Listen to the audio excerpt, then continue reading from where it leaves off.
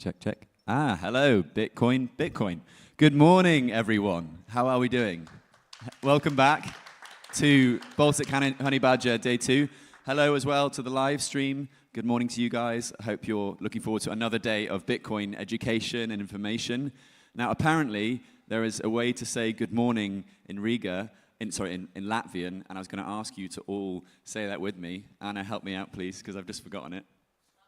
Lovely. Okay, so we're going to say good morning to each other in Latvian. So we're going to learn one thing in Latvian today. So it's la bri. Is that right? Yeah. So all together, la bri. Nice, we're learning. So we've got the good morning out the way, because obviously that's how we start our day on Nostr or Twitter. A couple of announcements before we start off with the talks today. Firstly, this wonderful t-shirt that, as you can see, it's beautiful. It's made by my dear friend Max, and they are for sale in the area out there. They are limited edition, and they're definitely worth checking out. But do go a size up, as this is a little bit tight. And the other announcement was obviously that Hodl Hodl is the best place to buy and sell Bitcoin and also do loans and that sort of stuff. That wasn't an announcement I was told to say, but I just thought it was the right thing to do at this moment. Now, my name's Joe Nakamoto. I am a video reporter, journalist for Cointelegraph, and I also make my own stuff, which is Bitcoin only. I have the immense pleasure and privilege to look after you all today. I'm really looking forward to it, and thank you very much for Hodl Hodl for letting me do this. Cheers, Anna. Cheers, Max. The conference has been fantastic so far. Now, for the first talk of today, we've had lots of different descriptions of Bitcoin so far at Honeybadger. Bitcoin is right. Bitcoin is freedom. Bitcoin is a CBDC. And next up, we're going to have one that I'm sure that a lot of people have thought about and can relate to. It's called Bitcoin is religion. Are you ready to go? Do you want this mic? Please welcome to the stage this morning the first talk of the day, Bitcoin is religion, should be showing on the screen. Best of luck. This one here, is it? There we go, cool, excellent. So good morning, welcome to church. My name is Rigel Walshe, and my talk today is about Bitcoin as a religious phenomenon, subtitled A 20-Minute Secular Thesis on the Worship of the Big Orange Machine. So around 2020, I heard about Pascal's wager. And Pascal's wager is an argument made by this guy called, probably going to mispronounce his name, Blaise Pascal, about why you should believe in God. And his argument was that you shouldn't believe in God because of, the threat of eternal damnation in hell if you don't, or because, the wonders of the world are evidence of creation by a higher power of intelligence. His argument was that you should believe in God because it is the best bet. And Pascal's argument was, you can't know whether God exists or not. You've got to kind of bet one way or the other. And that he said, if you bet that God does exist and that you're wrong, well, there's like a small loss, right? You have to give up these indulgences and follow these 10 commandments and things, and they were all for nothing, right? But if you're right, then obviously the upside is infinite, right? Eternity in heaven, etc., etc. But if you bet against God and you're right, well, there's a small gain. You don't have to give up these indulgences and things that you would have had to if you were on the righteous path. But if you're wrong, the downside is infinite, eternity in hell, etc., etc. So, when I heard about this, I immediately thought about Bitcoin because, the argument is really the same. Like, if you're only investing what you're wanting to lose, if you put a small amount in Bitcoin and you're wrong, well, you lose a small amount of money. But if you're right, the upside is infinite. The return on that small investment could be some crazy number, right? If you've been against Bitcoin and you're right, well, maybe you save a small amount of money. But if you're wrong, well, you missed out on a once-in-a-lifetime opportunity to change your circumstances. So the argument that Blaise made for, or Pascal made for God, are the same for Bitcoin. It makes no sense to be anti-Bitcoin. So I thought this was kind of interesting, and it stuck around the back of my head. But then the next year, I went to the Miami conference, and I remember showing up there, and there was this massive line of people outside. And I got inside the conference, and I heard there was 10,000 people there, and it just blew my mind. But this is probably my 11th Bitcoin conference at this point, and I've been to ones with 1,000 or so, but never anything of this kind of scale. And I was thinking, who are these people? Why are they here? Surely they can't be really understanding Bitcoin. What are they doing at this conference?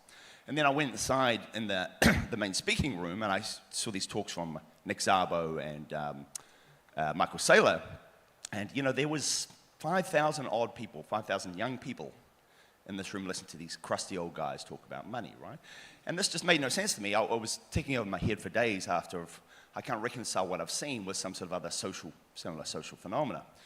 And then one day it clicked, I know where I've seen this before. I don't know if you guys have ever been to like a Christian music festival, but it was a very similar kind of experience, right? It's something that feels like a rock concert, but there's something kind of different, a little off, a little weird in the vibe. And then you go inside one of the music halls, and there's not a band, there's another crusty old guy talking to young people, but this time it's about Jesus and not about sound money or something like that. So, that got me thinking about this whole thing of, we often joke about this idea of Bitcoin is a cult, Bitcoin is a religion, etc., etc. But to my mind, no one has ever really sat down and looked at it seriously, intellectually, about, well, what if it is? What does that mean? What are the implications, good and bad, of that idea? So the first thing you probably think when I say that is like, how can this be true? This is bullshit. How can Bitcoin be a religion? There's nothing in the writings of Satoshi or the code of Bitcoin core or anything like that talks about some higher power religion. Well, of course it can. If you look at ancient human beings, they worshipped the sun, the animals, the sea. There's a long history of human beings taking physical or secular objects and giving them like a spiritual or supernatural significance. And if we look today, this behavior still continues with things like football hooliganism or extreme fandom, totalitarian states. This behavior of wanting to give earthly or physical things a spiritual dimension or a spiritual nature and worship them in this kind of fashion.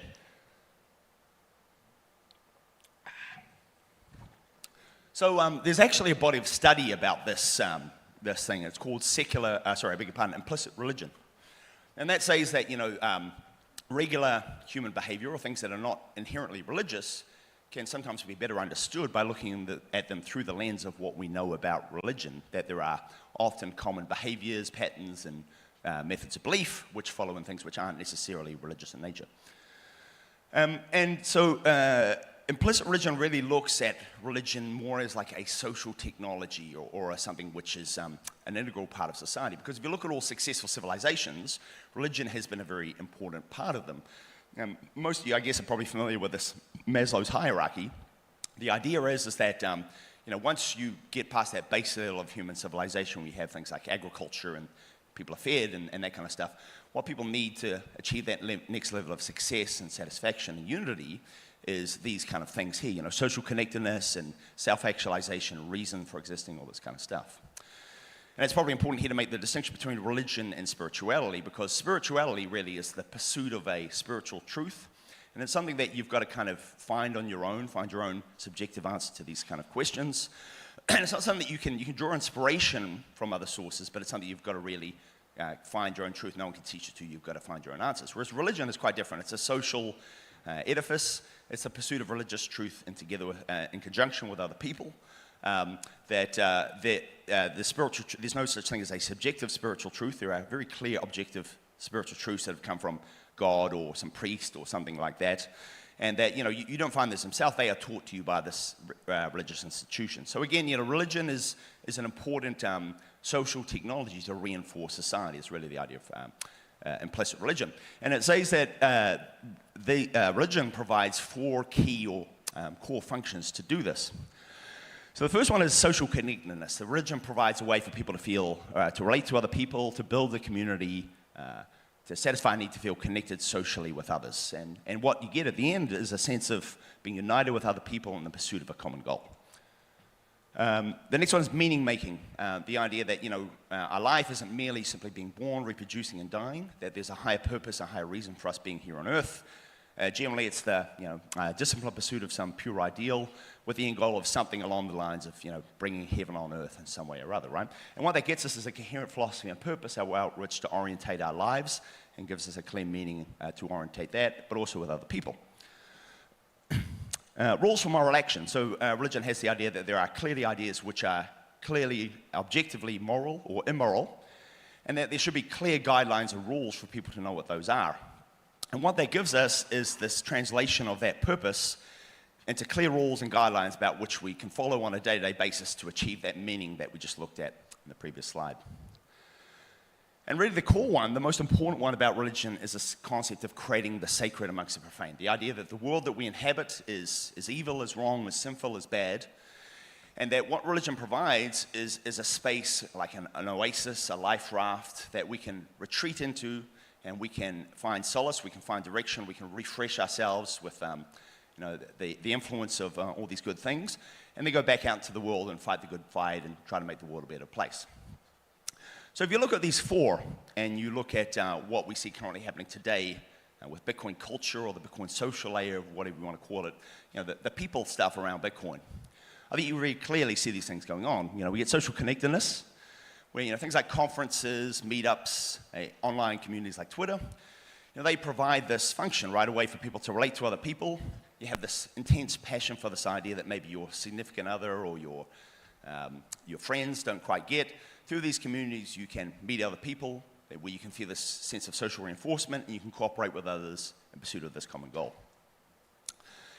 Meaning making. Well, right from Satoshi's initial posts when he debuted Bitcoin, he clearly hinted and made the point that this isn't just an interesting experiment in computer science, solving the Byzantine general problem, etc., that there was a reason underlying this. There were some human reasons and a purpose for this technology. And as time has gone on, people have associated and projected various causes onto Bitcoin, things like libertarianism, WikiLeaks, the Silk Road. Bitcoin is a vehicle for human rights, enabling financial inequality and things like that. And so through Bitcoin, not just as a tool to achieve these things, but through Bitcoin itself, what it is when you really kind of grok Bitcoin and you understand how it changes the world, people find this meaning-making component, right? This reason for existing, what is my life for? What am I here to do? They find that through Bitcoin, and it provides them that sense of a coherent philosophy and purpose about which to go about their life. Rules for moral action. Well, you could say that Bitcoin itself is kind of like a set of rules, right? You have some game theoretical incentives which encourage miners to act in the interest of the network, and you have the idea of a open source money with a limited supply that no one controls. You could say that's a moral money. But to me, what I find far more interesting is the evolution of Bitcoin maximalism. It's a relatively new phenomena, and there's nothing remotely like this if you look at other cryptocurrencies as far as this detail about codification of what is the moral way to use Bitcoin. What are the actions that we must take and the rules we must follow to achieve the meaning and the purpose that we just looked at, right? So you won't find anything remotely like the stuff I have on the screen here for Ethereum or Ripple or anything like that. Now, regardless of whether you believe or agree with these statements or you think that they're right, nevertheless, I think it's quite clear that Bitcoin maximalism, Bitcoin culture is evolving to provide this sense of clear moral guidelines for people to believe that if they follow this path, that they will achieve this meaning and this goal that we looked at in the end. Oh, that's better. And the last one, creating the sacred amongst the profane. What I find the most interesting about this one, and I think the closest example is this emergence of the fiat pejorative, right? That we live in a fiat world, and it's this evil fiat money which is corrupting everything and our souls and all these things around us. And what Bitcoin is not just a monetary system or an oasis where we can store our wealth, but it's also a source of inspiration. It's a clear, shining light in the darkness, if you like, that not only helps us redesign the financial system, but many other things, and people that project dietary choices and moral judgments about family life and things, and they draw inspiration from Bitcoin itself. So I think, Bitcoin culture very clearly is seeking or providing this kind of idea of the sacred amongst the profane, is Bitcoin is inspiration to inform our lives and our actions out there in the real world, to change the world in its image. So, I don't think it's at all surprising that you see these behaviors evolving, because as I said, human civilization, human culture has long had this association with these religious behaviors. And if you look at Bitcoin and how it influences our lives and its nature, I think it's not a leap to compare it to the sun, the moon, the forces of nature, whereby, its ups and downs can have these dramatic effects on our fortunes. If you think you master it or you think you can control it, it's often going to teach you a very humbling kind of lesson. And it's human nature to see these forces of nature which have such an influence on our life and are so out of our control, to bow down and worship them and give them reverence and awe of what they provide for us. So, I feel like Bitcoin is really just following into this normal human pattern of behaving this way with things that have these traits.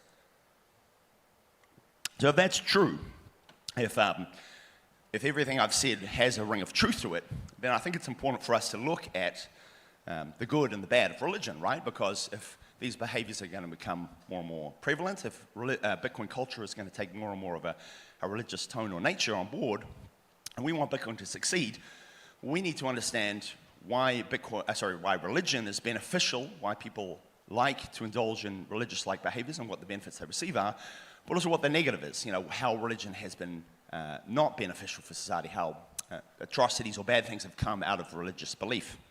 So just to quickly run through those, the good of religion, what does it provide? Well, a sense of community. Being part of a religious community gives you a sense of being loved, being connected to other people, being understood, and these are all natural human needs, right? If we have these things, we feel better, we're more productive, and we're able to go out in the world and just be better people. Meaning, purpose, and clarity. If you have a meaning or a reason for your existence, it gives you this ability to endure, to push on, to endure through hardship, and answers this existential dread about, why am I here? What is the purpose of my life? And I think, to sum up the last point, really what it gives you is hope, right? This idea of there is a better future waiting for you at the end, right?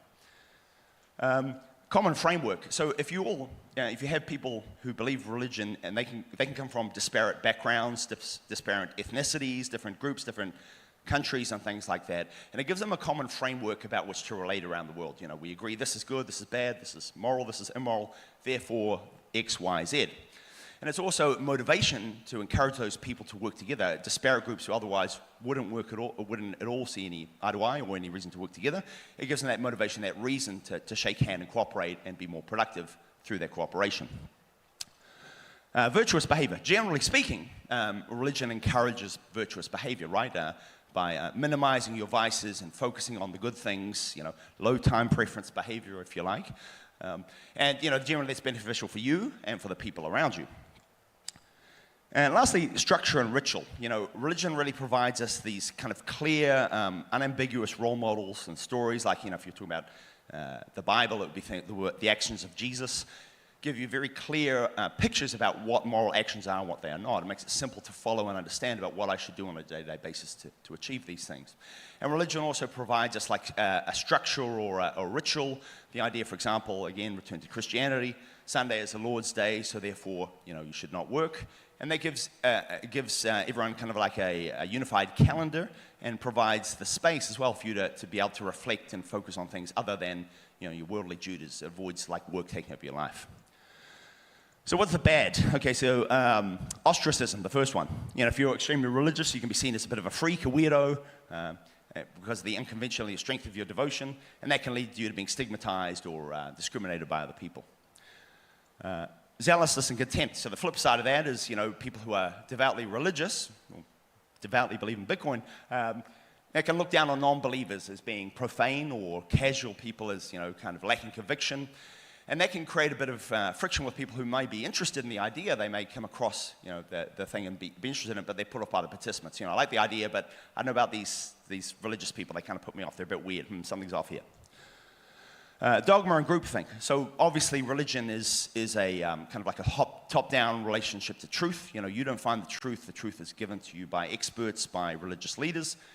And that can remove responsibility, that rather than you finding your truth, you simply follow the edicts of someone else. And this can encourage bad things like groupthink, echo chambers, emotional investment in beliefs, sociopaths coming in and manipulating religion for their own particular ends.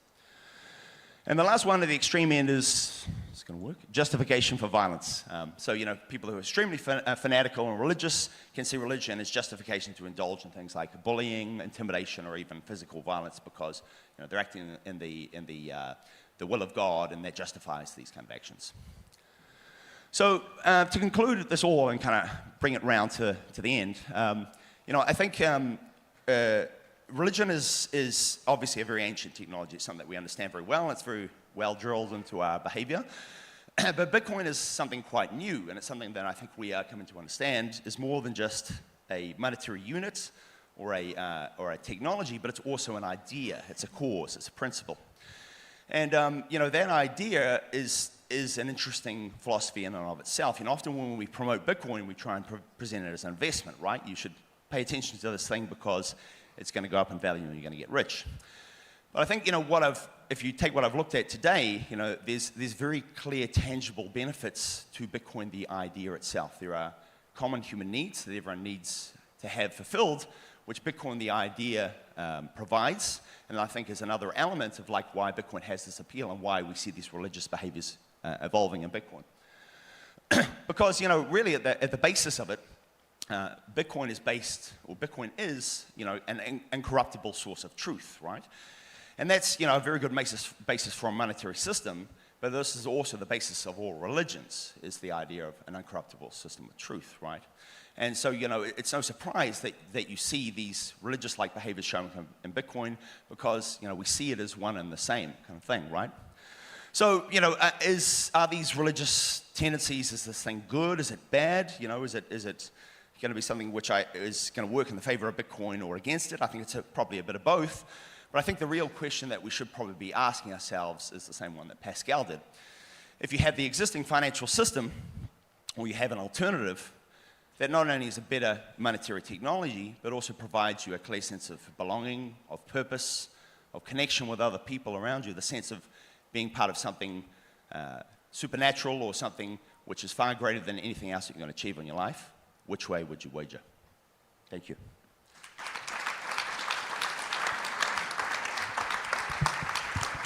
Lovely, check. A lovely way to start the day. Thank you so much, Rigel. Thank you for inviting us to church. Please, another round of applause, please, for Rigel, who's come all the way from New Zealand as well. I think we all could, to some extent, relate to some of those topics in there. And often when I speak to some people, Bitcoin does end up being this religious phenomenon. And when you speak to other people, you're like, yeah, it's just a bit of code, isn't it? I don't really care about it. I haven't dedicated the past 4 years of my existence to that. So it really does depend on how you're speaking about Bitcoin with other people. If you're coming into the room right now, welcome to day 2. It's kicked off with an amazing talk already. We've got a really special speaker coming up just next. My name's Joe Nakamoto, and if the next speaker was to announce me onto the stage, he would call me a shitcoiner, he would call me a pretentious blogger, he would hopefully call me a friend. This is my way of introducing you, Knut. So this is the swashbuckling, Scandinavian, sovereign sailor who has a penchant for praxeology. He's a prolific writer. Please welcome to the stage Knut Svanholm to talk us through Oppenheimer versus Nakamoto, similarities and differences. Put your hands together, please. Do you want this? Thank you, all of the above you. All right. Oh, I have 20 seconds to speak. Oh, 21. Fantastic. Do I have a little thingy there? Yes, GM Riga. Yes, if you're the smartest person in the room, you're probably in the wrong room. So then you probably have more than 80 IQ, right? So we're all not that here, I guess. All right, I'm going to talk about Oppenheimer versus Nakamoto. Did anyone see the Oppenheimer movie? Did you like it? Yeah, so did I, somewhat. All right, let's see. Do I have my text somewhere? I might need my phone here if I don't have the text. So sorry about that. J. Robert Oppenheimer and Satoshi Nakamoto were both historical figures who discovered truths about the nature of reality, which led them to invent civilization-altering technologies, inventions that were able to harness the power of physics to alter human incentive structures. Let's compare their respective discoveries and inventions. Oppenheimer, the movie, the latest film by Christopher Nolan, the prolific director over there, is what you'd expect it to be. It's a mostly historically accurate, brilliantly acted, somewhat unnecessarily convoluted, 3-hour epic with some stunning cinematography and a tremendously suspenseful score.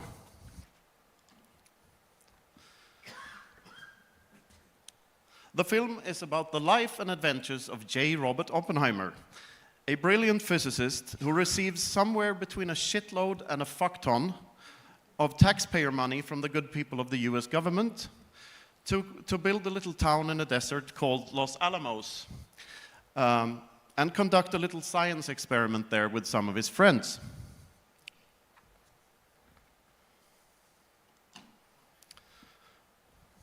The experiment consists of constructing an atomic bomb to blow up some innocent people before the evil Nazis of Germany get to do it first. Whatever country wins the latest world war, gets to decide what the world's reserve currency is. In other words, world wars are the consensus mechanism of fiat currencies. So currently the US dollar is the world's reserve currency, right? Because they have the biggest army and they won the war. And Oppenheimer, having taken these shitcoins, has to ratify his decision to devote his life to such a destructive thing somehow.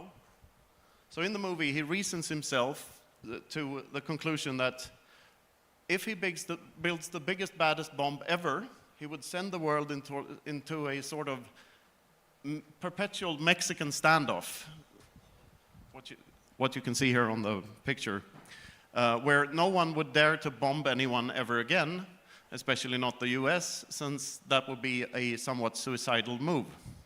So he thinks about game theory, which is something that Satoshi did too. And a Mexican standoff is not to be confused with a Hexican jerk-off, which is another problematic incentive structure created by a single entity. But we're not going to discuss that further here because it's not worth our time, is it?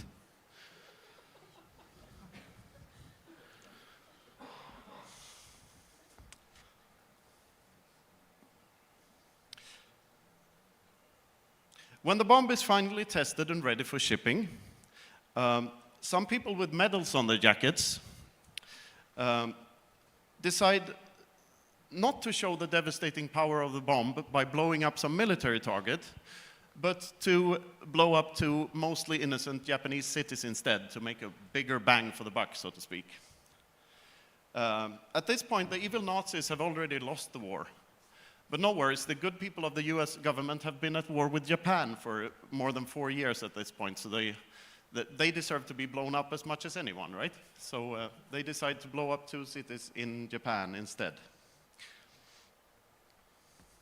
And you all know about these two bombs. This, I believe, is the Fat Man. And the bomb dropped on Hiroshima, known as Little Boy, had an estimated energy release of about 15 kilotons of TNT, the equivalent of roughly 63 terajoules. The bomb dropped on Nagasaki had an estimated energy release equivalent to about 20 kilotons of TNT, or roughly 84 terajoules. These two bombs alone killed around 210,000 people.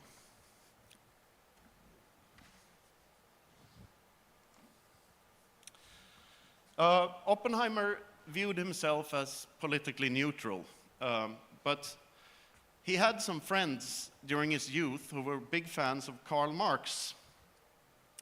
And during the construction of the test bomb in Los Alamos, one of these old friends stole some bomb blueprints and gave them to the not-so-good people of the Kremlin, these guys over here. Because of this, Bobby Oppenheimer got all his credentials revoked because the US government decided that they couldn't trust a guy that was friends with, Marxists. Good call. The Mexican standoff that Oppenheimer had envisioned finally came to fruition in, when was it again? 1961, October 30, 1961, when the largest bomb ever blown up by mankind was blown up at the Novaya Zemlya archipelago. It's called the Tsar bomb, or the Tsar Bomba. And it's this explosion here. It's the largest man-made explosion ever. And this released the equivalent of 50 megatons of TNT, which is around 2,090 terajoules of energy. So it's a big-ass bomb, I'd say. Begun the Cold War now had, as Yoda would put it. Now fast forward to 2009. You all know what this is, right?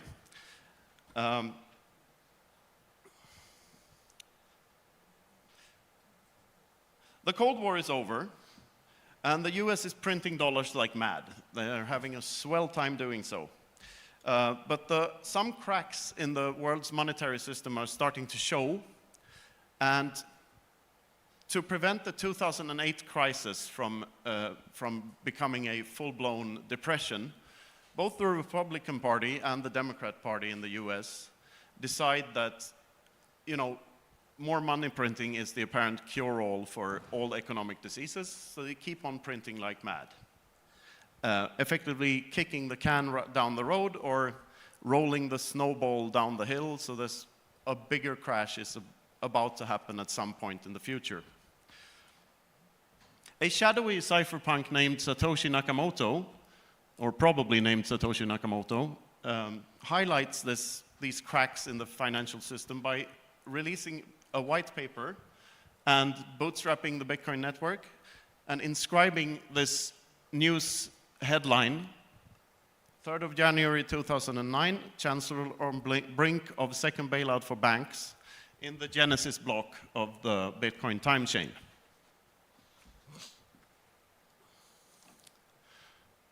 Nakamoto's, where are we here?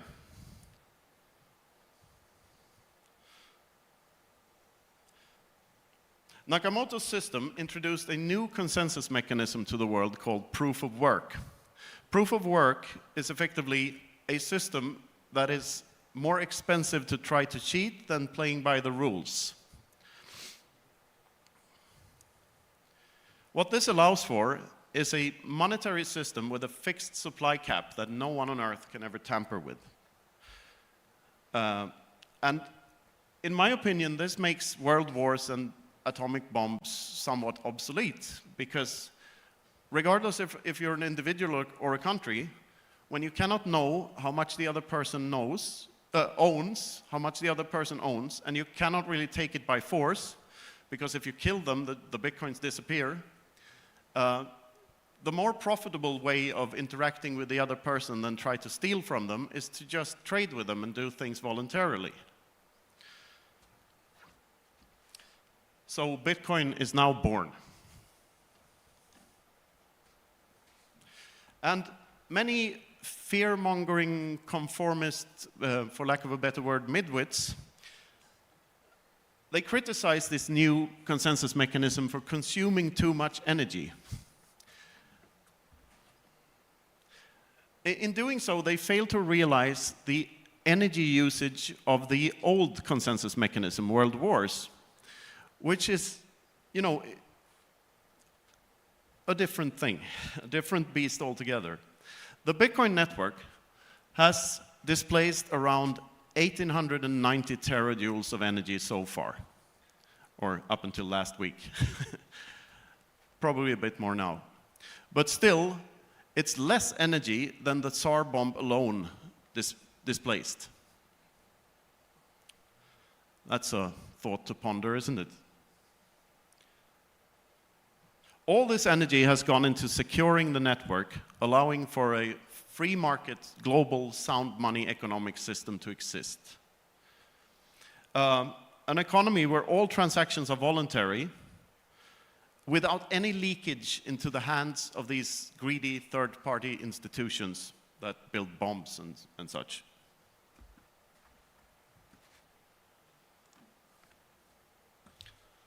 Now imagine what Oppenheimer could have done if he had operated on a sound money standard instead of chasing fiat currency.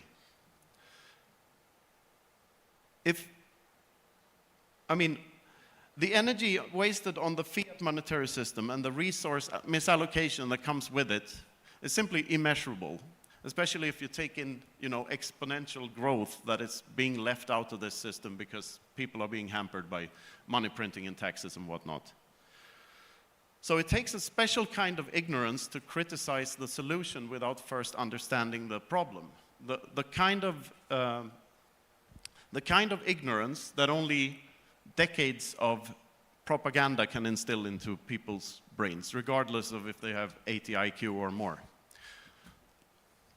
So public schooling and public media is what makes us fall for this ridiculous scam that is fiat currency.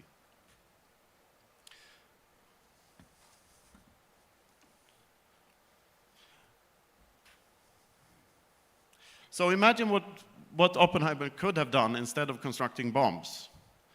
I mean, if world peace is the goal, the worst thing a person can do is work for a government. Governments are responsible for the worst crimes against humanity ever. You can't fight poverty by fighting prosperity, nor can you achieve world peace by force. It's just not possible. We have to use non-aggression. And non-aggression is the only way, and this is what Bitcoin is ultimately about. So, in summary, oh, what is this picture doing here? I hope these words present you with some new ammunition when debating normies or NPCs about Bitcoin's energy use. The problems created by the fiat monetary system are immeasurable, as are the benefits of adopting Bitcoin and getting onto the future of humankind and become a fully fledged Bitcoiner and consensualist, a non-aggression person. You can, yeah. So, otherwise, if you don't, you can fall for scams, such as there's a plethora of scams in this picture, I think. People who've like somewhat lost the plot.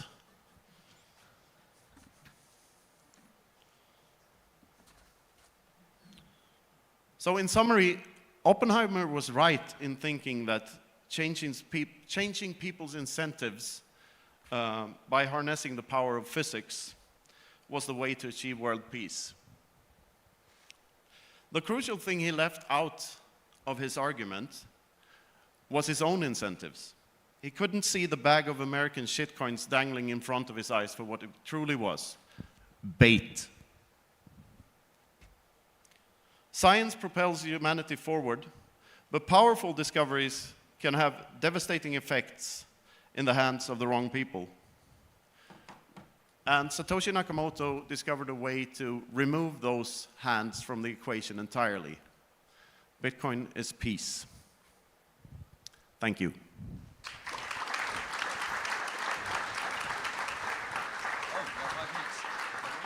All right, apparently I have 5 minutes left. So any questions? So then I'm going to shamelessly chill here for 6 minutes like you. So you can find my books at the Consensus booth out there. And you should also all subscribe to the Freedom Footprint Show, where we have discussions about topics such as this every week. There might be questions. Are there questions? You want me to dance or something? There's one just here. You want me to dance? You'll have to wait until tonight when the Satoshi Nakamoto thing is, yeah. Hi, yeah, just a quick question on your, thank you for your presentation, by the way, very interesting.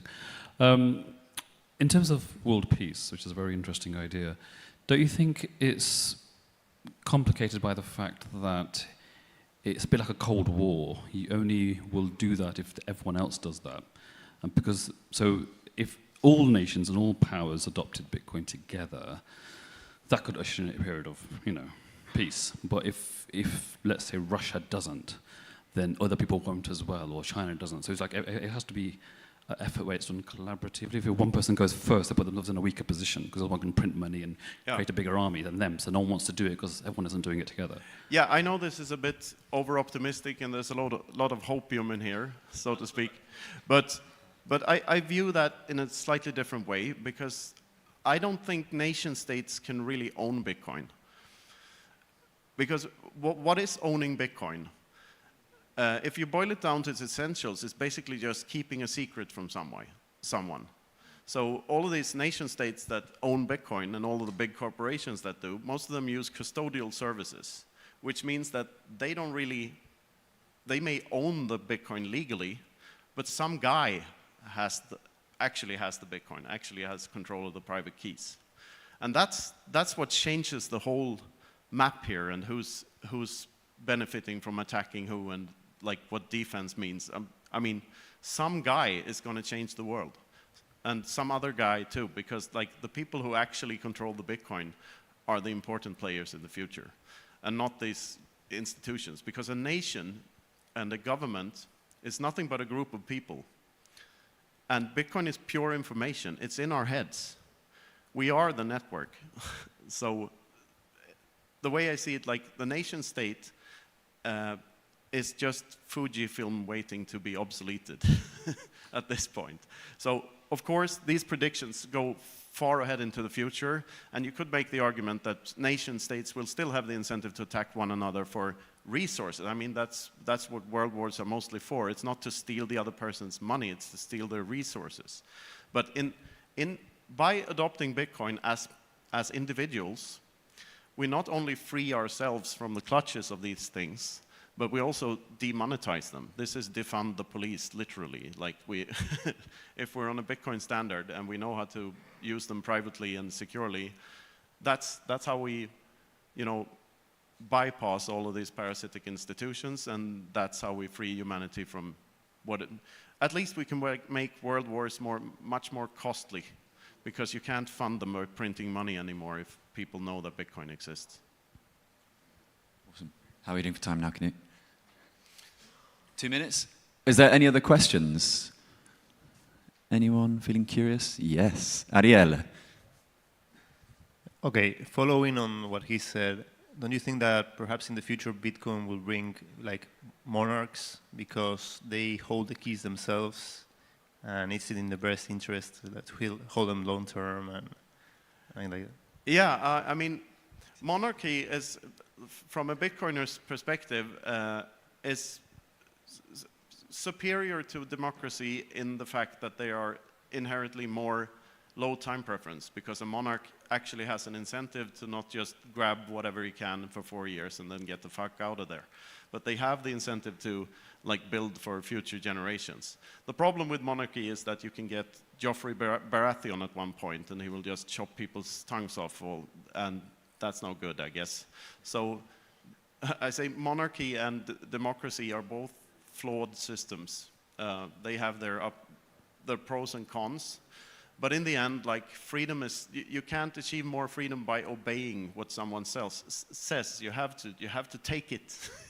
You have to take control of your own life and reclaim the driver's seat. That's the only way out of oppression, I guess. Awesome. Please, another round of applause for Knut Svanholm. Fantastic talk. Thank you very much. Just out of interest, who has seen Oppenheimer here? I couldn't see from the hands. Okay, keep your hand up if you also saw Barbie. Only one, and it's Christian from Blockstream. I did the same, don't worry mate, we're in the same boat. So far this morning we have had comparisons between Bitcoin festivals and Bitcoin conferences and Christian rock festivals. We then had comparisons, or truth bombs rather, from Knut about whether or not the research to the nuclear bomb could also be comparative to the white paper and the discovery of Bitcoin. So I think it's now about time we come down to earth. We get some practical information from some of the bright minds in the development space. So this is going to be our first panel of the day, first of many. It's going to be about software wallets, not to be confused with the wallet in your pocket. And I think it's going to be moderated by Aaron, who I can now see. How are you doing today, Aaron? You ready? So please, I'm going to welcome onto the stage individually. Please clap and welcome on too. So Aaron van Wirdum from Bitcoin Magazine. Next up, is that Kevin? Kevin from Was It Sardine? Then we have Lawrence from Blockstream. Welcome down. And I'm going to say Gregory from Mercury /CivKit / you'll say the rest later. Bits and Bobs. Please clap as well. And Roy, of course, from Breeze. You should all have a microphone. 1, 2, 3. I'll grab you some more. Yeah, I also think half of the room can't actually see me. But at least you can hear me. Hopefully this is working right. All right, yeah, my name is Wirdum. I work for Bitcoin Magazine. I'll let the panelists introduce themselves. Let's start with Kevin. All right, I'm Kevin Loaec, CEO at Wizard Sardine. We are a Bitcoin security company. I'm Lawrence Nahum, Chief Architect at Blockstream. I work on the Green Wallet and on the J Hardware Wallet. I'm Nick Gregory, CEO of Commerce Block. We're involved with Mercury Wallet. I'm also an orphan contributor to CivKit. I'm Roy Sheinfeld. I'm the co-founder and CEO of Breeze. All right, so the topic is software wallets. Yesterday I did a panel on Lightning, which I thought was pretty broad.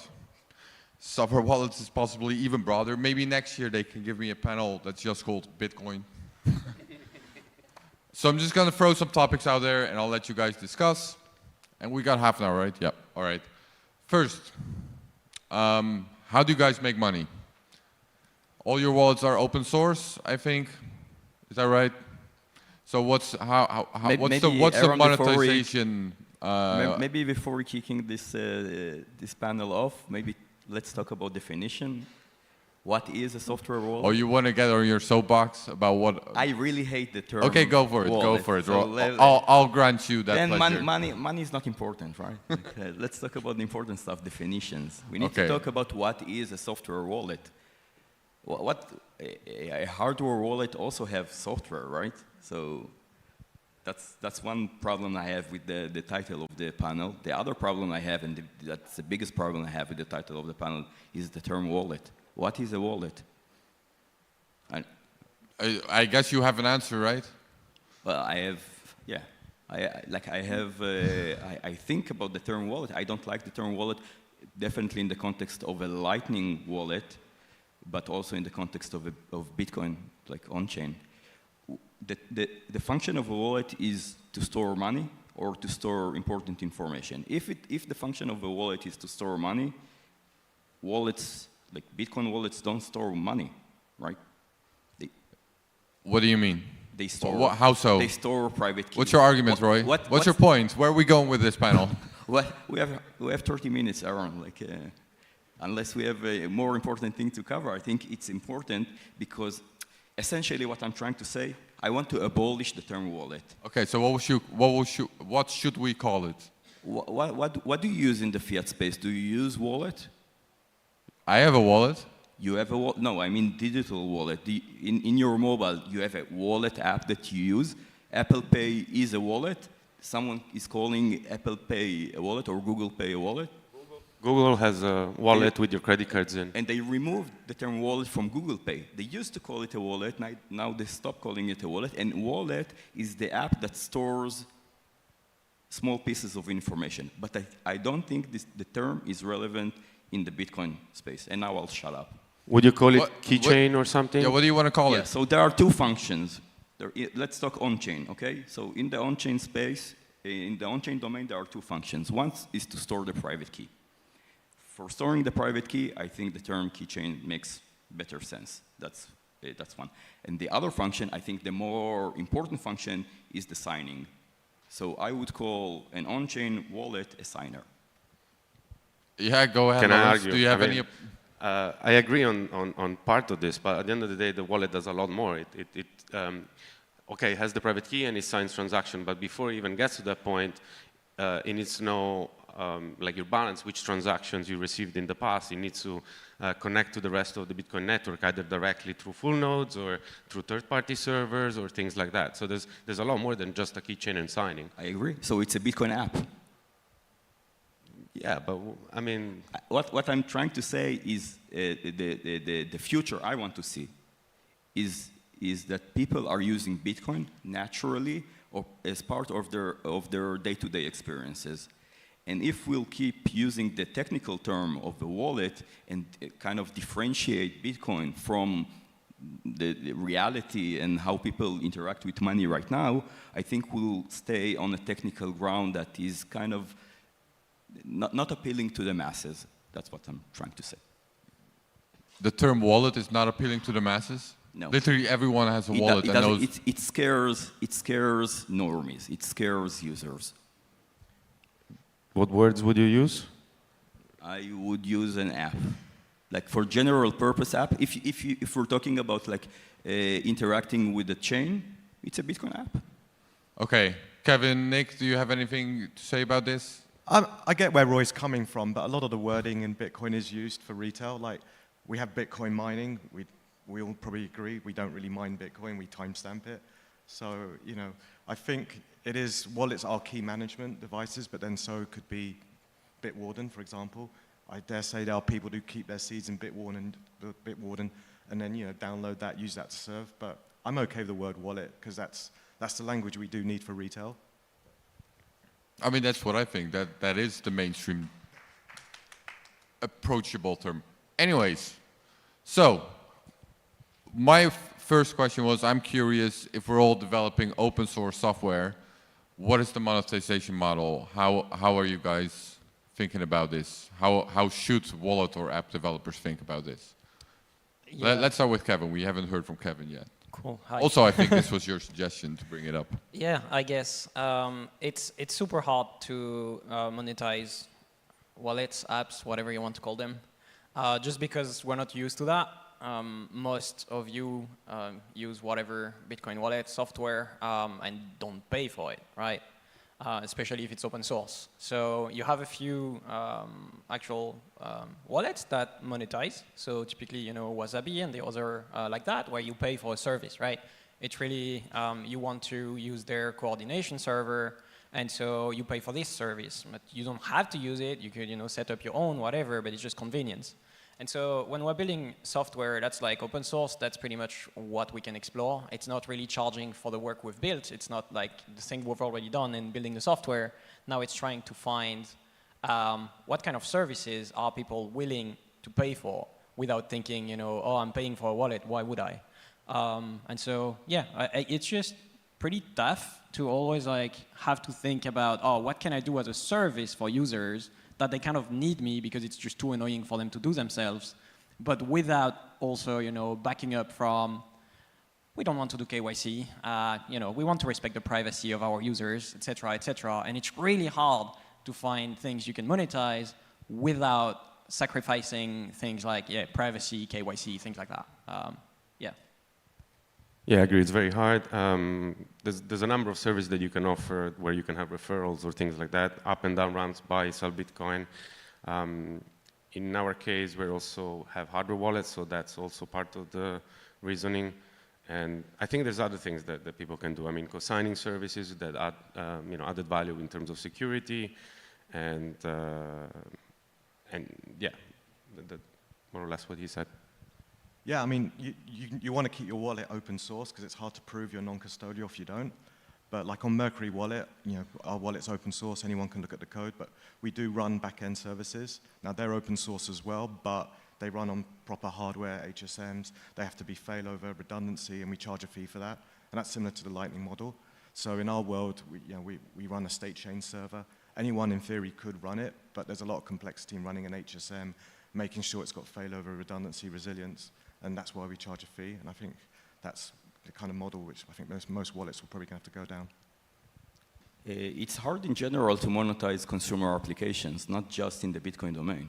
It's very hard to make money from mobile applications, for example. What we try to do at Breeze, we use the app as a gateway to our LSP services. So we try to have a model where we monetize every Lightning transaction that is being executed through our app. And so every time you send a Lightning transaction, every time you receive a Lightning transaction, you pay some fee, extra fee to the Lightning Network.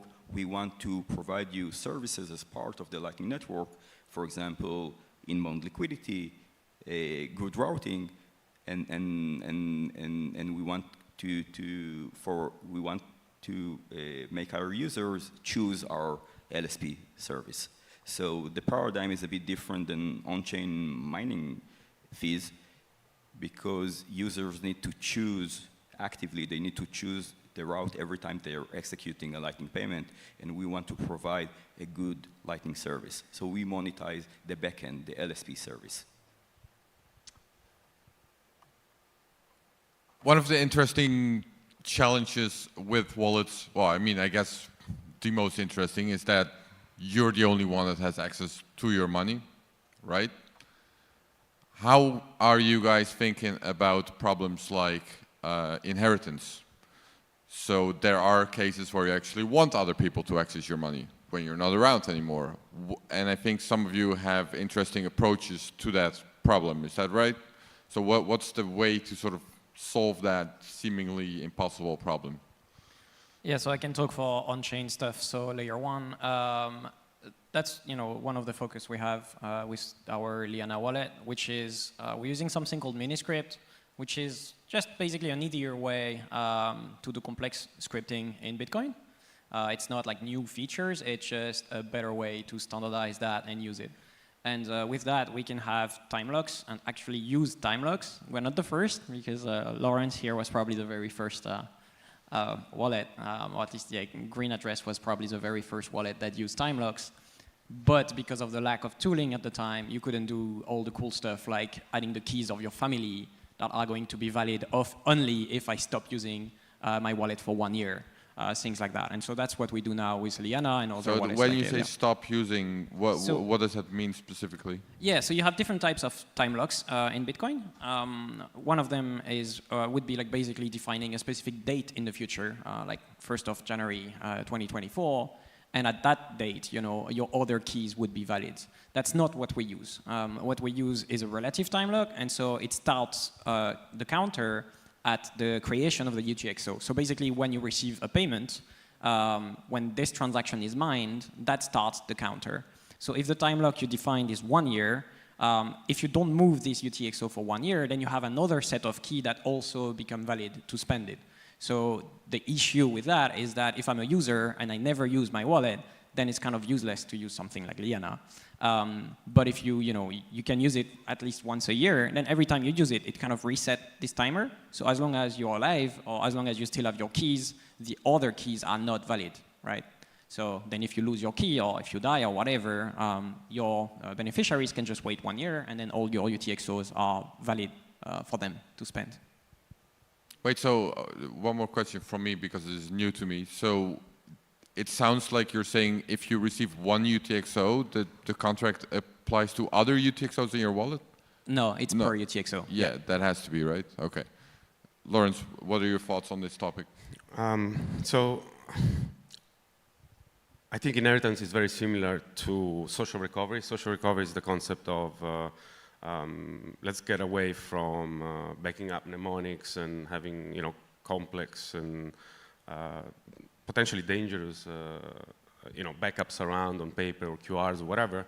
Let's move to a model where if I lose, I don't have to back up the key, and if I lose my device, I can use my social contacts or other devices that I have to recover my keys. Well, it's very similar, at least on a technical nature, to inheritance.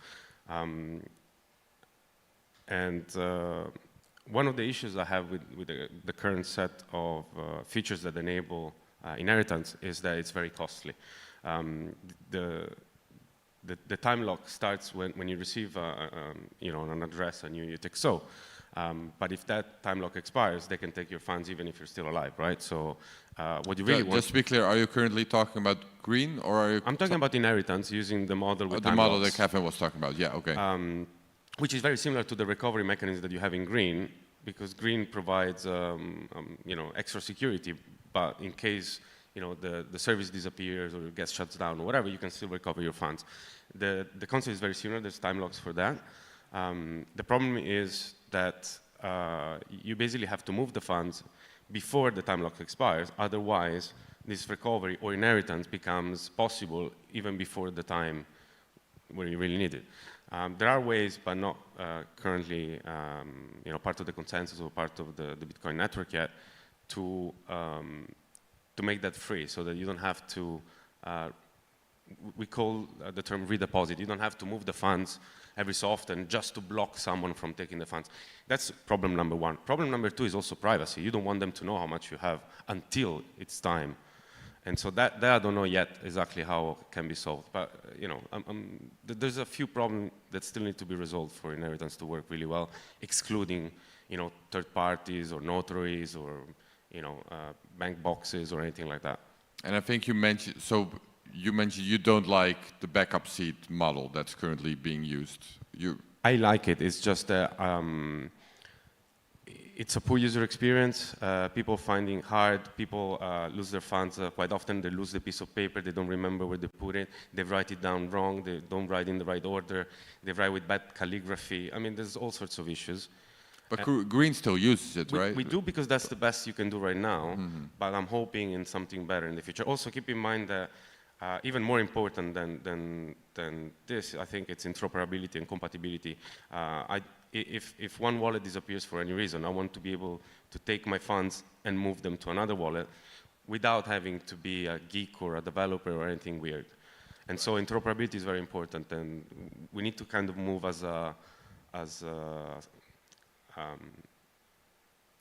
together. Well, that's actually a very interesting topic itself. But maybe you, Nick, Roy, do you want to add something to the inheritance part of the question? I mean, I've only really been working on layer 2 wallets, so by that nature, it's very temporary, and you shouldn't store, life-changing money there. But I've reviewed a few of the Covenant's papers, but they do involve like an opt code, which, as we know, is quite controversial, and that's still very experimental. And I think the biggest issue with inheritance, people don't test it annually. You'll tend to use it when when you should have tested it before, if you know what I mean. When you can test it. Roy? Yeah, it's the same. I don't think the inheritance use case is important when it comes to a Lightning wallet. So, Lawrence, you brought up compatibility. So, as a general question for the panel, what are the biggest issues when it comes to that, and to what extent is there any sort of effort across wallets to resolve that? I heard there was a working group called Send. Does anyone on this panel know about this even? Send with the E is a free, I think. Yeah, I think I was part of a Telegram. Yes. You think you were part of it, but you don't remember anything about it. A little bit. Okay. Anyone else have heard? So, anyways, the general question is, to what extent are wallets cooperating on compatibility when it comes to backups, for example, maybe other issues as well? What are issues to think about when it comes to compatibility?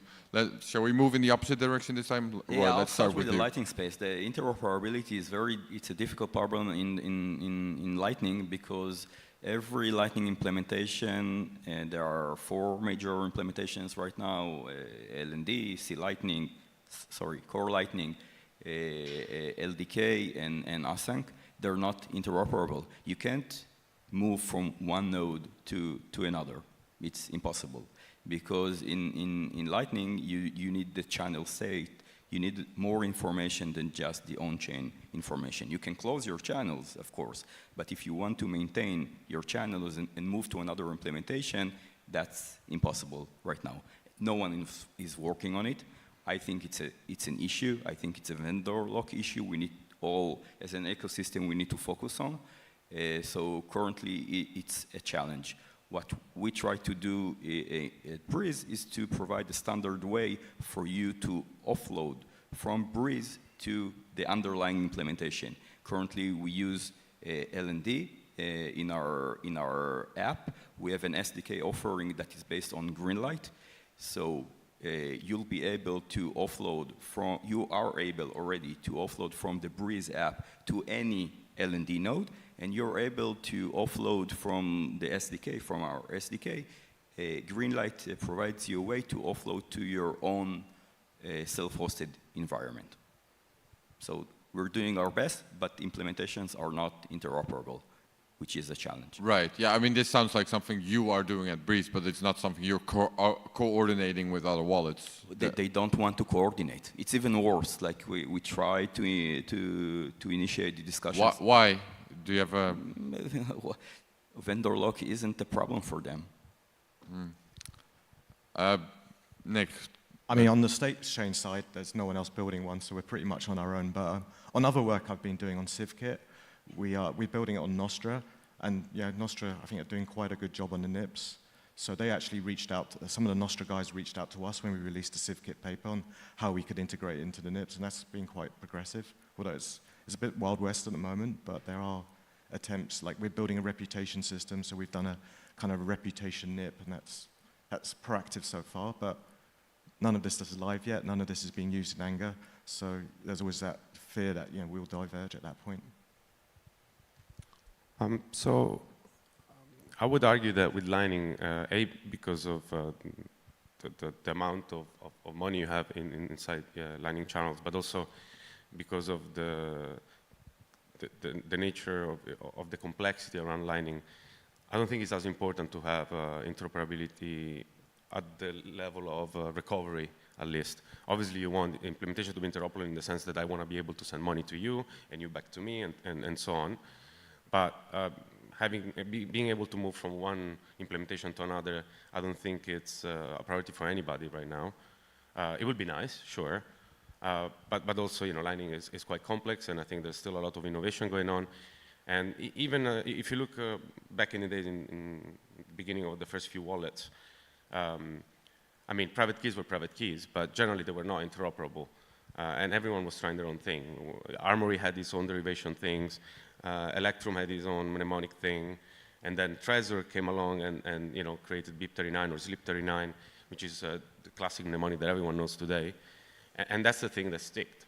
It's not perfect, but it is the best thing we have right now. And actually, interoperability is more important than perfection, especially for end users. If you're a geek, maybe you prefer something better, but ultimately, interoperability and compatibility and recovery for end users is key. With this new stuff we discussed earlier, recovery and inheritance is going to be even more complex, and so it'd be nice if people work together on this. Well, the good news is that people have done the work. We have something in Bitcoin called wallet descriptors now, and miniscript descriptors are like a set of that. This fixes basically all of the issues that have been introduced over the years. And the main issue, like especially as wallet developers, like back in the days, the main issue would be that even when you had your mnemonic, so after BIP39, your mnemonic doesn't contain enough information for your wallet to find your funds. It does not. It gives you a way to generate private keys, but it doesn't say, which private key you should derive to get your funds. And so the derivation paths were like a massive issue because some wallets were using a different one, some of them were using a custom one, some of them would be letting the users choose their derivation path. And users were saying, were thinking that, oh, I've been told to write down these 12 or 24 words, and that's enough, I will find my money. This is not the case. The way it works today to import your 12 or 24 words from one wallet to the other is that every wallet today is basically brute forcing all the standard or most common derivation path, and it will try to figure out, okay, I will try all the most common ones and scan the chain, and I will see where the funds are. But if you use something custom, or if the wallet you were using was not one of the popular one, your funds are pretty much gone. We're not going to be able to brute force that, like all the derivation path. And so now the new thing, this wallet descriptor thing, is actually a map of your coins. So the actual derivation path is written in this piece of data. So it's just not something you can write down on paper easily, but it fixes this problem. So now you can use whatever derivation path you want. As long as you keep this descriptor, you will be able to import it in any wallet, and that will fix this problem. So yeah, there's been a lot of work done. It's just that now we need to re-educate everyone that this 12, 24-word mnemonic has never been enough to find your funds. It's just that in a single sig perspective, it's doable to brute force it. If you do multi-sig or anything like that, your 12, 24 words are just not enough. If I can add, so now you need to back up two things. And one of the problems is that today we use one descriptor for a kind of wallet, but tomorrow maybe you want to add another descriptor, another type of wallet. And in an ideal world, you only do one backup and you're happy and you go. And maybe that backup is words, maybe it's something else, but ideally it would contain everything, the descriptor, miniscript, as well as your private keys or something to derive your private keys. However, there's also a problem because now every time you want to add a new miniscript or descriptors, what are you going to do? Another new backup? Or, it becomes complex and hard to evolve in a way. So yeah. Right. Okay, we have about 4 or 5 minutes. Another interesting topic that's been generating some discussion in the last year or so is replaced by fee. RBF, it's becoming an optional feature in Bitcoin Core, or it already became, I think, so now it's something people can switch on. Makes it easier to bump fees and or potentially double spend before a transaction is confirmed in a block. How are you guys, do you support this? How are your wallets dealing with this? Is this a good thing or bad thing? Let's move in this, Kevin, or whoever wants to. Yeah, so from a Bitcoin perspective, RBF is a thing, right? It's like whoever mines the next block can choose what goes in it. Doesn't matter if you pay more fees, less fees, whatever. It's not related to fees as such. The miner just decide what they want to add. RBF is just a mempool policy, like a relay policy. So basically, it just explains, like your node is going to consider one specific version of a transaction to be the one that should be propagated. And that's how we basically, like enabling RBF or not, defines the thing. So either, I don't have RBF, it just means that the first time, like the first transaction I saw is the one I'm gonna keep. If there is a new version of this transaction coming in, I'm not gonna keep it, I'm not gonna relay it. If you have RBF, it's like if the new transaction has a higher fee rate or fee, then I will actually replace the old one and, like I'm simplifying, and propagating it. That's basically the idea. So from a security perspective, it makes no sense to not allow RBF because it's the miners choosing the transaction anyway, it's not the mempool. So just let the transaction flow and let the miners decide by, who is paying the most fee. That's what makes sense. All right. So you're for RBF essentially. Is there anyone on this panel against making this a future? No, everyone is fine with RBF. Any other thoughts on it? Yeah, I think we need better than RBF. I mean, when those wizards were throwing JPEGs all over the place, and the fees were spiking, certain layer 2 solutions, including ours, had issues. Because if we'd have vanished, our backout transactions wouldn't have been valid because we couldn't get into the mempool. So even RBF wouldn't have worked. So there is a solution on the way, I think, called Package Relay, which should be out early next year. But when fees spike and you've got backout transactions that have a fee, where the fee has been done, which is not enough to get in the mempool, a lot of layer 2 solutions are kind of screwed. So we need RBF and better. And from my self-interest perspective, it drives people to use Lightning more. Because all the heuristics that people built on zero confirmation transactions are useless right now. So you see ATM companies, you see businesses that build around heuristics around the zero confirmation instant transactions in the chain. Now they kind of forced to explore Lightning solutions. So I think it's good. Lawrence? Well, there's only one thing that I would add, that not setting the flag, it's a terrible user experience because users don't know until they really need this feature. And Sorry, can you explain what you mean? Not setting. Okay, so there's two things. One is, will a full node relay a transaction that is not RBF after it has been replaced? And the other thing is, will your wallet flag your transaction as RBF enabled or not? So the idea is you can set a full node to ignore this flag, which is a relatively new thing. Mm-hmm. It's a new flag in Bitcoin Core, and people are even thinking of setting it to true by default. Now it's false by default. Some people are setting it to true. We are, for example, in Blockstream Green and Explora, for example. And yeah, from a wallet perspective, you can give users a choice. You want to set the flag or not. But users don't know what it even means. And obviously, they always want the ability to be able to replace or increase the fee if they need the transaction to get included faster or earlier than otherwise expected. And so it's a terrible user experience to have this flag on or off or being able to choose. We used to have this flag. Now it's always on the wallet side. And the user can always increase the fee as long as they have enough change or a new Utreexo to add to the transaction. On the counter side of this is that some merchants used to not, give you the goods or deliver the service if this flag was set. So yeah. All right. Yeah, we're out of time. Time's up, it says. So thanks everyone for being here, and thanks to our panelists.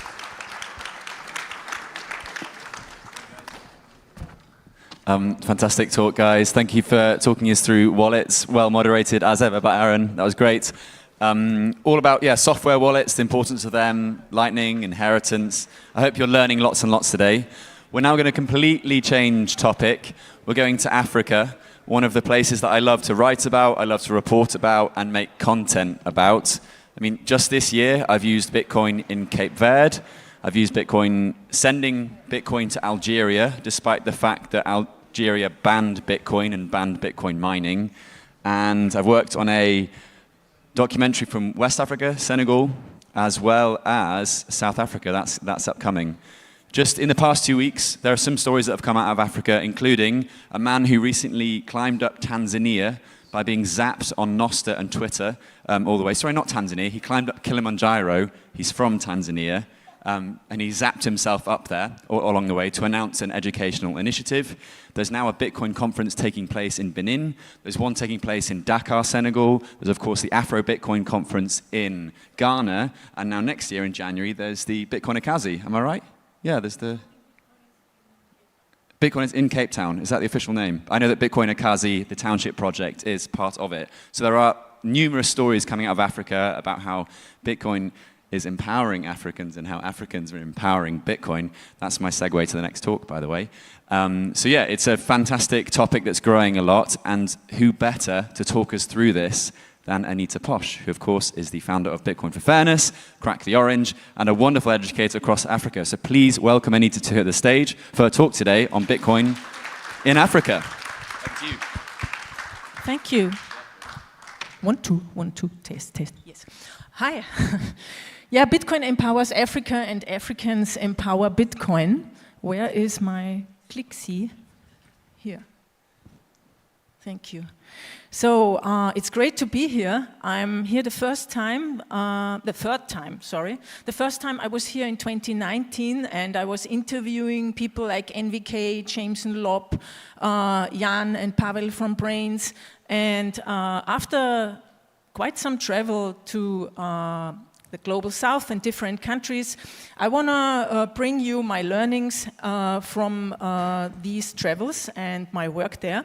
And I also want to welcome all of you, because I believe each one of you has the power to change the world, because it's us, every single one of you, who will carry the torch of financial freedom forward.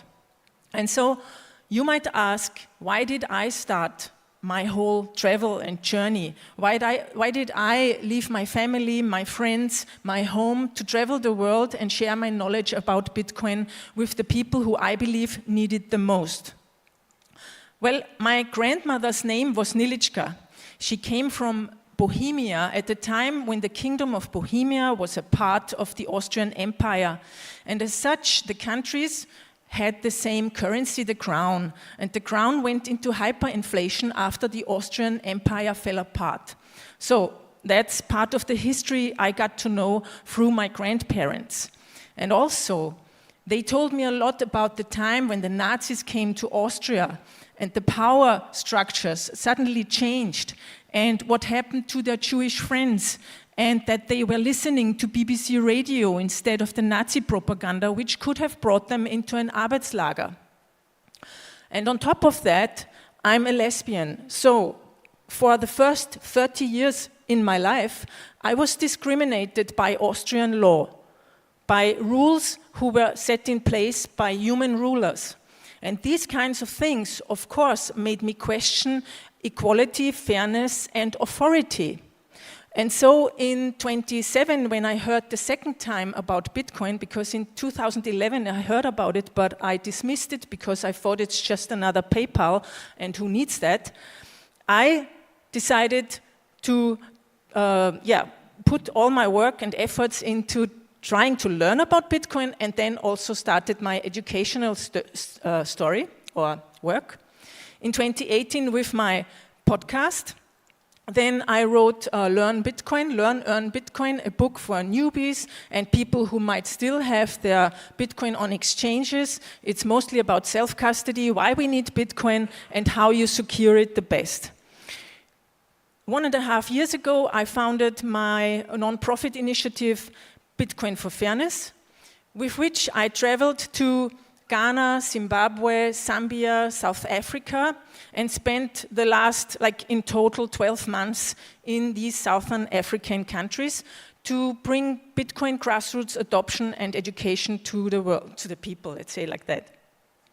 And now, 2 weeks ago, I started or launched my online learning and mentorship platform, Crack the Orange, which has several goals. One goal is to educate all newbies about Bitcoin with a focus on self-custody and privacy.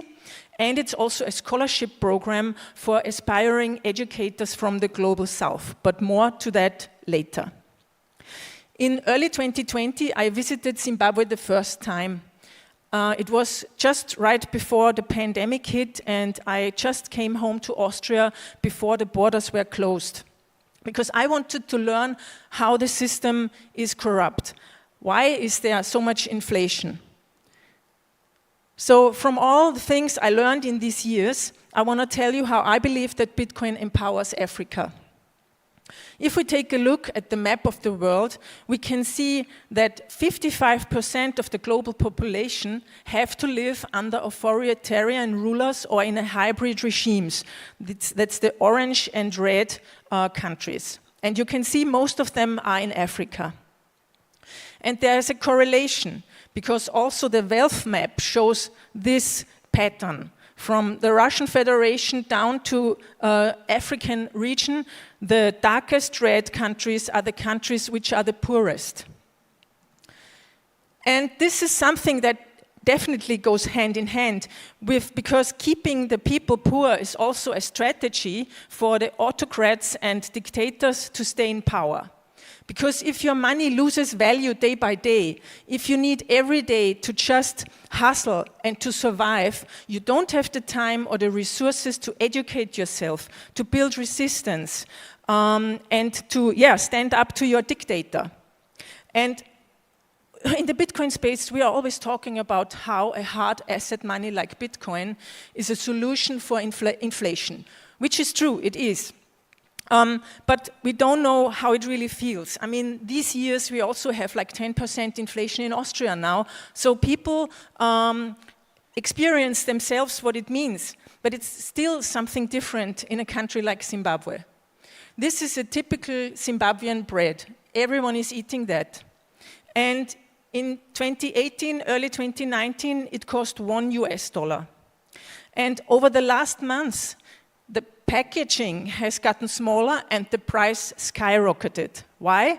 Because at the beginning of 2019, the central bank, basically the government, decided to reinvent the Zimbabwean dollar. And they said to the people who owned US dollar accounts in Zimbabwe, yeah, we will exchange your US dollars to Zimbabwean dollar, but no worries, it will stay the same value. Of course, everyone knew that this is a lie because it was the second time in the last 20, 30 years that that happened. So this bread cost $1 US, 1 Zimbabwean dollar at the beginning of 2019. When I came the first one to Zimbabwe, it cost 28. So just imagine you have money on your bank account and a year later it's divided by 28. In January this year, it was $1 US to 850 Zimbabwe dollar. And from April to May, that's the last column, it skyrocketed. At the moment, $1 US is about 4,500 Zimbabwe dollar. And yes, Bitcoin is a solution to many problems for the people that they are facing. And that's also a reason why many African countries try to ban Bitcoin. Of course, they will not be able to really ban it, but they try. And if the people of Zimbabwe and other African countries were to start using Bitcoin more than their national currency, they basically could dry out their dictators. Because that inflation system is the system how they keep themselves in place. There's a story from Zimbabwe, and I know it's true because I heard it from someone very high ranking, let's say it like that. So the central bank is basically printing money, and then they engage runners that are people who are going to the countryside, to the small villages, and they sell the Zimbabwean dollar to the people for their US dollars, because they need the Zimbabwe dollar to pay for the school fees for their children, because it's legal tender. And that's the way how they steal from the people. Another opportunity for African countries to gain more independence is Bitcoin mining. Gridless is an example of how it can be done.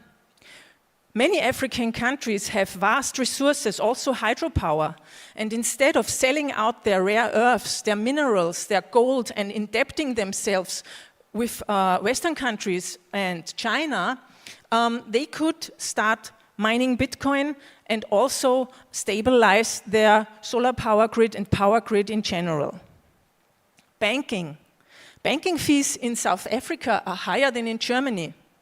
So people don't use banks, they don't trust banks. Banks are slow, they are bureaucratic, and very often close your account or say, sorry, we have a limit of daily transactions or monthly transactions. You can only send $100 a month.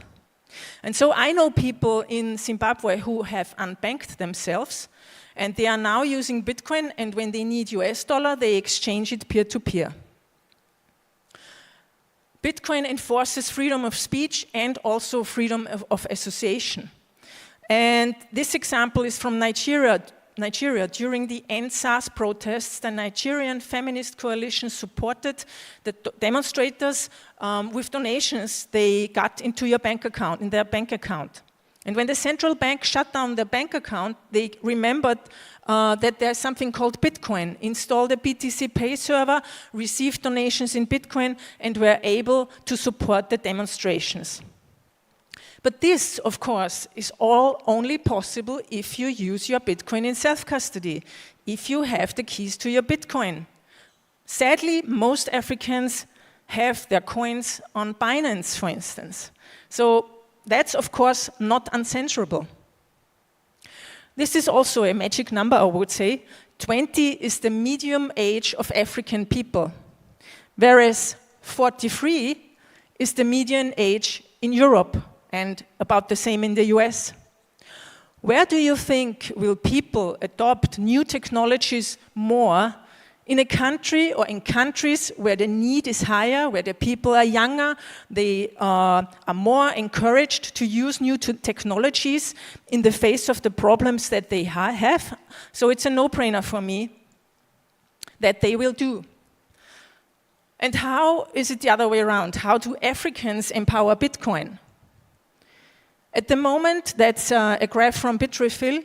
You can see that the cryptocurrency economy on the African continent, compared to its size and to the population, to the number of the people there, is slower than other continents. Lower, not slower.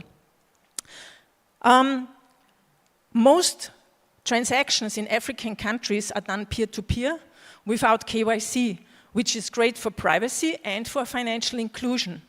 And I also think it's great for us, I would say, because there will always be a market for non-KYC Bitcoin, because the regulations will hit us even more. I mean, they are starting now, and they will also try in Africa to regulate Bitcoin, and they will succeed with many people, but there will still be this market. And so what I have observed is that Bitcoin in the northern countries is more used as a store of value, because we can afford to save money. People in the global south can't. So for them, also because of the restrictions they have, it's more a medium of exchange. And the great thing about Bitcoin is it can do both. It's a store of value and also a medium of exchange. Even more with the Lightning Network and new layer 2, layer 3 technologies that we are seeing that will be coming. So the north needs the south needs the north, and we are one. Bitcoin is a global currency. It connects us. It's a unifier in that sense, which I think is great.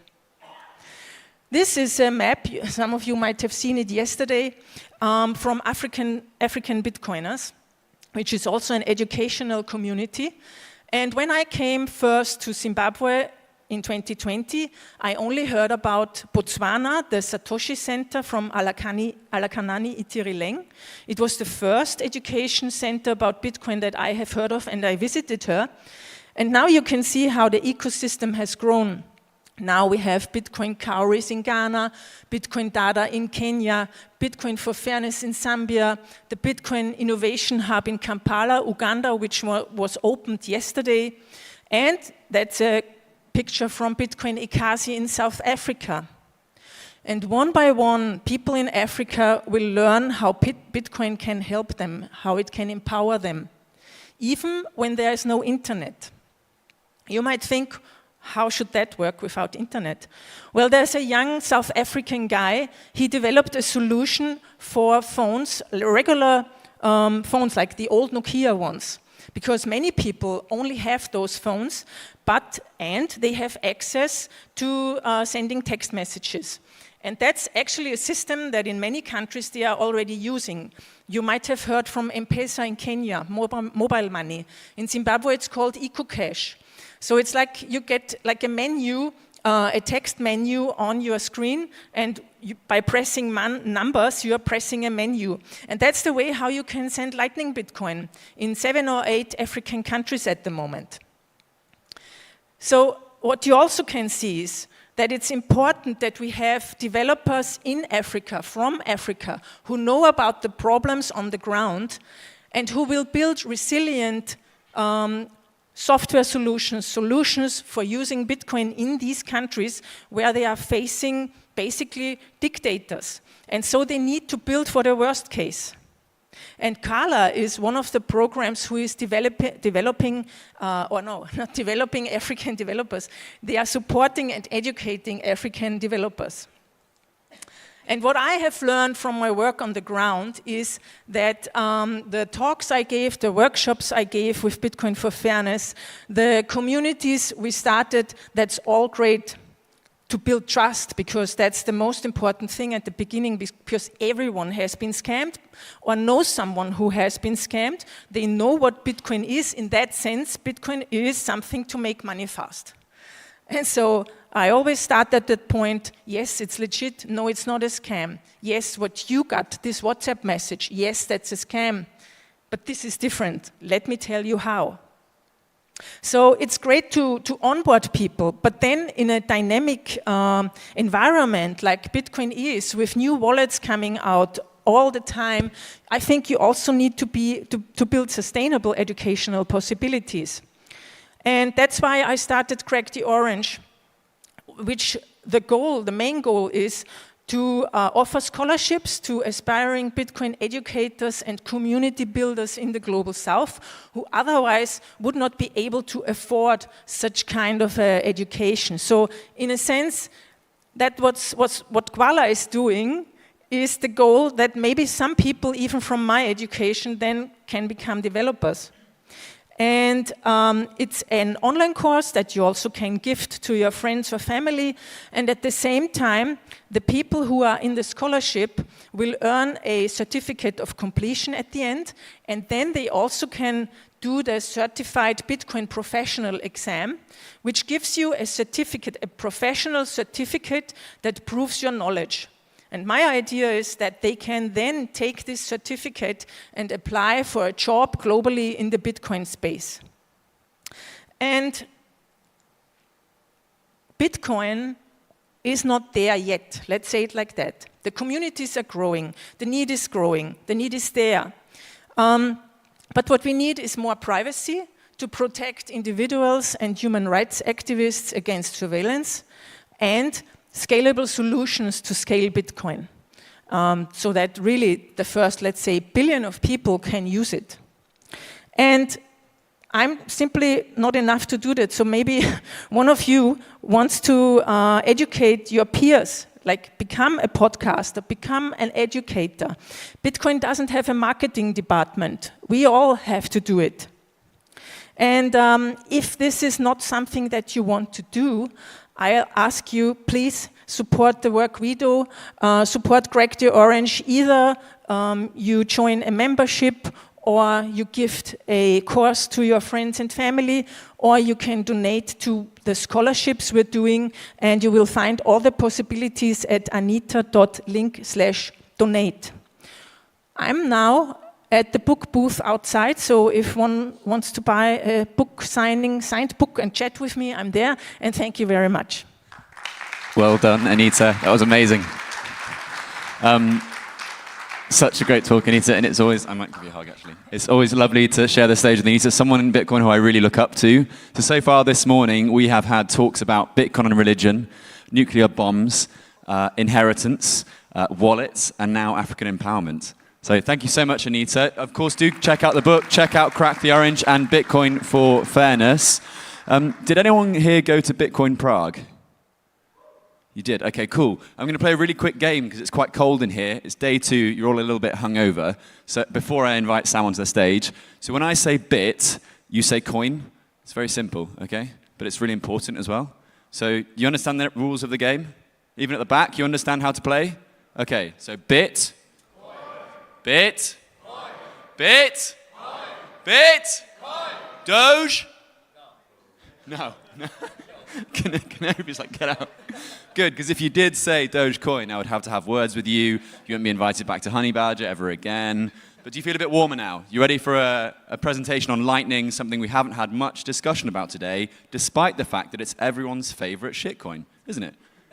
So Sam is one of the best brains in Lightning. He's a researcher, content manager. I've got his title wrong, at River. But he delivered an amazing talk in Amsterdam last year, which was called Insights into one of the world's biggest Lightning nodes. And I'm told, reliably, that this talk today might have a similar theme. That's right. Fantastic. Please welcome Sam to the stage. Take it away, Sam. Thanks, Joe. Hello, everyone. There we go. So yeah, I want to talk a bit about Lightning's value proposition. My exact title, Joe, is Bitcoin Research Analyst, for what it's worth. It's a lot of words, sounds really smart. It essentially means professional Googler, which we are all nowadays, I think.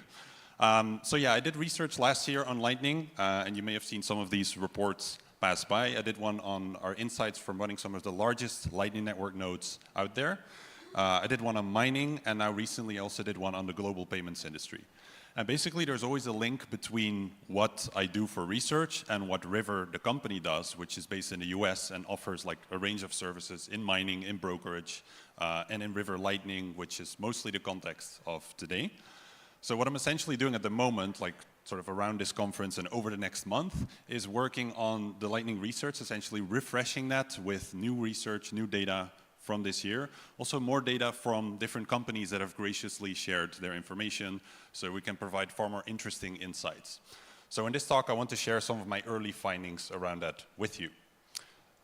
So I want to talk about the state of Lightning adoption and a little bit about the sort of custodial elephant in a room of a lot of people are using Lightning custodially, and this obviously gets talked about a lot.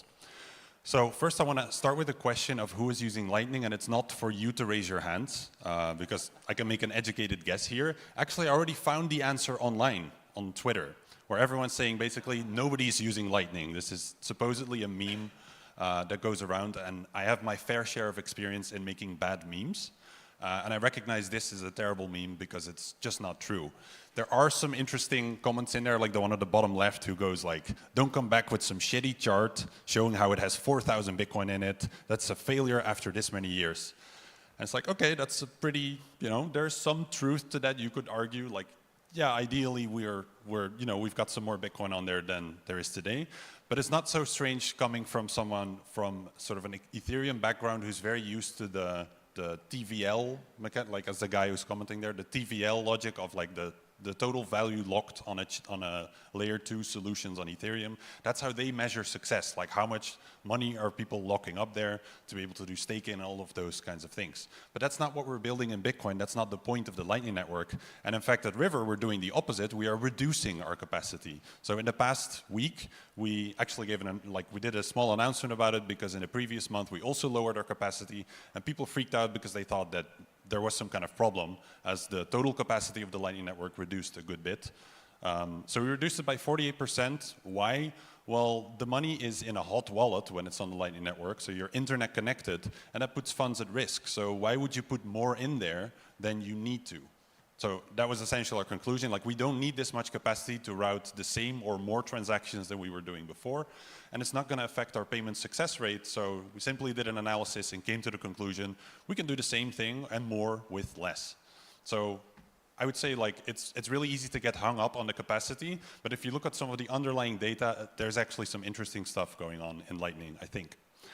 So who else besides nobody is using Lightning? Nostr users love Lightning in general. They've been like in tens of thousands or like 15,000 people have used that so far. Beyond Nostr users, we know you're going to love this one, Joe. Joe uses the Lightning Network. He's got lots of videos where he just shows in person how you onboard a person into Lightning. And if you've never watched that, I'd say give it a look, because it's really enlightening to see how people who have no experience with Bitcoin whatsoever experience their first Lightning payment and just realize how powerful this technology is and can be. Now, Joe and the Nostr users, I guess that sounds like a documentary or something, like a TV show. Joe and the Nostr users are in good company with the FBI, which is apparently also watching the Lightning Network at least. So, you know, if they're paying attention, then probably something meaningful is going on, I would argue. Anyway, for me, the point is not so much who is using Lightning or is there some specific persona that we should all be optimizing for. It's much more about how many transactions are happening on Lightning. So I've got some data about that today. So in February 2022, Arcane Research was their name at the time. They're now called K33. They did a State of Lightning report, and in there they shared that by February 2022, about 834,000 transactions happened on Lightning. And to be more specific, it's payments, so not just transactions of like rebalancing nodes and whatnot. People are actually able to, their team was able to filter out what is sort of meaningless data and what is useful, because they got data from a lot of large nodes in the Lightning Network. I've been trying to do the same. It is a bit trickier when you work at one of the companies that run some of the largest nodes, because people are a bit apprehensive to share data at times. But some of them have come forward and shared their information, so I'll be including that in the report, and obviously shouting out to them for being willing to share data, because it's so important for developers to figure out how can we keep improving this network. So let's do an update there. So in July 2023, I don't have the August data yet from various companies, but in July 2023, Thunder Games did about 250,000 Lightning payments. So for those who don't know, it's like a platform where you can earn sats for playing games, etc., and then people will cash these sats out. At the same time, Wallet of Satoshi did, a really large player in the Lightning Network, they did about 660,000 Lightning transactions. Now, of course, there's an overlap between those two, and all these graphs were shared by Kevin Rook on Twitter. And basically, if you look at the graph in the middle, it shows that about 60% of all the payments on Thunder Games were done through Wallet of Satoshi, because it's a great user experience and people like that. And about 40% was through other wallets. So that basically means that out of the 250K from Thunder Games, 40% was non-Wallet of Satoshi. So then we have those two numbers, and there is a third company on the screen in the bottom left, which is River. I work there, so I can share that from our perspective. We did about 133,000 Lightning payments in July. And 24,000 of those, that's again the overlap, were to Wallet of Satoshi. So we know from that perspective, if we add all of these numbers up, then you sort of get to around 869,000 Lightning payments in July 2023, just from those three companies. Is already more than the entire Lightning Network did 1.5 years ago. So that starts to put things into perspective a bit. Now you can take that graph in the middle there and then look at the other one, where it essentially shows that, hey, maybe there's a possibility that Wallet of Satoshi actually has about 60% of the entire network in terms of payments. That is, that's a really significant number, and they are a custodial wallet, so people are obviously trusting Wallet of Satoshi with their funds. But it does show that there is a big desire for people to be using the Lightning Network. And basically, if you take this assumption, and I looked at data sets from various companies that share that, and you see this number recur pretty frequently where there's a decent size. Going back to the previous one for River, there was only about 20-25% or so in the previous month. But for most companies, it's somewhere around 50-60% or so. So if we take that number of 60%, and we assume that the 660,000 Wallet of Satoshi did is 60%, then in July 2023, we have a lower bound of about 1.1 million Lightning transactions happening, which is about 35,000 a day. Now, I could be wrong. It could be that they have less of a share, that they're not 60%, that they're maybe 40 or 30, and that would mean that the number of transactions goes up a good bit. So that's good to be aware of. And why couldn't it be that their share is bigger? Well, if that were the case, then again, looking back at the previous number, it would mean that River is routing like half of the non-Wallet of Satoshi payments in the network, which seems almost impossible given how many large nodes are out there. So I'm reasonably confident that the 1.1 million is a lower bound, and we're probably doing a good bit more. Now, getting more accurate data for those who aren't as familiar with the Lightning Network is really difficult, because as an outside observer, you cannot really see what a node is internally processing. So if we put that into context to Bitcoin, the graph behind me shows Bitcoin's daily transactions. So on-chain, over the past while, it's been about 400,000 to 600,000 transactions every single day on-chain. So it's kind of funny to me because back in the block size war, people would talk about how Bitcoin was never going to top 7 transactions per second. And we're actually doing that before even getting into a lot of the script stuff. So there's a lot of room to grow just on-chain. But then if you compare Lightning to that, Lightning at the moment is doing about, by estimation, if the 1.1 million is true, then it's doing about 0.4 transactions per second. And then you get back to the criticism of, oh, that's not great, that's bad. But actually, if you think about it, like you start putting it into context, there's some interesting stuff going on here. Now, it's essentially at like 2012 levels of activity, so to speak, so still pretty early. Now, this is a graph I'm personally quite proud of because it was difficult to get all of the data together and really start showing like how is Lightning essentially in gold there, how is it growing beyond or like sort of raising the number of transactions that Bitcoin is doing in total. So in gray you have the average monthly transactions that are happening on Bitcoin, and in gold you're starting to see since 2020 or so, you're starting to see Lightning become a meaningful part of the graph. And yes, we're not doing hundreds of transactions per second on Lightning today, but again, that's where I'm like sort of leading towards the context. Because between Q1 2022, when Arcane Research made that report, and Q3 2023, which is today, quite a few things changed. The Bitcoin search volume went down by 56%, the Bitcoin price went down by 40%, and yet Lightning activity went up by 37%. So the context is really important to understand like what has happened, because people tend to just make quick comments, and it's really easy to be judgmental about Lightning and it should be so much better than it is today. But actually a lot of progress has been made, and there is just a clear need for people to be using Lightning. Those 35,000 transactions a day, they're not, a portion of them will be for fun, but there's people seriously using this network and relying on it, and you can see in that previous graph how that is just growing and growing over time. So I think as an industry it is, is it something to be super proud of? I don't know, like personally, I do think it is pretty amazing to see that we've built a network on top of Bitcoin that is starting to get usage, and it's just growing and growing over time, and people are just sticking with it, and developers are sticking with it and keep trying to make it better. So we do have this, and this is obviously where a lot of the criticism comes from. We have a plateau in the number of public nodes in the Lightning Network, in the channels out there, in the capacity, and people look at that and go like, yeah, this shows that Lightning adoption is not really happening. But what you can't see when you look at those numbers is how many transactions are people actually sending on the network. And from my perspective, it's really logical that we've reached some kind of plateau here, because as I said, Bitcoin adoption is down quite a bit. So not a lot of new people are going to come in and start running their own Lightning nodes and managing their own channels. Some do, obviously, but that's not going to be a huge source of growth. So as a result, we've sort of reached the number of people willing to do that with today's Lightning technology.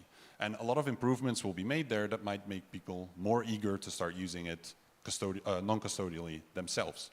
So we'll see how that evolves in the coming years. And my question back to people who have that criticism is like, why would Lightning adoption decouple from Bitcoin adoption? So why would Lightning do way better than Bitcoin itself when most of the world doesn't know that Lightning exists? They know Bitcoin, they've heard about it, but if you ask people in the street, hey, have you heard of Lightning? Like, people don't know what this thing is. They know their app on their phone, they know their exchange. That is their touch point with Bitcoin for a large part of the users in the network.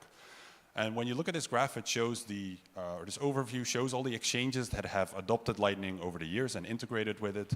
And there's still a lot of them that are missing that haven't done this yet. So for many people, when their only touch point with Bitcoin is their exchange, and that exchange does nothing with Lightning, then to them Lightning doesn't really exist, unless they go ahead and take the initiative to personally figure out, how does this thing work? Can I get some sats? Can I start sending some payments on Lightning? And a lot of people, they're not going to bother doing that. So exchanges do play a big role in driving this forward.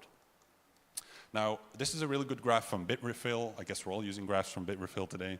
That shows the share of payments, like that people are buying goods and services on Bitrefill with, like what payment method are they using there, and comparing that to the on-chain fees that have happened over time. So that's the line in red. And it basically shows that when there was a fee spike back in 2018, back then Lightning only just emerged, so it didn't really get that much market share. But Bitcoin fees became pretty expensive, so people started shifting over to other things like older coins that have been around for a long time just to get that cheaper transaction fee and buy their goods or services. And then over the years after that, Lightning started getting a sort of a noticeable market share there of a few percent. Then when the fee spike in 2021 happened, after that, you can see where it just consistently starts growing and Lightning becomes a bigger set again. And I think Sergej from Bitrefill yesterday shared a similar graph as well, showing that Lightning adoption is gradually growing over time. It's not super fast, but it is growing, and that is really what we're looking at. So this is going to take a lot of time for people to start getting familiar with Lightning, for someone to just sit down with a person and show them how to do their first Lightning payment. That stuff needs to happen.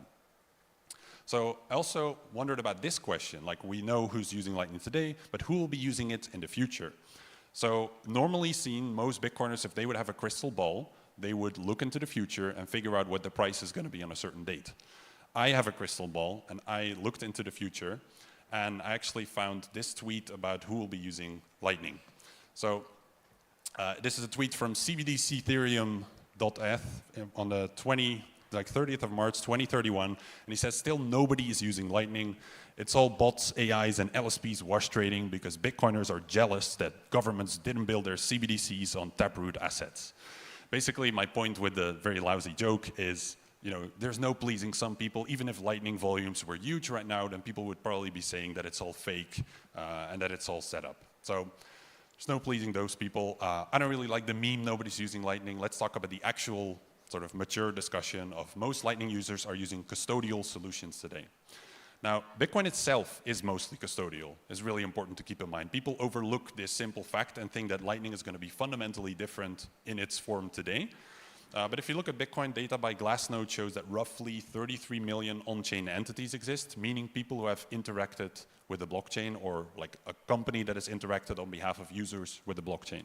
So that's your sort of self-custodial number of users.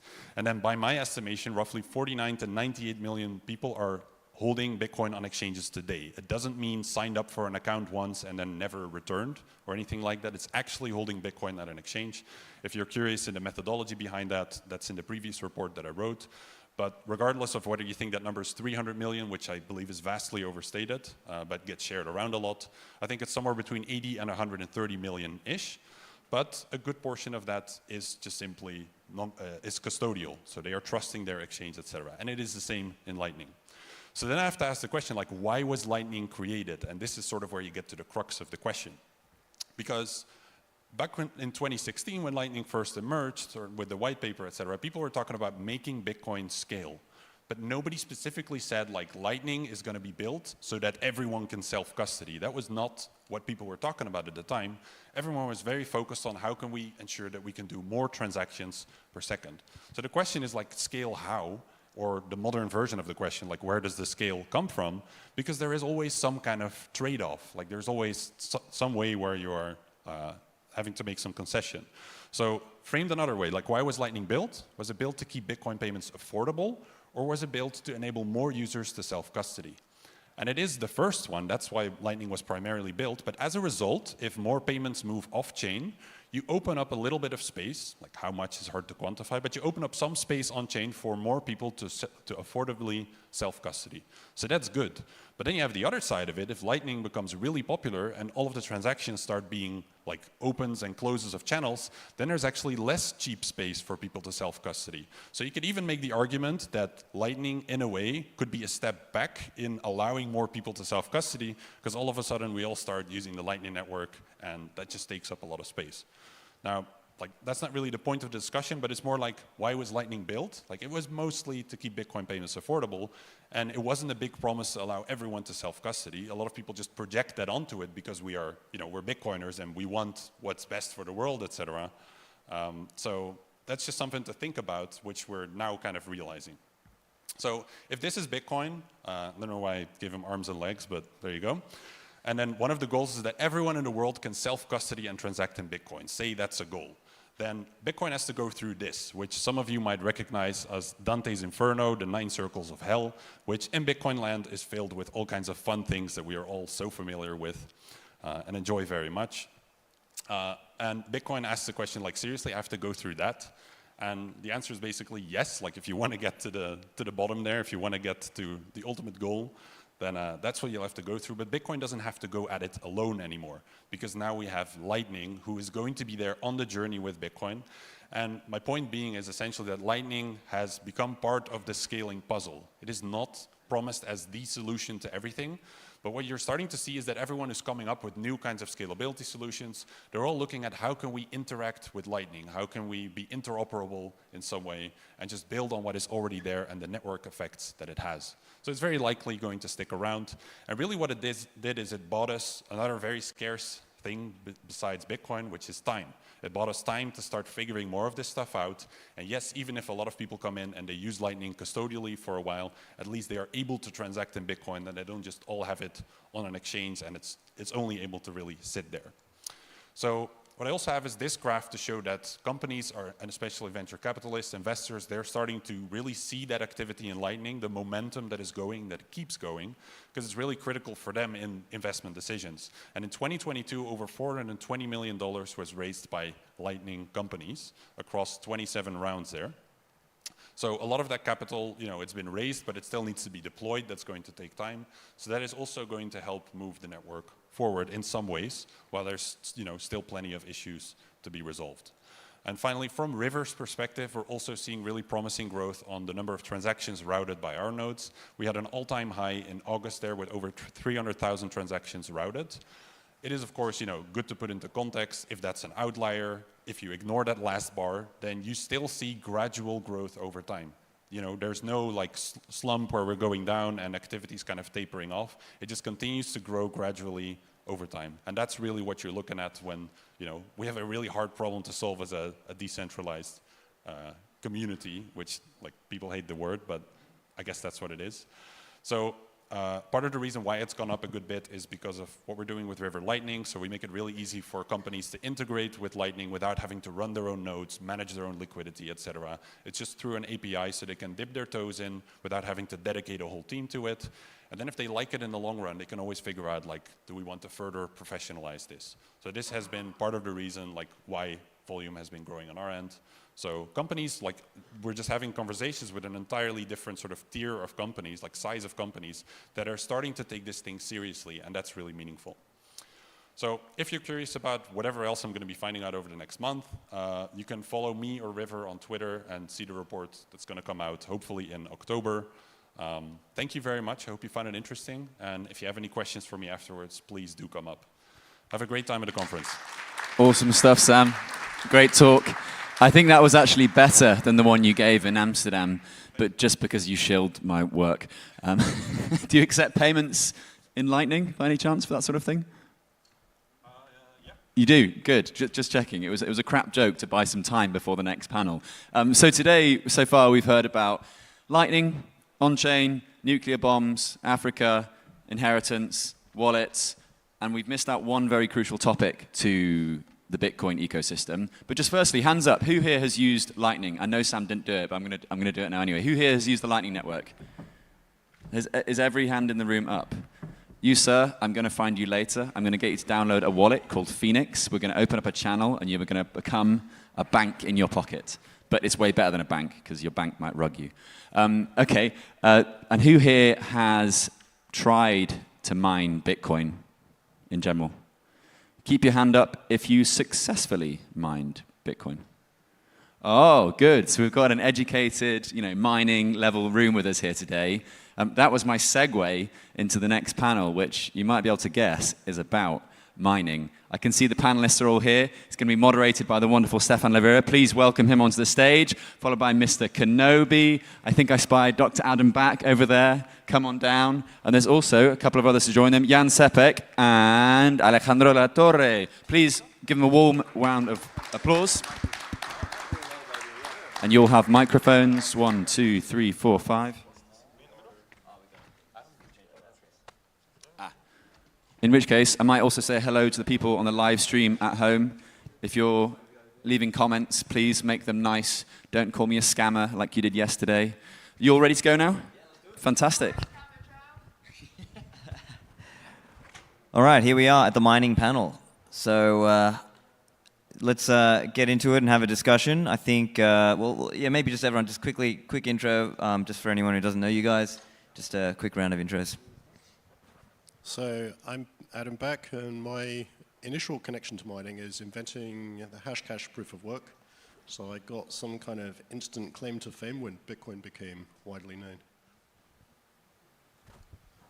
Alejandro de la Torre. I've run 2 mining pools in the past, BTC.com and Poolin as co-founder. I also helped with the Taproot activation, coordinating mining pools to get that soft fork in. I'm General Kenobi. I became a Bitcoin mining analyst while studying economics, did an internship at a big Bitcoin miner with 2 exahash right around the China mining ban. And now I'm doing an internship with the Cambridge Center for Alternative Finance, the guys from the Bitcoin Electricity Consumption Index. I'm Jan Capek. I'm the co-founder of Brains. We've been running slush pools since 2013. Now it's called Brains Pool, and I'm the inventor of the Brains OS. It's an aftermarket firmware for the Bitcoin mining machines. Great. Okay, so I think a really interesting topic to get into will be Stratum v2. That's obviously people are focused on the idea of keeping Bitcoin decentralized, and it's this idea of making it so that miners can select their own transactions a little bit more independently of the actual mining pool. So just for, to keep it simple for people who aren't familiar. And so there's been a bit more progress on this. I know there are people working on a Stratum reference implementation in addition to what you guys have with the Brains implementation of this. I'm curious if anyone on the panel has thoughts on this, where it's at, what you see it doing for Bitcoin. Well, the SRI, which is the Stratum Reference Implementation, they're working hard. It's I think Pavel is here. He's helping lead that. It's an open source team, and they're doing a very good job. I think they're going to be done with the work, or at least where people can test it out in about 2 months' time. So if anyone's interested, please check out the SRI website. And they need all the help they can get. Miners and pools, they also need, so check it out.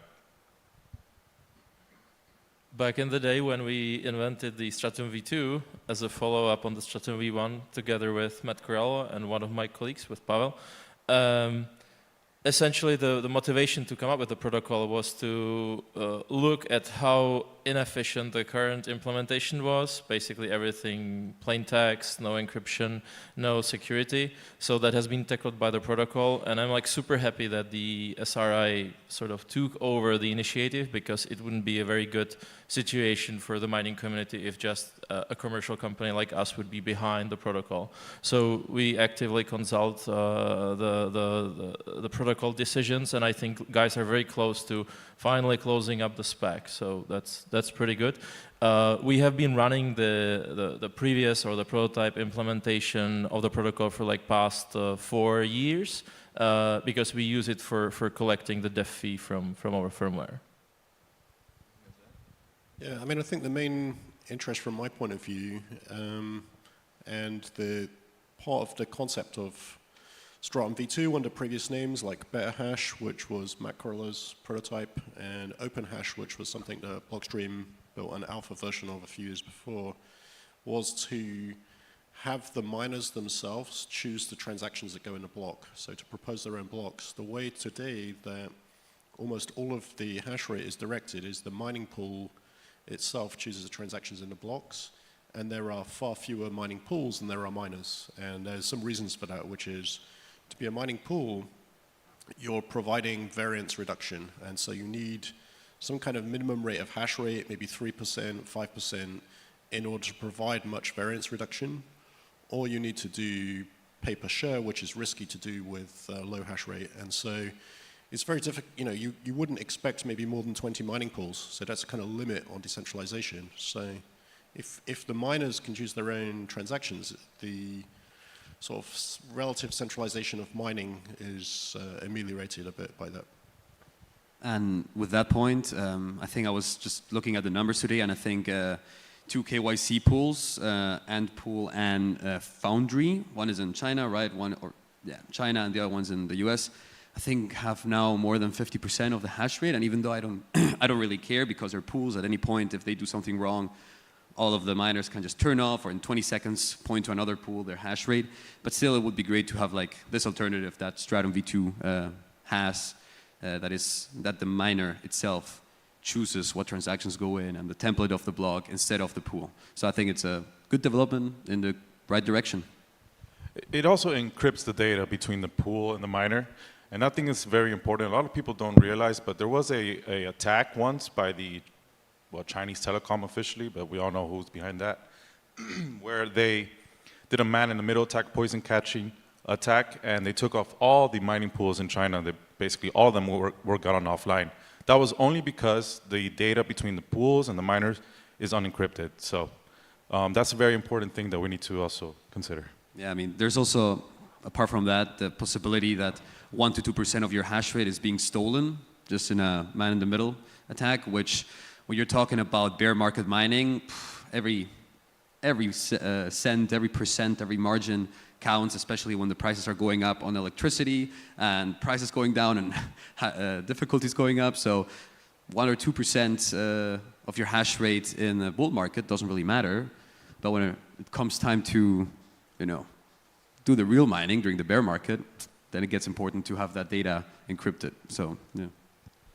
So just zooming out a little bit more about mining and Bitcoin moving through these big bull and bear cycles, how are miners surviving right now in the bear market, or kind of whatever this is? So, I mean, I think if you look at it, the hash rate has increased about 50% year to date, but the price maybe 70 to 80%. So there's the revenue from mining has probably increased 25-30% in 2023. And if you bear in mind that that mining activity is dominated by input costs, by like power and operating costs, right? So if your revenue goes up 25 to 30%, your profit margin might go up 2 to 3 times, depending on what your margin is. So it's significantly more profitable to mine now than it was in December last year. But of course, people need a fair amount of profitability to recover their capital investment in the miners, right? So I say that the kind of level of break-even of making money on top of the input cost has gone up a lot in terms of like on a sort of a sunk cost basis. But it's not as profitable to mine now as it was in 2021. So there's headroom. I mean, surviving, I don't know about that. I mean, many of them have already gone bust, right? Core Scientific being like the poster child of that. And I think it's a product of the animal spirits that we saw during the bull market, right? Like, I saw some miners, well, not some, most miners that were taking some debt had like 15% interest rate on that. It's like credit card level debt. And then once the 80% margins start to drop because mining is between two of the most volatile markets in the world, energy on one side and Bitcoin price on the other, you're squeezed right in between. Once the guillotine starts to close in, those 50% started killing a lot of miners. So now that we're kind of starting to, get our heads out, as Adam was saying, now it looks a bit better, but man, a year ago, that was looking tight. So now we're surviving, although let's see how the halving works out for them. But I think most of the damage has already happened. That's why I feel like we see the survivors still around, At the same time, looking at the latest public reports, they seem to be like honey badgers. They don't care. For example, Bitfarms is opening just some 2 farms in Paraguay. Yeah. So, I mean, Paraguay has been a gold rush lately. So it's more about finding the right place for the right price. Yeah, that's what I was going to say. A lot of miners, it's hard to generalize mining because a lot of miners have a secret sauce, so to speak. They have either sourced very cheap electricity or sourced very cheap hardware. There's always some secret or some way that they, differentiate themselves and are able to still continue mining. That's the beauty of mining, in my opinion, where you can, like, if you have some firmware that you can build, then you can get like an extra 5% off your rigs, or if you source some hydro plant in the middle of nowhere and you get cheap electricity, then you're on. You're good to go. Yeah, that's a really great point, because ultimately it comes down to a specialization, and in some cases that can be specialization in finding cheap energy. And I think in earlier years of Bitcoin mining, it was really a lot about that. And then there are other areas and other ways you can get some edge, as you mentioned, whether it's overclocking or whether it's underclocking. Yeah, underclocking for the efficiency. For the bear markets, you want to underclock. Right. Get those margins for the better efficiency, right? Because that's kind of the you don't get the maximum output of that machine, but you get the best efficiency from that machine by underclocking, right? Yeah. By running the right firmware. By running the right firmware. No, it's not a joke, but like recently we've been testing on the G Pro Plus, and just by running the firmware that we have, it's just you get 10% up on the same power budget, so not even going up or down. I mean, I would say that, you know, if you look at it from the outside and you hear that miners are struggling for profitability, you might like worry, or like, what if mining stops? But like, trust me, don't worry, because somebody somewhere is always making money doing mining definitionally, like incrementally above their input costs, or they would stop. And when they stop, it becomes profitable for other people. So it's a perpetually definitionally profitable business, at least on a sunk cost basis, which means, you know, you've already bought the miners, so it's too bad. You can pretend they cost zero, and now are you making money day on day, which will slowly recoup your capital investment. So you might be in a bear market depressed about how slowly it's repaying your capital investment, but you're still making money day by day. And if you don't, like if you're losing money day by day, you're going to stop, or you're going to go bankrupt. And if the hash rate falls, difficulty falls, it gets more profitable for everybody else. So you get, like, that was the China ban thing, right? That made things more profitable for everybody else until that hash rate relocated. So it's really a dynamic system that, like, automatically stays profitable. And there's also a big assumption every time anyone talks about Bitcoin mining, and that is that you have to do it profitably. But profitability for some people may just be, hey, I'm mining at home, I'm burning fiat by sending it to the energy company, and I'm getting some sats. They're KYC free, they are straight out of the pool. Hey, perhaps lately we've been having some solo miners getting, you know, those juicy 6.25 blocks, you know, out of nowhere with just 1 petahash. So it doesn't always have to be perfectly profitable for everyone. Like, our definition of economic profitability doesn't always have to apply, you know, for Bitcoin mining to continue. So as Adam said, don't worry about Bitcoin mining. There's always going to be Bitcoin mining at any time, regardless of what happens. Yeah, and certainly I didn't mean to give off an impression that, you know, yeah, but just in terms of what people are seeing on the news and what people are hearing about, oh, I heard this miner is getting wrecked, or, you know, so on. And as you mentioned, let's talk a little bit about the Bitcoin mining machines. So are there any interesting or important developments that you would like to highlight there, whether that's efficiency gains, whether that is, you know, the useful life of the machine? Is there anything you'd like to highlight? I think I also assisted Block with their hardware, with their rig that's coming out, so I have a little bit of insight there too. But I think we're going to see a sort of trend towards more system-level improvements. So, like, I think the chip race, we're getting to the very top where there's just small gains to add. So I think the system is going to be a very important thing to basically innovate in. We're starting to see that trend already with this new Chinese manufacturer called Desi I don't know how to pronounce it. What they did was they just put a bunch of chips and they really underclocked the chips, and they got a pretty good amount of hash rate. I think they said 120 terahash or something like that, which is really smart, you know. So I think we're going to be seeing a lot of innovative and creative ways to you know, build a miner, and not necessarily so much on the chip, so much emphasis on the chip. Although, of course, Bitmain is pushing the envelope there. And if I may go ahead, continuing with your point, I think the efficiencies are not going to come anymore from improving the chips. It's actually going to come from other places, and from what I'm seeing is actually generating that second revenue stream, you know, because miners, they're basically heaters, basically a bit loud, arguably, but if you put them in immersion cooling or like hydro, then they become actually quite silent. You can't even notice they're there. So I think using that extra wasted energy, residual energy, will be very useful for a lot of companies to generate that second income.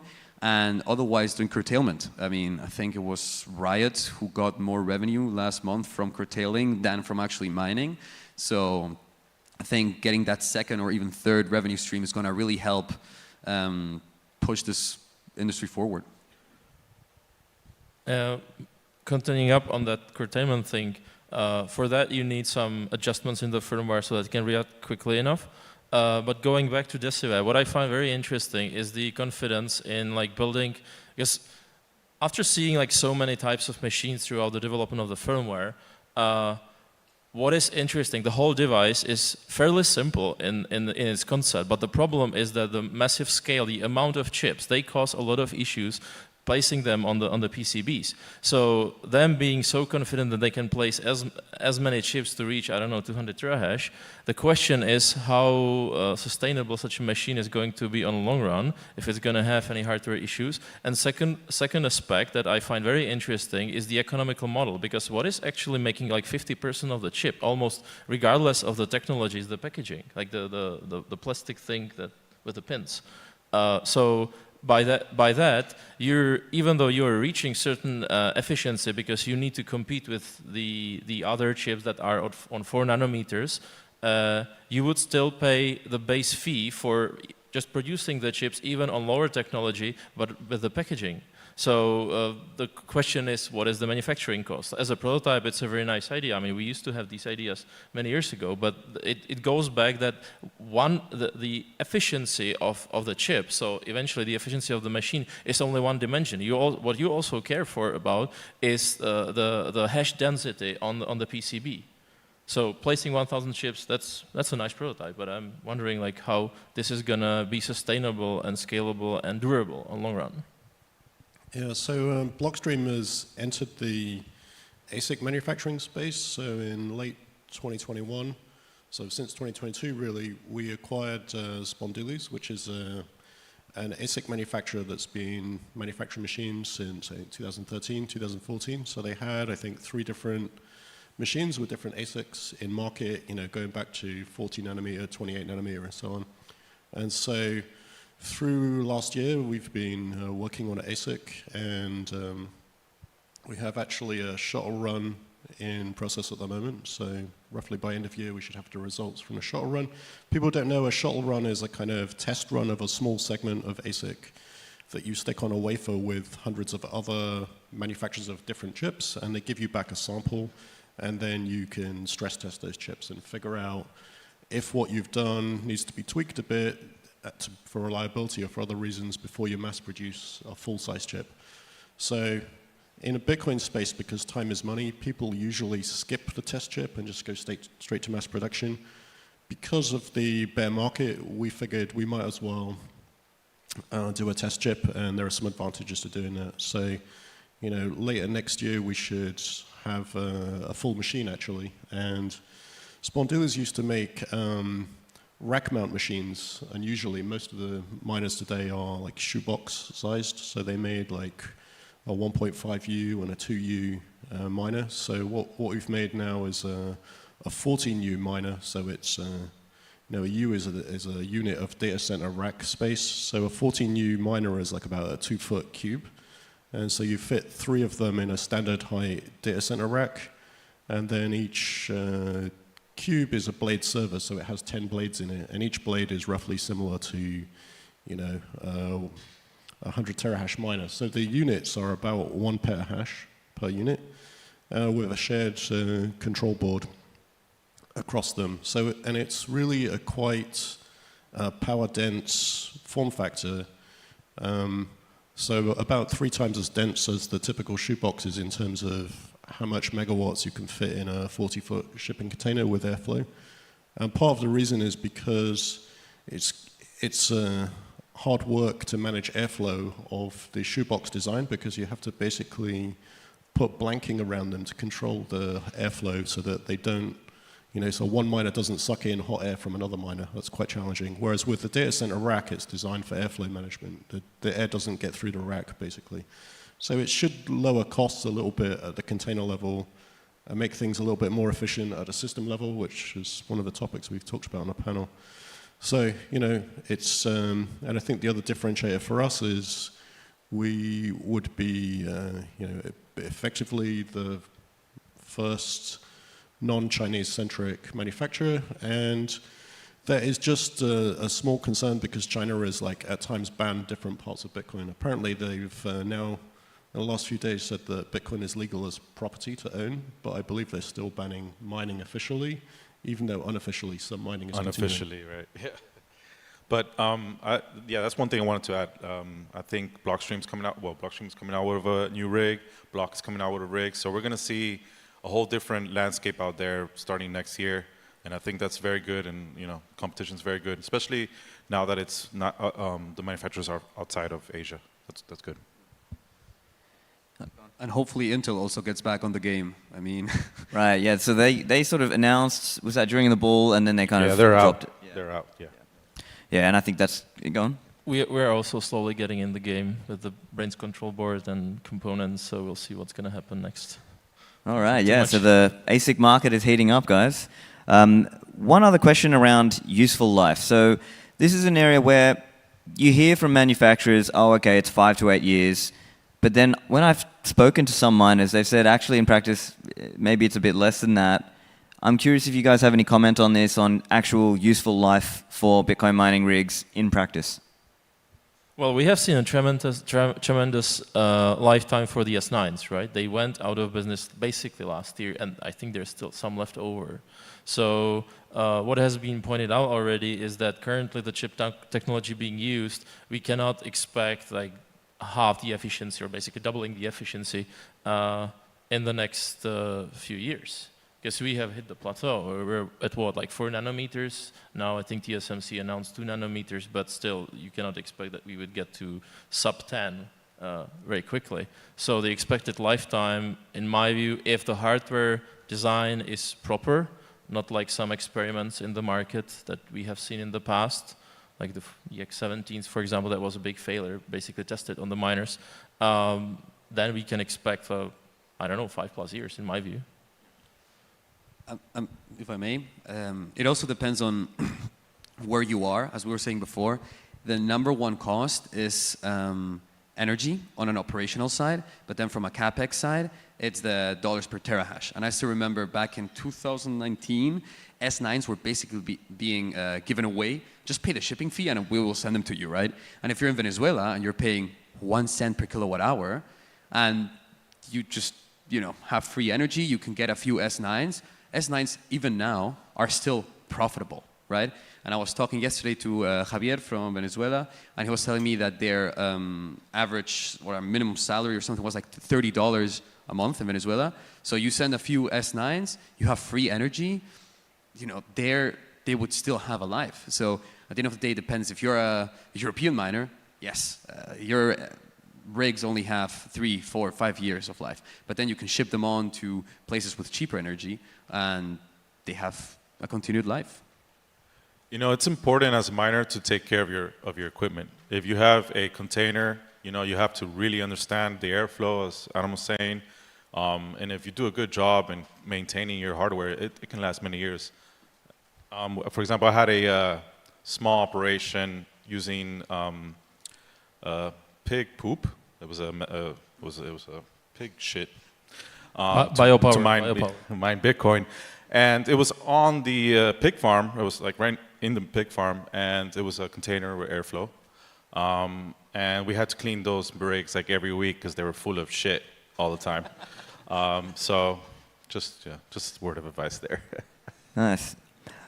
So when it comes to the locations of Bitcoin mining, right? So in early years, obviously, as everyone knows, a lot of it was dominated in China. Then obviously the China mining ban, we saw it go around the world. Now we're starting to see even nation states are mining. So obviously El Salvador, Bhutan, Oman have all announced this. Do you guys have any comments there on whether it's nation state level mining, as in the government is doing the mining, or just private operations? Where do you see expansions happening? The Oman announcement was very funny for me because I used to live there. Even though I'm Spanish, I speak English with an American accent, and people are like, oh, how come? It's because I lived in Oman for 3 years, and I had the international experience there. That's why I speak American with that accent. And then when I saw Oman getting into Bitcoin, I was like, yeah, of course, makes sense. I was already thinking of reaching a few contacts of mine like, hey guys, you have a lot of oil and gas. Perhaps you can get into it. And what I've heard is that it's mostly, especially in those areas of the world, it's a publicly, allowed and encouraged, but privately owned thing, and usually with a joint venture. And as far as I'm aware, I think Bhutan is doing the same. So from with Bitdeer, yeah. Yeah, with Bitdeer, from a state-level mining, it's most likely going to be, because the governments cannot do anything, especially around like efficient stuff, right? And if there's something efficient and like cutthroat, that's mining. So you better want some private entities to take care of that. So from a state-level mining, it's usually going to be on a private-public basis, but public just allowing and putting funding and letting the private sector take care of it. And then otherwise, yeah, worldwide, I think Gulf states are going to see an explosion. I've also been hearing rumors of like UAE doing stuff. Saudi Arabia could also jump on the ship anytime. I mean, Saudi Aramco, how much flared gas do they have, right? Turn that into dollars with the S9s, their revenue could increase 20%, 15%, right? So that's what I see. In Bhutan, they have a surplus of hydropower. So it was only natural they started doing mining. I'm very happy that they're doing that. And they have 600 megawatts, I believe it is, that they're going to turn on. I think they only have 100 megawatts on. But yeah, it's good. It's good. I mean, it's as a miner, you know, I'm competing now with DHI or Bhutan, which sucks, but it's good for mining. So. Yeah, I mean, I think any country that has the natural resource of abundant low-cost energy can kind of strategically get into mining, either by encouraging the market to operate there, or by, I mean, some of the power companies are state-owned. So, for example, the Capek province of Canada has a lot of hydro, and Hydro-Quebec is a crown corporation, or is a state-owned corporation. So, and, you know, people sort of talk as if there's a shortage of power in the world, but there's really not. Like, the Quebec province of Canada has enough unused hydro power to power the entire Bitcoin network, but they don't because it's, you know, like government inefficiency or something. So I think people, you know, countries and companies that are innovators and, you know, willing to go with the, you know, in past eras it was the extraction of black gold, like oil from the ground, that was an innovation. And now it's digital gold, and the natural resource is power. So I think countries that adopt that early and heavily, like El Salvador, you know, within some decades could really potentially turn around their economic standing in the world even. So it's quite exciting times. All right, so we've only got 2 minutes left. Last question. I think this one's going to be more about the narrative, right? So this is obviously, as many people are aware, there's a common, let's say, mainstream climate scammer narrative of, you Bitcoin miners, you're boiling the ocean and so on. And there have been sponsored attacks by shitcoiners like Ripple, like the president of Ripple, who's funded Change the Code to the tune of $5 million. What can be done about that? Is that narrative able to be challenged? You know, we've only got a minute, so just quick comments. I think it's hilarious, this whole Change the Code thing. I just couldn't I still laugh about it. I think it's such a... They don't even understand Bitcoin, you know? Anyway. I would just say the narrative is actually already changing. KPMG, the report, the Center for Alternative Finance, they publish new standards. Now, instead of comparing Bitcoin mining electricity consumption to Argentina, they're saying, well, it's the same as just US dryers, you know? So I think it's already changing. We're just not aware of it. And the world isn't aware of it. BlackRock getting into ETF, Bitcoin, you know? No, I mean, I agree with you. It is changing. It's going to happen. I think it's hard about the education, but in general, like the universal answer to this is that look at how much power is being used by banks. And we have here something super unique for the humanity where we have a distributed system and that needs some level of security. And the more energy we burn, the more harder money we have. So, I mean, there's just no way to explain it easily to somebody who is convinced that we're going to boil the ocean.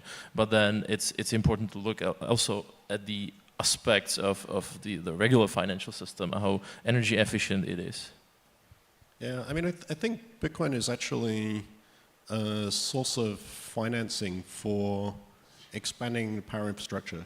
And, you know, politicians like to focus on wants and needs, but nothing really gets built without industry and finance. And so Bitcoin mining is a ready buyer of power and is willing to finance it. All right, well, we're out of time, but everyone please put your hands together and thank our panelists, Jan, General Kenobi, Alejandro, and Adam Back. Thank you.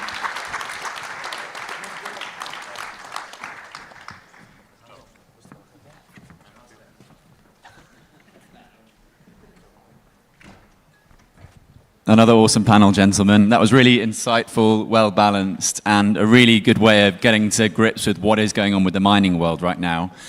I actually tried to spend this winter mining Bitcoin, and as you might have been able to tell, I'm not the brightest. I'm definitely more towards the mid-wit / 80 IQ plebs end of the spectrum. I did write about the findings on Cointelegraph, and I ended up heating my home with a Bitcoin miner as opposed to profitably mining with Bitcoin. But I think that's kind of the direction we're going, and we're seeing that. And just anecdotally, 4 years ago, I submitted a report to Bloomberg about remittances into Africa, and I was told off for writing about Bitcoin. 4 days ago, Bloomberg released an excellent documentary about Bitcoin mining in Iceland, which I actually do encourage everyone to watch. It's really, really well done. And that just goes to show that, 4 years ago, I was told off for writing about it. And here we are in 2023, and they're actually making these great documentaries about it. Now, we're now going to go over to layer 1, scaling. And you'll know Tadge from writing the Lightning Network paper, but he's going to talk to us today about Utreexos. Not to be confused with Christmas trees, which are obviously famous in Latvia, because Latvia was the first country in the world, I'm reliably told by ChatGPT, to invent the Christmas tree, and also hosted the first Christmas tree festival in the 1600s. Again, thank you, ChatGPT. But we're not talking about Christmas trees, we're talking about Utreexos. Please welcome Tadge to the stage for his talk about scaling layer 1 with Utreexos. Hello. Hi, everyone. Whoa, lasers. Cool. Green lasers. Okay. Hi, everyone. I'm going to talk about scaling layer 1 with Utreexo. So, quick intro. I'm Tadge Dryja. I've worked on Bitcoin stuff for a while. The Lightning Network with Joseph Poon, discrete log contracts, which there was a little talk early this morning, Utreexo. And I come to events so that people can bug me and ask questions. So definitely when you're out there and stuff, be like, hey, what about, and do crazy ideas, because that's the fun part of this. I was at MIT for a number of years, and now I'm at a company called Lightspark. Okay, so Utreexo is actually a few years old. I think the paper was 2019.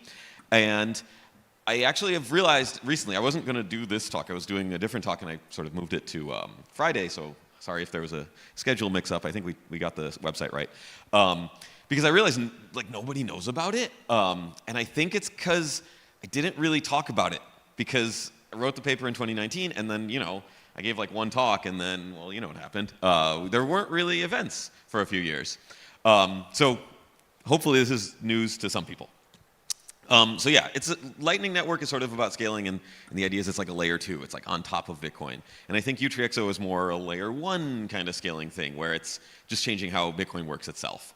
But even though it's a layer 1 change, there is no change needed to Bitcoin in the terms of consensus, right? So it's not something miners need to know about, and actually people are using it today, on testnet, but you can use it today with no opcodes, no forks, no sig hash. You can just start using it, and you can use it and no one knows you're using it. The other people using it know, but otherwise it's very transparent. So in that sense, it's something like the silent payments changes, where no one sees it except the people who use it.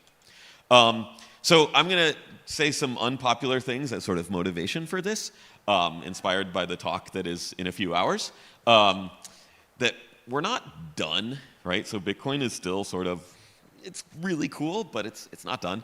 I don't think Bitcoin is inevitable. A lot of the people working on Bitcoin sort of don't like that idea that Bitcoin is inevitable, because it's well, why am I working on it? I work all day. If it's inevitable, I can just go have fun, and Bitcoin will take over the world. But I think we still have to work on it. And I sort of think that SegWit and Taproot and Lightning Network, it's not really enough. And to me, ossification is means you turn into a bone, and that. Oh, it looked way cooler on my font. Oh well. This is like a cartoon skull. Anyway. And so also inspired by the unpopular opinions in Giacomo's yesterday, I had to put some memes. So there we go. So I don't know if people are aware of this quote. This was the first thing anyone ever said about Bitcoin. on the mailing list. So Satoshi posted, hey, I've got this idea, post the paper. That's the first thing anyone ever said, unless Satoshi told his friends, which probably didn't because it's all anonymous. But yeah, I don't know, like we're still dealing with scaling. And this is why I think we need something like Utreexo. Even with what we have now in Lightning, you could fit maybe 5,000 open and closed transactions per channel, per block. And that's like really optimistic if no one's doing anything else and everything's like perfectly coordinated. So if you pencil that out, it's like, okay, in theory, if everyone has like a channel and they open and close like once a year, you could have like 200 million, but really there's no way to get there. So I think it's probably like maybe 100 or realistically more like 20 million, which is a lot, and if 20 million people use this and have like their own keys and manage their own channels and do all these things, like that's cool. But it is this like not quite enough. And so these things conflict to me, right? There's these sort of memes, ideas, whatever. It's like not your keys, not your coins. And then there's also this sort of idea of ossification. And do we need both of those? So like it's if everyone needs their own keys, you can't really ossify, right? We don't quite have a system yet where we can support billions of users that all have their own keys. So that's why, to me, it's like, yeah, we need to change these things. We need to scale this. These things conflict. We might have a situation where, okay, Bitcoin works, it's ossified, it's stable, but like we can use it, but the other people who aren't yet at this conference cannot use it. And it seems kind of unfair. Maybe that's how it works. And as someone who has got into Bitcoin in 2011, it's like good for me, I guess, if I'm part of this group, but it's not as welcoming to people. And I think it's just, yeah, we need to keep changing this. I feel like it's sort of an IPv4 problem, where we're close enough that we could ossify, but still far enough away that it's painful. So like IPv4, if you're aware, it's 4 bytes long, and so there's 4 billion addresses or so. And IPv6, which is sort of the new version that everyone's supposed to upgrade to, and has been supposed to upgrade to it for 2 decades. I remember learning about it in high school, and I was like, oh, IPv6.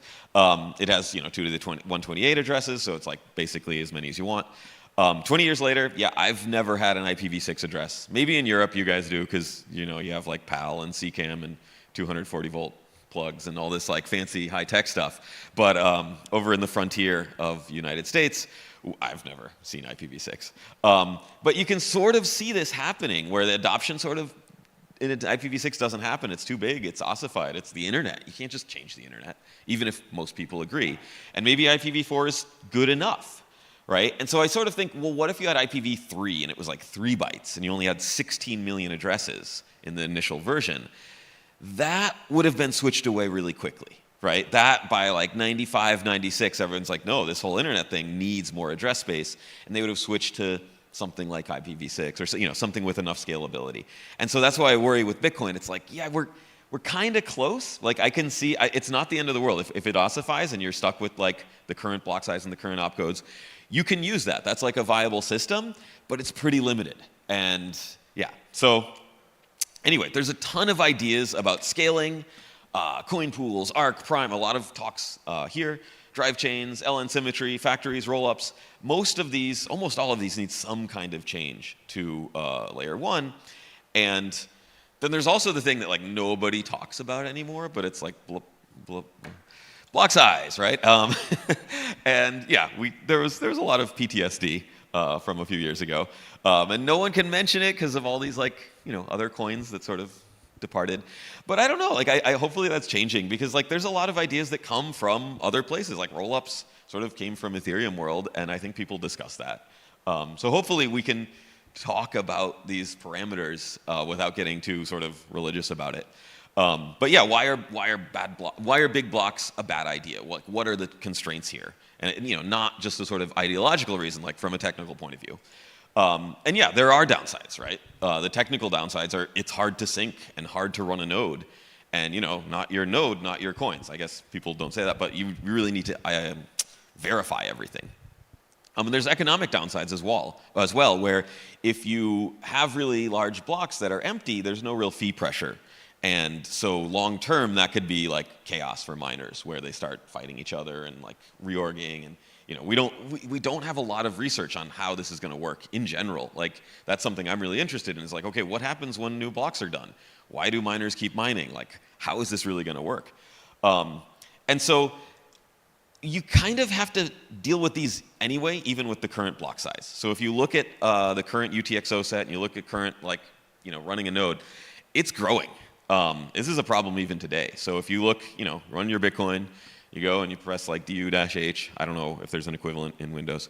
It got cut off a little. But basically right now, or this was 2 days ago, we got about 537 gigs of blocks and about 7.5 gigs of chain state. And these are two different things, right? So the blocks is the blockchain. It's the history of every transaction that's ever happened, including all of your own. And the chain state is the set of the coins that still exist, right? So the UTXO set, or unspent transaction output set. So that's what you really need, right? This is the part that you need to know if a transaction's valid. So if someone's saying, hey, I'm giving you a Bitcoin, you're like, great, I check, is this Bitcoin in my chain state, right? The inputs they're spending in their transaction, check if they're in there.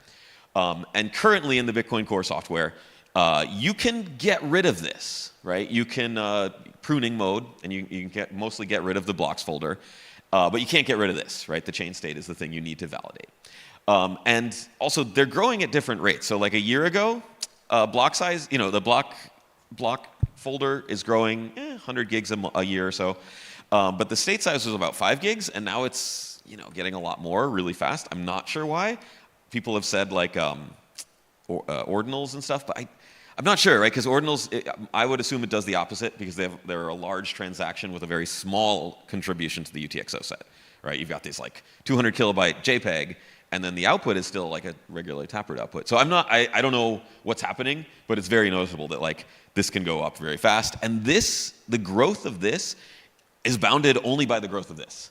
Worst case scenario, you have like, okay, 1 megabyte a day, 1 megabyte a block, 145 megs a day, and it could all go into new chain state, in theory. Like, it doesn't, but, so we got, and this is also, this is like disk IO heavy. So like this, you basically put on your hard drive or something and you don't really deal with it. This is like the bottleneck, right? So yeah, UTXOs are where Bitcoins live. They're not big, they're like 70 bytes each. There's a lot of them, so if you have coins, you've got some UTXOs. And I would say it's the bottleneck in running a Bitcoin node. And so the whole idea behind Utreexo is it's like, okay, well, this is kind of an inefficient system, and we all know that like, blockchain's inefficient, but everyone keeps track of everything. So if you're running a Bitcoin node, you've got my UTXOs in your database. And like, cool, I have a couple of UTXOs, and everyone's keeping track of everyone's wallet in some way. But it sort of seems like, yeah, why not just keep track of your own UTXOs, and when you're spending your money, you prove that it exists. Right now, we have a proof in every transaction where we sign with our private keys, and we prove that we own the coin, and that we're sending it to where we want to send it. What Utreexo does is it adds an additional proof, right? It's not just proving that I own this coin and that I'm spending it. It's proving that this coin exists at all. And really, what it's proving is that you saw it a few months ago, or weeks ago, or whenever, and you put it into your database and then deleted it. Right, so that's the way this works. Basically, you make a giant Merkle tree. So I'll very briefly show how it works, but the basic idea is put the whole UTXO set into a giant Merkle tree, but the standard Merkle trees don't support addition and deletion, right? These are static things. So this is a tweak to how Merkle trees work, which supports adding and deleting things. So if you want to add stuff, here's a normal Merkle tree. The way it works is you hash these two things together to get this thing, and hash these together to that, and then you can sort of prove, like, everything's sort of committed to here. So if you change anything on the bottom, it's going to change the top. If you want to add some, you just say, okay, well, I only keep the root. And in Utreexo, we keep all the trees perfect. So, like, if you add a leaf, you add a new UTXO to the system, you say, okay, well, I can't fit this into this tree, so it's just separate on its own. And then when I add a new leaf, I say, okay, well, I have two here, so I can stick those together and make another tree. And if I have a thing here, I say, okay, well, I have to have its own like little tree there. And if I add to 8, I can make a parent there, and a parent there, and a parent there, and toss all these orange ones away and just keep the top. And so this is a technique to add things to the Merkle tree, which works well in Bitcoin. You see new transactions coming in, you add to it. The trickier part is deleting, which Utreexo does in another, fairly straightforward way. The nice part is when the only time you need to delete something in Bitcoin, like a UTXO, is when it's getting spent, which is also the only time it's going to get proven, right? You don't really need to prove coins exist other than spending them. So what's nice is you sort of couple these operations with Utreexo and say, well, I'm going to prove my coin exists and delete it. And you need the exact same data for both, which is convenient. So let's say my UTXO is down here, and I'm spending this coin too. And the proof for that is 3 and 8, right? So you hash 2 and 3 together to get 9, you hash 9 and 8 together to get 12. So the proof is 3 and 8. Given the knowledge of 3 and 8, what you do is you just move 3 up to where 9 was, and then you just hash 3 and 8 together to get a new 12. And so everyone can do that when they see these proofs, which they need to verify. So you forget all but 12. And so that's sort of the general mechanism, and that code's working well and stuff.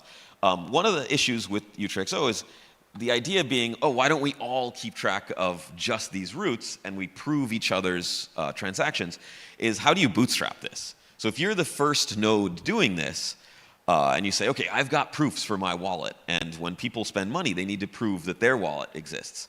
No one's going to give me that proof, right? If you're just running your normal Bitcoin software, no one's heard of this. There's no software, right? You're the first.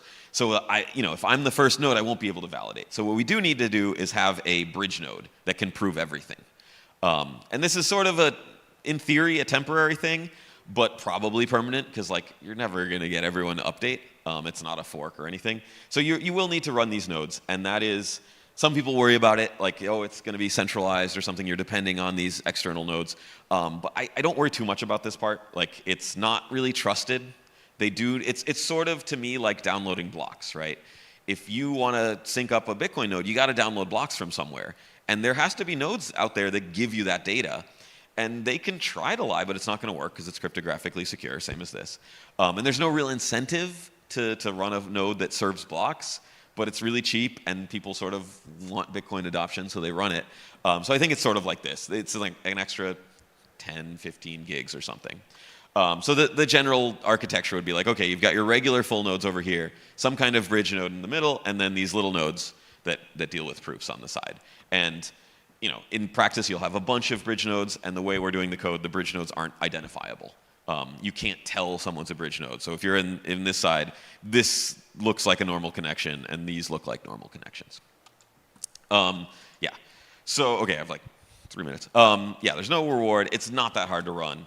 The biggest downside with Utreexo is proof sizes. So it's a trade-off, right? You now can shrink down your full node to a kilobyte in space, which is really good. It makes things really fast. But you're now going to have to download these extra proofs.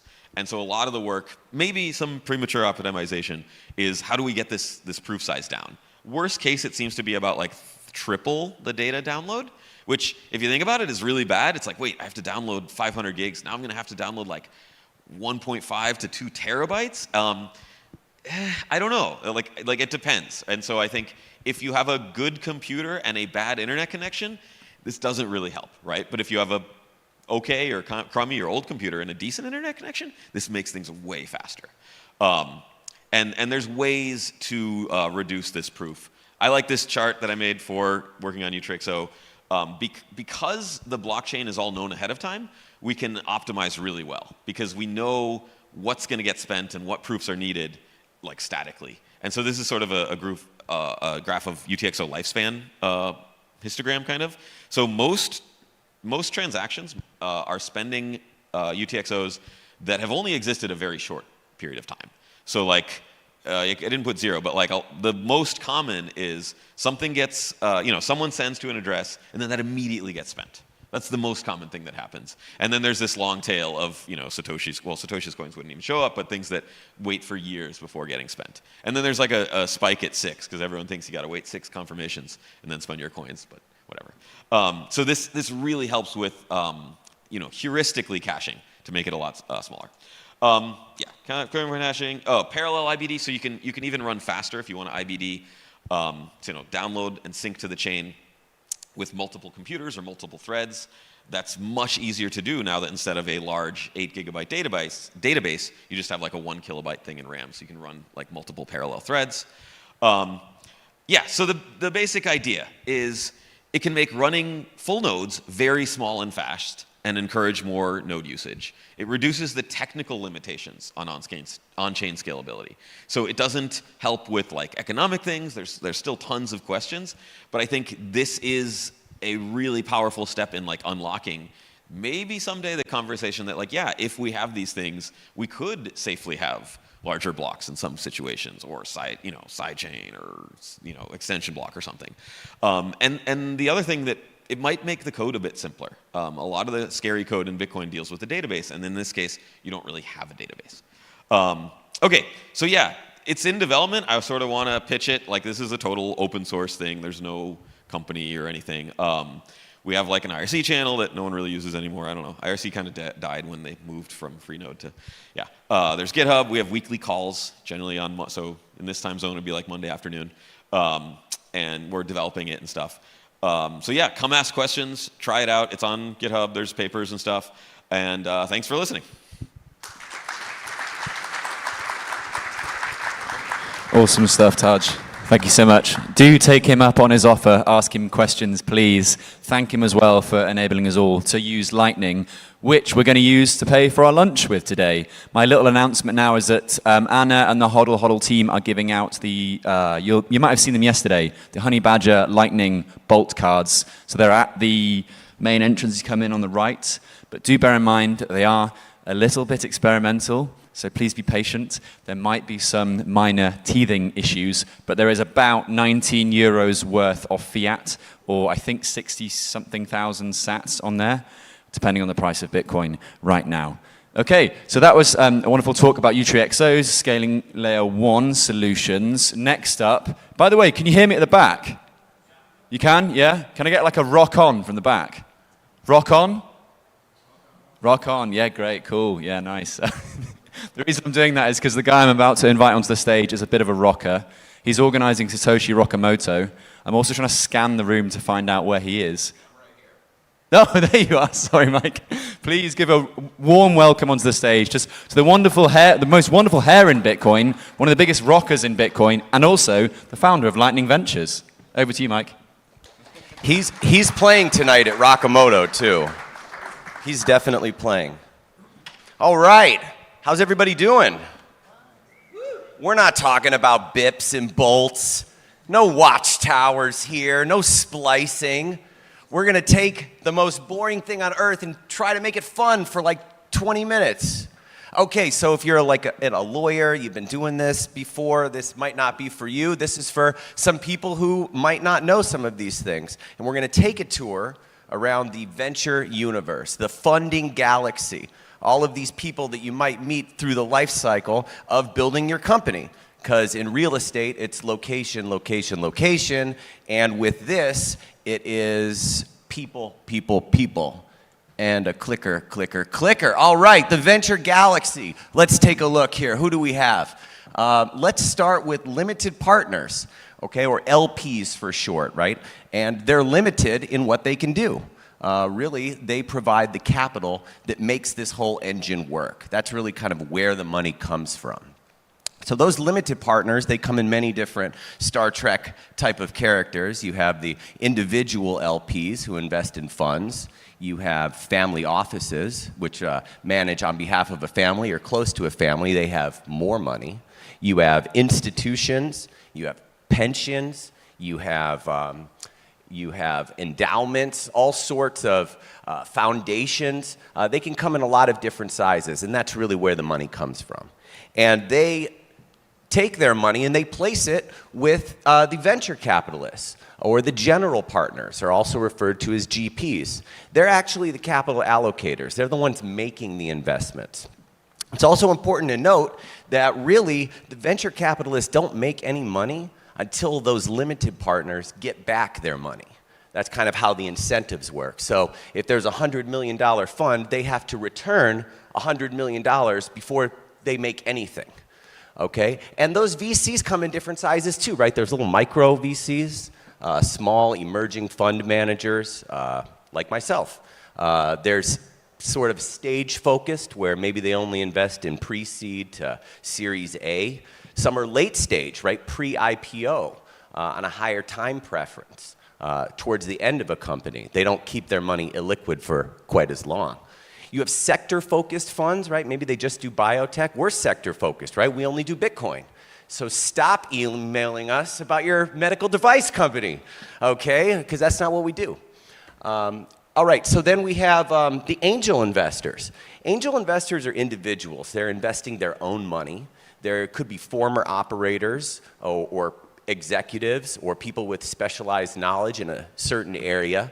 But most importantly, they're investing their own money.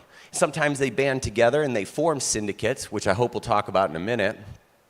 You have accelerators, incubators, studios, lots of words for kind of these early groups that come in before the VCs, at the earliest stages, to pour fuel and fire and growth onto some of these companies, and often sometimes even start those companies themselves, right, and have a more meaningful role in them in some of those earliest stages. Okay, you have advisors, people like Giacomo Zucco or Rockstar Dev or any one of the amazing, outstanding people that's here at the Best Bitcoin Conference every year. They often advise companies and help them for return of some equity or some options in the future. Okay, you have public crowdfunding sort of platforms like Seedrs is a European one that you guys may know out here.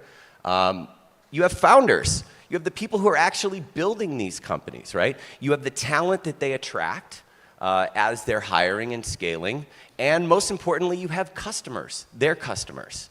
Okay, and then your friends and family, of course, who are there all along the way.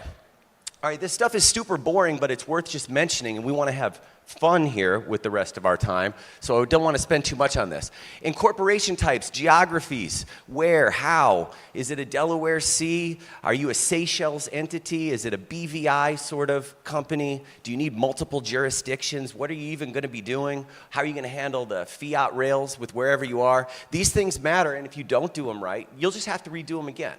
So you might be in a rush in the beginning when you start your company and think, oh my God, I want to incorporate as quickly as possible, and that might be okay, but then when you go to get that first real round or that first real check, you might actually delay it by having to go back and fix a whole bunch of stuff. Cap tables, options pools, what does it mean to have a clean cap table? How many people are listed there? Does that send the wrong signal to an investor? Does it even matter? Do you want to take a bunch of money from a bunch of different people? Options pools, right? When you make that first VP of engineering, those first big hires, you're going to need equity. So you want to make sure that you at least create a sufficient options pool to give out to all of the badasses that are about to come on the team. Okay, what's in your data room? Does it matter? Who do you share it with? When do you share it? You know, your articles of incorporation, maybe founder agreements, right? There's vesting schedules for founders. There's a lot of things that would be there, maybe like a very primitive pro forma of your company at the very beginning, articles of incorporation, all that good stuff. Okay, types of instruments, safes, equity, debt, how do they convert? Does it matter? Not for today, but eventually you really want to understand these things. It's really easy for a founder to just kick out another safe note, kick out another safe note, kick out another safe note, and then all of a sudden you do a priced financing and you use a calculator and you realize you own much less of the company than you thought. That happens all the time. Term sheets, wires, and signatures. Term sheets is a whole alphabet soup, man. There's a lot of stuff going on in there, and that's not for today. Wiring, signatures, oh my. All right, retaining counsel. You know, we've all seen My Cousin Vinny, and that movie, I don't know if you guys have seen My Cousin Vinny, actually, but the movie works out very well with Joe Pesci's the attorney, the family relative. It works out for the two Utes who get off in the end, but that's not who you want representing you in your first financing as an entrepreneur of a company. You don't want your friend who does divorces or like the real estate attorney, okay, or a litigator going in and representing you in those documents. And that's because, well, first off, like on the VC side, on the investor side, they've done this 1,000 times. They do this all day. So you're going to put somebody in there who's really more likely to frustrate the other side and also kind of expose that they don't know what they're doing and this isn't their forte. The red flag for the investor is if we're having problems at this point in time, okay, in the life cycle of your company, it just displays that you don't have the capability to find appropriate service providers for your business at this point in time. And we haven't even gotten started yet. With attorneys, you know, it's not one size fits all. You know, you'll have an attorney who can get you through your first financing round. That's a very specialized skill. And then you'll have an attorney who does your corporate contracts that you deal with more often. And those corporate contracts are actually what will make or break your business, right? So you're Phil Jackson of the 1995 Chicago Bulls, okay? NDAs. NDAs are really pointless. You know, idea insurance. And it's kind of also a red flag. There is no market for ideas, if you think about it. Where would you go to sell an idea? Everyone has them, and they're ultimately worthless. And by putting an NDA in front of an investor, you're basically showing him or saying that you know, overvalue ideas and you undervalue execution, which is the main thing to take out of it. You can't copy passion. You can't copy execution and actually building shit. Okay, that can't be copied. But your ideas can, and honestly, a lot of VCs just don't sign them. We don't sign them, and they're ultimately pointless. Okay, so we're on the move here. Okay, let's go through some of these rounds of funding and see the attributes on here. Okay, so your first stop, or the first stop for most people, is friends and family. There they are, Aunt Mary and Uncle Bob, the college roommate. Yes, easy money. Let's go get them. So experience-wise, you know, they can't really do a lot for your business, right? Maybe you have Uncle Adam back out there. And that's another story. Maybe he can really help out your lightning startup. But normally they can't. They can't do much for your business. They don't have much experience with these type of things, which is great because you want their money. So it's great that they don't know what they're doing because then they'll give you their money. But when it comes to capital, they don't have a lot. Not normally. You might have a rich aunt. It's not in every case, but generally, the friends and family round don't have a ton of money. But what they have, you can get very quickly because they act fast. No complex negotiations here, you know. Very flexible with the terms, mainly because they don't really know too much about what they're doing. And they're not very likely to invest again. Not hard and fast rules, but generally they won't. And the wild card here on the positive side is you get a lot of support. You get a lot of support from friends and family that no matter how great that VC is or your advisor is, it's never going to be like a friend you've had for 30 years. It's never going to be like a blood relative. So they can give you a lot of that support that you need that you can't get elsewhere, but it can also make for some very awkward holiday dinners and gatherings together. You know, these are relationships that you might not want to ruin by taking their money and having to deal with that. Also, you know, what's always funny is when a friend or family member, after they've invested, they say to you, hey, I'm thinking about cashing out, because they don't even understand what they invested in, right? There is no cash out. Usually the second investment you'll get is from angel investors. Angel investors can operate on their own. Maybe they're investing $25,000 or so. They probably have some expertise in that area. Maybe they're a former founder. And you can have really good luck. You can have really good luck. A good angel can really make your business, especially at these earliest stages. They can provide a ton of experience. Now remember, your mileage may vary here. Okay? They're not all the same. They have more capital than Aunt Mary and Uncle Bob, which is nice, and not quite as quick with the speed, but serious angel investors do close quickly, and they invest quickly, and there's usually not too much waiting. A little less flexibility. There might be some negotiation there around some of those. Maybe there's a side letter or two, or something else that they want to negotiate, but this is still not, there's no blood here at this point. And then future funding, not likely. You know, maybe an angel investor will invest again, but most likely not. Okay, the wild card. You can get very lucky. Maybe you get an angel investor who has so much knowledge with what you're building that he can open the door for you and do a ton of cool stuff. That could happen. I love luck. Luck is great. But they can be annoying. They can be annoying as all hell. I mean, you could take a $25,000 check from an angel investor and he could just be a huge pain. All right, VCs. Oh, VCs, I hate them, right? Fucking rent-seeking losers. But they can really do a lot for your business as well, and they can open the doors to other capital introductions.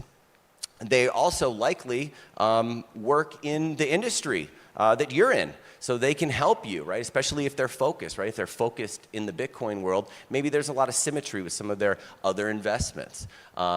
They have the most capital out of anyone that we've seen here as far as coming in with a 7-figure check. You're really only going to get that from a VC. They take forever, and it sucks. How long they take, they might have some extensive due diligence questions that they might want you to create a dashboard to look at some KPIs that you're not really looking at. And you know, sometimes they don't even give you an answer, and it's absolutely terrible. But that is the truth. And you know, no is the second best answer to yes. A quick no is something that a VC should give you. And it's also a no for now. And we'll talk about that. It's not a no forever. But what they often do is they get in this situation where they get this free call option on your business, right? Where, you know, they won't give you a yes or a no. They'll kind of hang back, see if the round comes together. Maybe some interesting people end up coming in that they want to invest in, and then they invest last minute. And that's not very nice, okay? They shouldn't do that. Okay, they're likely to invest again as they're looking for winners and their incentives are aligned with you. The wild card is powerful. They can do a lot for your business, but they can also be controlling. You'd say experience, they know a lot. They might know too much. They can often forcefully invest in your next round, even if you necessarily didn't want them to, right? They could enforce some pro rata rights. All right, accelerators. Oh, by the way, all of the scores for these are 21, by the way. I forgot to mention that. So for the accelerators, wow, it's the latest YC batch. It's the hottest thing ever. Who got into Wolf? What's going on? That's what they're doing. And they invest not only capital, but time into a select number of companies through usually scheduled cohorts throughout the year. Usually for a certain kind of hefty percentage that they'll take of that company. And they put you through a boot camp. And they provide access to other capital introductions with people in their network. And it can give you a lot of wind in your sails for heading down the line. And it also can just level you up just as a founder. You can learn a lot from these accelerators for maybe your next company or the company after that. I mean, it's a fair amount of money. But really what the money comes from is the introductions that the accelerator can make for you and then you closing those investments after the accelerator. It's usually not the $250,000 that YC is going to put in your company. It's everything else in the intros that come from it, and then you do the work. Speed, well, we're just having some fun with these numbers and attributes here. But you know, you have to go through their program. You have to apply. You have to get accepted. Maybe it's 8 or 12 weeks. It's not like a super quick thing. You don't just bang it out in a week, and you have to wait for the schedule. And they're not very flexible because you're applying for their program, okay? So what can they be flexible with you on? Their program that starts on this day in this city, and if you don't like it, tough. All right, so then future funding, it's not likely. Accelerators don't invest again. The wild card, you get all kinds of FOMO, and that is very powerful. But you're also back in school, and maybe you're already building your company, and maybe you don't care about all this stuff, and you didn't sign on for all this homework, but now you're stuck having to deal with it.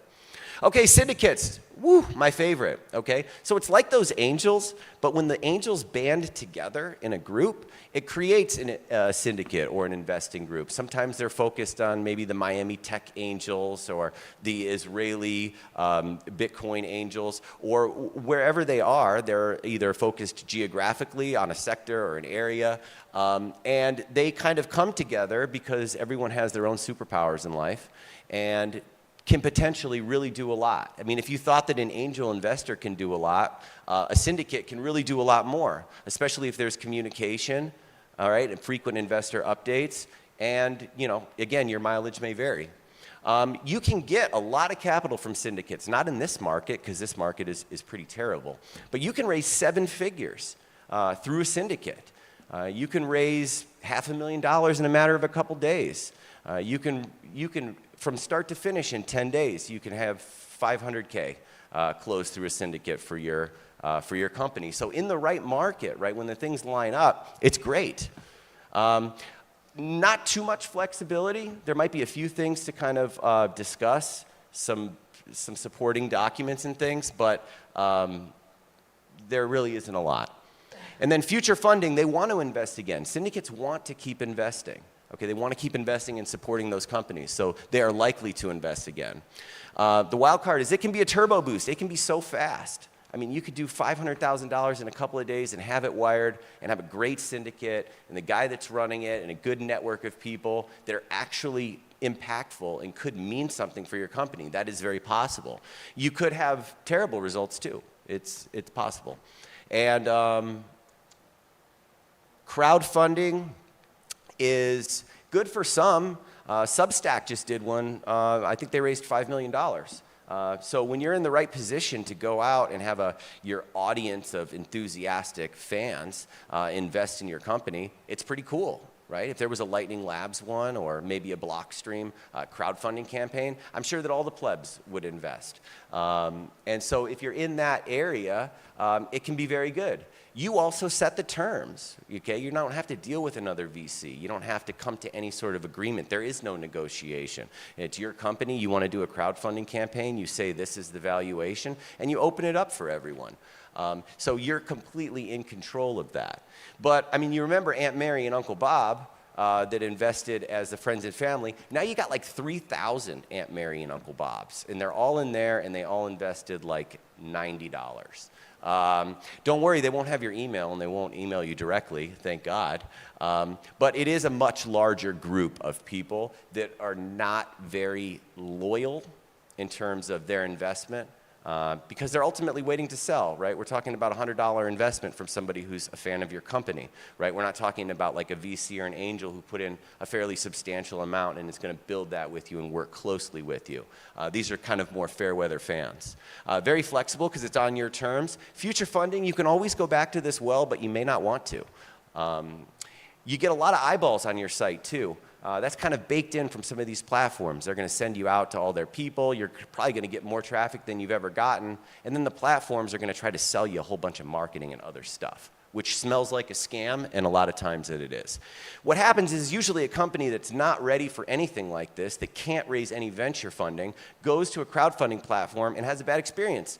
They raise $65,000 and the crowdfunding campaign takes half of it, and that's where they end up. It's not usually like Discord. Who go out and do a crowdfunding campaign and raise millions of dollars kind of as a way to show their network. Okay, so investor matchmaking, swipe right. Target fundraising goal. Okay, so like you have to think about how much money you want to raise. That's the main thing. Know how much money you want to raise and then know what you're going to do with it. Okay, milestone-based financing. That's what you want to think about. Does it get you to 5,000 downloads? Does it get you to your first paid customers? Where does it get you? And then you can raise more money. We're going to raise $1.5 million to get us 18 months. You know, in a high growth, frothy environment, that stuff works. But in this type of environment, it's all about profitability, defense, and getting there. Okay, so think about what you want to raise and where it gets you. Okay, so what do you want with aligned values? Okay, make 3 lists of investors. Make the best investors that you really want to work with, and then you have that middle list, and then you have the investors kind of that you still want to talk to. Okay, work on the B list first. Work in the middle. Start pitching. Start going through. Really refine it. Don't go out for your first pitch and get Jeff Booth on the phone. You know what I mean? You work out some kinks on the B and C row investors first. And when you really align your values with a VC that you like, you have to know that you got to keep the small stuff small, right? You're not going to be involved on all the small stuff, and it allows you to really get involved when it counts. Okay, it's not a transaction, it's a relationship, okay? Don't come at it like a transaction. You know, somebody says, hey, it's nice to meet you. We're raising 2 on an 8 pre, and we're this and that. Like, that's not how it is. Like, it's a relationship. Like, make it personal. You know, I hope to be with our founders for a long time. You know, you make memories with these people. Are you going to get invited to their wedding? Are you going to invite them to yours? You know, these are not quick turnover deals here. These are long-term relationships with people, and you should approach them that way. And, you know, life is too short. It's too short for us as VCs. It's too short as founders. There's like a million things that are trying to kill you every day. Like, you are just going through your day. You know, they say an entrepreneur sleeps like a baby. He wakes up every hour and a half and cries or whatever. But, like, that's, you know, you don't want to work with shitty people. Don't just take someone's money. Nobody's money is worth it, you know? Think about it. Do the test. Would I answer this call at Sunday night at 9 p.m. if that VC calls you? You know, those type of things. Would you get out of the bed to answer that call if it was an emergency? And work with people that you genuinely like, you know, because life is ultimately too short. And I think that's it for me, guys. My time is up. So my company is Lightning Ventures. If you want to learn about investing in Bitcoin startups for low minimums and get started investing, we're trying to provide access to people so that they can support some of these awesome Bitcoin companies that we all know and love. And if you're a founder looking to raise money, we have a syndicate and a small pilot fund, and that's what we do. That was awesome, buddy. Awesome stuff, buddy. Don't forget to... Oh. And he's going to kill it tonight at Nakamoto. Like he says, exactly. Thank you so much, Mike. That was fantastic. Do speak to him. Do consider investing in... Do consider investing in Bitcoin companies, as that's also how we grow the pie. I've been told that the panel is here, but I want to play a little game anyway. It'll only take 2 seconds. I want to prove to you all that Bitcoin has a culture, and you're going to finish the phrase for me to prove that there is that culture. So I'm going to start saying the phrase, and you're going to finish it. Please, could you say it loudly for me? Could you, like, shout it back? So the guys at the back, please shout very loudly so I can hear you. So, great, thanks, good start. So firstly, Chancellor on the... Nice. Cypherpunks write... Yeah, journalists write lies. Sorry, that wasn't on there. Have fun staying... Do you accept... What? Lightning. Oh, yeah, okay. That also works. There is no second... Well, there is no second best. Not your keys, not your... Cheese, yeah, or Andreas Antonopoulos, the original one. I'll see you in the... Oh, there are some Stephan Livera fans in here. Nice. Coming loud and clear from Stephan. And Odell one. Stay humble, stack. Good. Don't trust. We're getting a bit louder. Come on, guys. There's only 3 more to go. We are all... And the second version, we are all... In a bit, or we're all hodling up for the, you know, the thing last year. And the final one for Max, really loudly, please. Baltic Honey.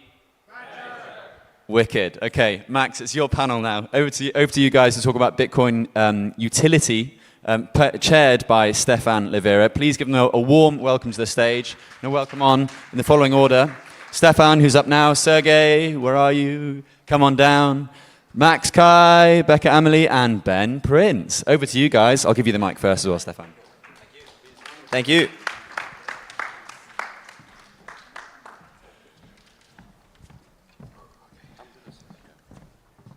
Okay, so we're here to talk about Bitcoin utility. Let's just do super quick intros so everyone knows, you know, who are you and what's your company or what are you mainly known for? Who's going to start? Okay. Yeah, let's go. I like this. So, obviously Baltic Honeybadger, but we are launching Debify, which is a non-custodial lending platform for institutional type of liquidity, so in short. And also HODL. My name's Ben. I started OpenSats and the Bitcoin company. One lets you donate to open source contributors, and the other lets you spend your Bitcoin and earn Bitcoin rewards on everything.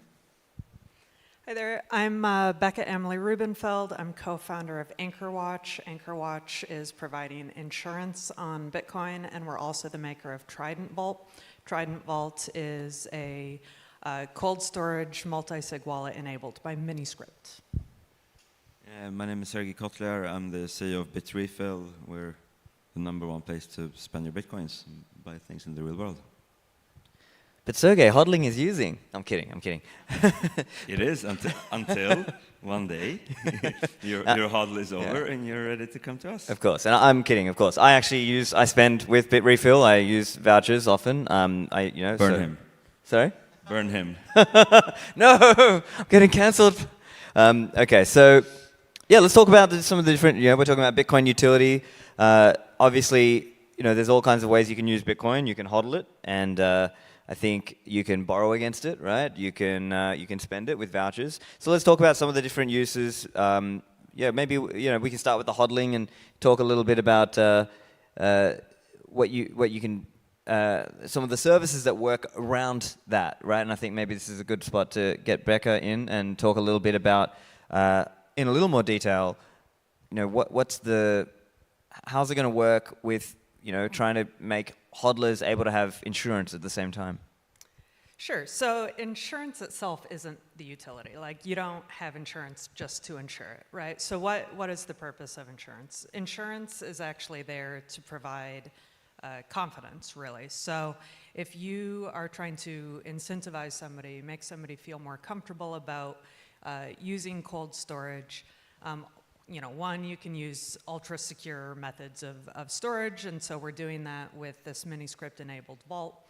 So you can, bring up a confidence level so high, and then insurance is this layer on top of it that says, ultimately, if something goes wrong, you can be indemnified, you can receive a benefit payment that allows you to go and restore the amount of Bitcoin that you've lost. And so we view this as really a confidence-building tool that encourages perhaps new entrants into the space. So certainly if you're an existing Bitcoiner, it can provide that backup plan, that peace of mind. That's great. But additionally, let's say you're a TradFi guy, you're somebody who's looking to diversify their portfolio, maybe considering adding Bitcoin. It really is just that, I understand it. Insurance is, boring, but I understand it. And so we hope that it will continue to increase confidence and bring new entrants into the market. Great, and then I guess you can probably another thing off of being a hodler. You're part of what your company, and obviously I know Rob and yourself are really big on Miniscript, and it's like this idea that you can code certain spending pathways, and inside those spending pathways you can have certain conditions. And as those conditions can, I guess, give you more confidence that you're not going to lose your coins. And so I guess that's, like you're saying, it helps the hodlers be confident that they won't screw up, basically. Yeah, absolutely. So, Miniscript uses key hierarchies, it uses time locks. So Rob, for sure, loves to talk about Miniscript, what it can do. In terms of kind of how we're combining it with insurance, it really is bringing traditional compliance and governance and putting on chain. So let's use an institutional use case. If you're a company just thinking fiat, perhaps you have a rule in the company that the CFO needs to sign off on a transaction before you can spend a lot of money. With Miniscript, you can put a key hierarchy in place that says, this particular key holder must sign. And then you can bring in these time locks that say, but if that key holder loses or damages their key, if they get hit by a bus, with a time lock, after a certain amount of time comes in, additional spending conditions become available. And so really, we're just taking a very traditional concept, compliance and governance, and it can be encoded on protocol. So it just gives more and more kind of layers of confidence, again, which we hope encourages, self or supported custody and investments in the asset. So I guess, just throwing that to the panel, like in terms of how we are, doing self-custody and using Bitcoin these days, I guess people are just doing it the hard way right now, right? Whether that's as a company or an individual, maybe you have like a multi-sig for the company, but maybe for individuals, they're just, just using standard setups. Does anyone else on the panel have anything to add there in terms of things like Miniscript and the utilities there? No? Yeah. I would say I'm really excited about OpVault, what James O'Byrne is working on. It's really scary as a business owner, or like at OpenSats, we custody all of our donations in Bitcoin. It's a lot of Bitcoin. It's really scary. There are options out there like AnchorWatch or Unchained, or there's a few multi-sig options, but having that kind of like final fail-safe, I think is a really big next step that basically every company could use right now, but no one is using because it just isn't out there. So I'm excited about that. Yeah, okay. And when it comes to, I think probably a natural next spot is when you're hodling and you need to borrow against that, and I think that's probably an interesting spot for Max to elaborate a bit there on the borrowing use case or the collateral use case, perhaps. Well, yeah, obviously borrowing is a use case for hodlers as well. It allows you to hold your Bitcoin without selling it. It's also in many countries and regions non-taxable event, which is a good thing. So yeah, I think it's one of the best cases for Bitcoin. As I said previously during several panels, like we have proven to mass market probably that Bitcoin is a perfect trading asset, right? You can have huge amount of liquidity, 24/7, markets just work. And I think the next big step is proving that Bitcoin is actually a very good utility asset in terms of traditional finance. And these people usually are very horny about lending, bankers and all this type of guys. They like lending money. They like earning extra interest. Now we as a community, as builders, we need to provide them not only, there's a use case already. There's a lot of Bitcoiners across the globe who don't want to sell. They want to buy real estate. They want to buy more Bitcoin. They want to, whatever, finance the wedding or tuition fees. So now we just need to provide them with the proper tools. And yeah, lending, in particular, borrowing against your Bitcoin when it's locked into multisig is a good way not to spend, to hold at least one of the keys to the multisig, and to avoid taxes. Yeah, that's interesting as well. And if you could comment a little on the term of the lending that you're looking at, and you just explain a little bit about how long your the loan periods can be for that. Yeah, so we already have running lending platform, which is micro lending platform, which is built on top of HODL. The Debify will be a bit different. We are planning to extend the term of the loan up to 5 years, so you will be able to borrow against your Bitcoin and do a loan up to 5 years. Because we had some of the requests, obviously, they want a full cycle, right? Yeah, people are, a lot of people actually think in low time preference, so they don't want to sell. And I heard a theory a couple days ago that one of the guys, he calculated that if you want to borrow for 4 years, because usually if you hold Bitcoin for 4 years, then most probably you will be your position will be profitable. So he's like, I like what you're doing, 12 months is okay, but would you mind extending the period? And I said, okay, sure, yeah, Debify is coming up to 5 years, you can do that, and you can plan a long-term strategy for that. Yeah. And I think the fascinating thing about that is if you look, there's an interesting site by my friend, I think Louis Liu from Mimesis Capital. He has a website, I think he funded it, maybe he didn't build it, but it's called pricedinbitcoin21.com. And if you look on that, and you look on the 5-year basis, priced in Bitcoin, housing is down. Stocks are down. Bitcoin is just, so it sort of makes sense as long as you can avoid liquidation. So I guess that's kind of the important caveat, right? Yeah, we don't liquidate people, but well, it happens sometimes, unfortunately. But we try to provide a lot of different tools how to avoid liquidation. You can do partial repayment, you can do early repayment, you can add a bit more to collateral, and with all these tools, you can actually balance your LTV ratio, so avoid liquidation. But unfortunately, there's certain amount of people who gets liquidated, because like, you know, it's like you need to think upfront. You know, when there's a bull market, everyone is smart, right? But you need to think upfront that when you're borrowing, you need to be very careful with how much Bitcoin you put into collateral, actually.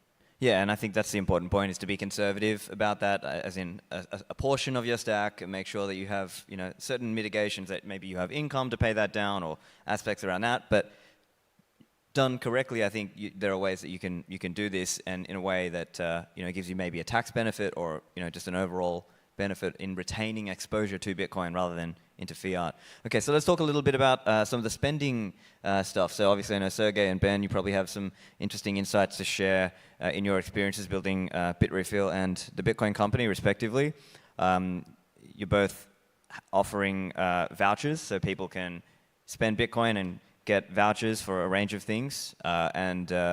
So let's hear a little bit from you, Ben. Can you tell us a little bit about what you're seeing? What are the typical uses for customers of the Bitcoin company?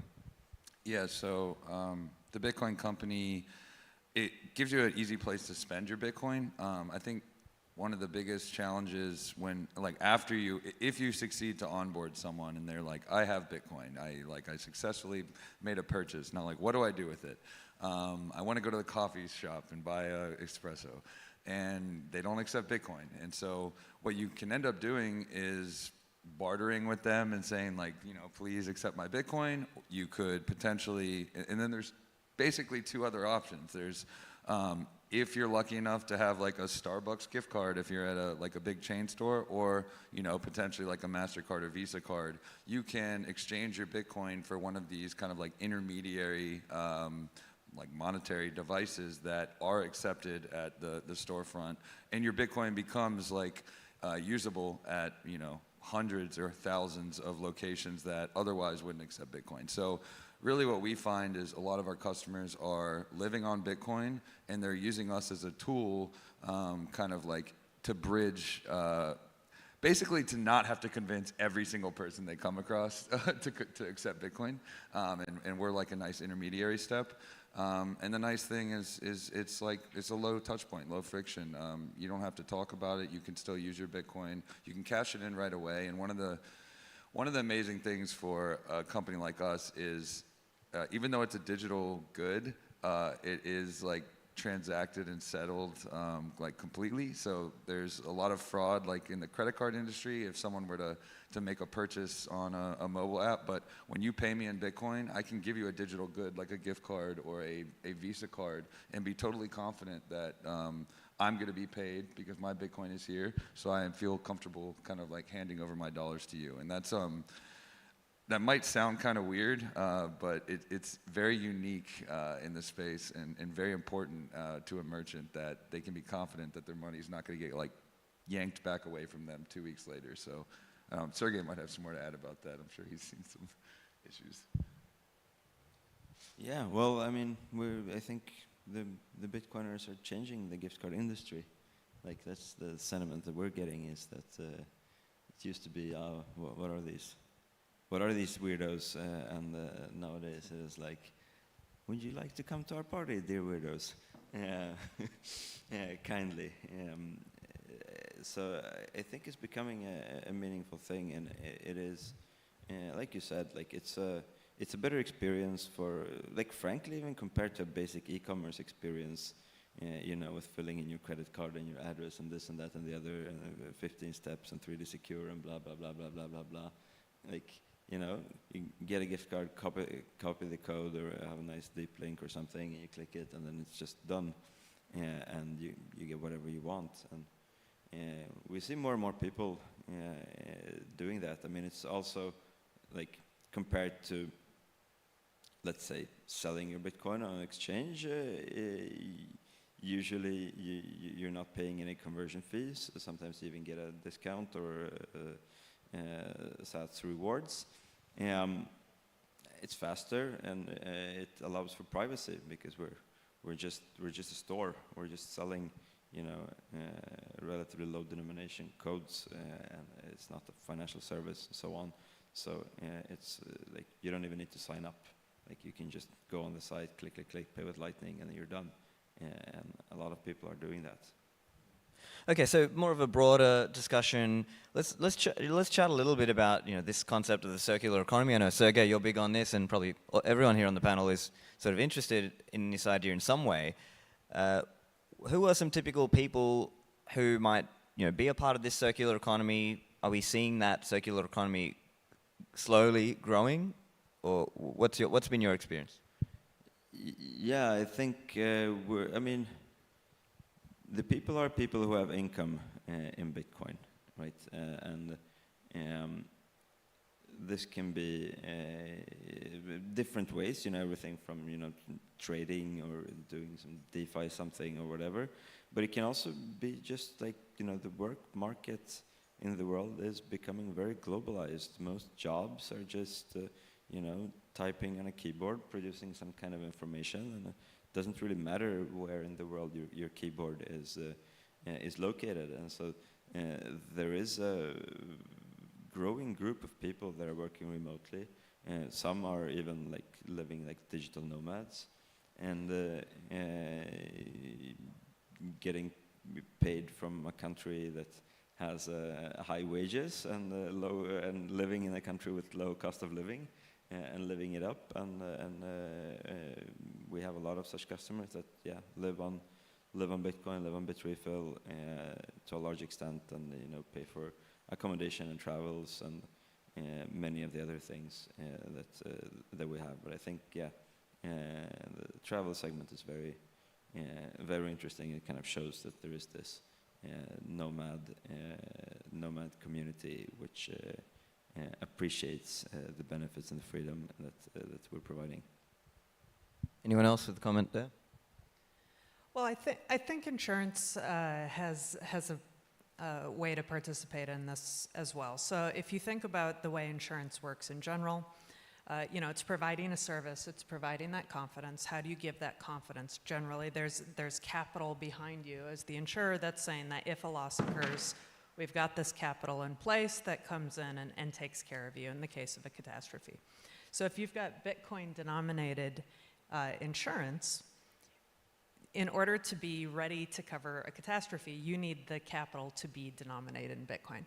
So the capital allocator can be holders of Bitcoin. So we're providing a service, that confidence to the industry, to holders of Bitcoin, and then separately, investors or other holders of Bitcoin can actually underwrite that insurance risk. And so as a reward for underwriting that insurance risk, they're given returns denominated in Bitcoin. So providing a service, providing that confidence to holders of Bitcoin, and in exchange, investors are given the opportunity to put their Bitcoin to work and get returns denominated in Bitcoin.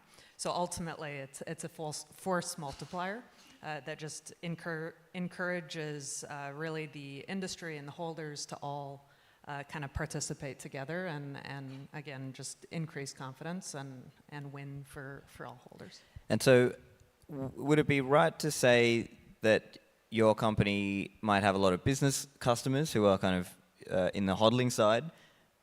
Would there also be individual customers of AnchorWatch, or is it mainly a business focus? We will serve both sets of customers. So we will probably be in market first with retail customers and then commercial customers very quickly to follow. But yeah, we'll serve them actually through two separate policies. So we're going to have a USD denominated policy that will actually be in market first. So that, for example, would be you have $1 million policy. And we're doing the USD denominated policies primarily to access traditional capital markets as that underwriting behind us. For those fiat-minded people, Yep, exactly. And also to support kind of TradFi, publicly traded companies that are really looking for that very well understood. And then we'll also have a Bitcoin-denominated product quickly to follow. For the true Bitcoiners. Exactly. So I mean, that's something we're super excited about, this whole opportunity to be able to provide returns denominated in Bitcoin, give investors the opportunity to put their Bitcoin to work. That's super exciting. And then we think it's just the ideal product for the asset. You don't have the fluctuation of the asset value to deal with as we do on the USD denominated. Yeah, interesting. And I guess obviously people are going to have, probably some people are thinking about the concern around, okay, yield, that's like a red flag, as in looking at what's happened over the last year or two. But perhaps that's an area where you have to sort of do that education and allay some of those fears in terms of, where is the yield coming from, as Alan Farrington might say. But in this case, you can point to that more clearly where it is. Well, so really the existing previous ways of where the yield came from is almost always some sort of rehypothecation strategy, right? So it's some sort of risk trade that provides returns. When you're underwriting insurance risk, you're by definition underwriting risk. So it's certainly not a risk-free investment, but it's an investment based on actuarial data vetted by other actuaries, and then as time goes on, as the product has been in market longer and longer, the quality of that data set just improves and improves. So if you're an investor, you're like, all right, I can put it over here. You guys are going to trade it. Let's hope you do a good job trading it. Let's hope it doesn't go to zero. Or we can go over here, invest it in something that's very documented, that's very researched, that's had, frankly, credentialed people really analyze the level and severity of potential risk and invest that way. So it's a very transparent source of risk that you can go into with open eyes. Well, maybe, Max, you might have a similar kind of situation in the Debify and in the hodl lend case. But again, it's a clear sort of, I'm lending this money and I'm earning, it could be stablecoin typically, right? Yeah, it could be stablecoin. Well, on hodl it's only stablecoins. But on Debify it will be stablecoins and fiat. And but on Debify, only institutions will be able to provide the liquidity. So basically, we have two end users on Debify. On one end, there's institutionals who will be providing the liquidity, both traditional ones, and both are crypto institutions or Bitcoin institutions, such as trading desks, crypto funds, whatever. And on the other side, we'll have borrowers, obviously those who own Bitcoin. Again, could be a private individual or could be a legal entity like trading desk. And of course, those who provide liquidity, they kind of earn yield on top of Bitcoin. But it's like, it's the same way that you're earning yield as a bank earning yield when they just take money from one person and give money to another person. So it's not actual yield on top of Bitcoin. Bitcoin is just used as collateral and as an underlying asset for your loan. So that's kind of, and you're earning yield not on top of Bitcoin, you're earning yield on top of fiat or USDT or USDC, whatever, in whatever currency you provide the loan. In terms of winning confidence, I think that's maybe another area where obviously the point in the cycle can drive how many people are interested, whether you're getting funds coming in interested or whether it's banks and financial institutions. I'm curious if you guys have any comments on what you're seeing there, maybe at an institutional level. Is it right now maybe there's not so much confidence and once the price comes up then there's going to be more interest, or are you still seeing, even now you're still seeing interest? I'd say from my perspective, so I used to work at Visa, and we worked with a lot of banks and fintechs that were adjacent, specifically like to the crypto space. And maybe 2 years ago, there were 25, 30 banks in North America, and that were like open or receptive to partnering with Bitcoin companies or as they say, crypto companies. They've started, I think, to adjust and started to differentiate Bitcoin from crypto. I think as a result of a lot of scams, a lot of rug pulls, and basically the consistency that Bitcoin has put forward while everything else has kind of fallen away. That being said, after the FTX debacle in February of this year, basically every single bank or every fintech kind of pulled way back from Bitcoin and crypto in general. Now, again, I'm hoping that like over time, Bitcoin can start to separate itself and kind of rise to the top and be like a different risk profile than these other assets, crypto assets.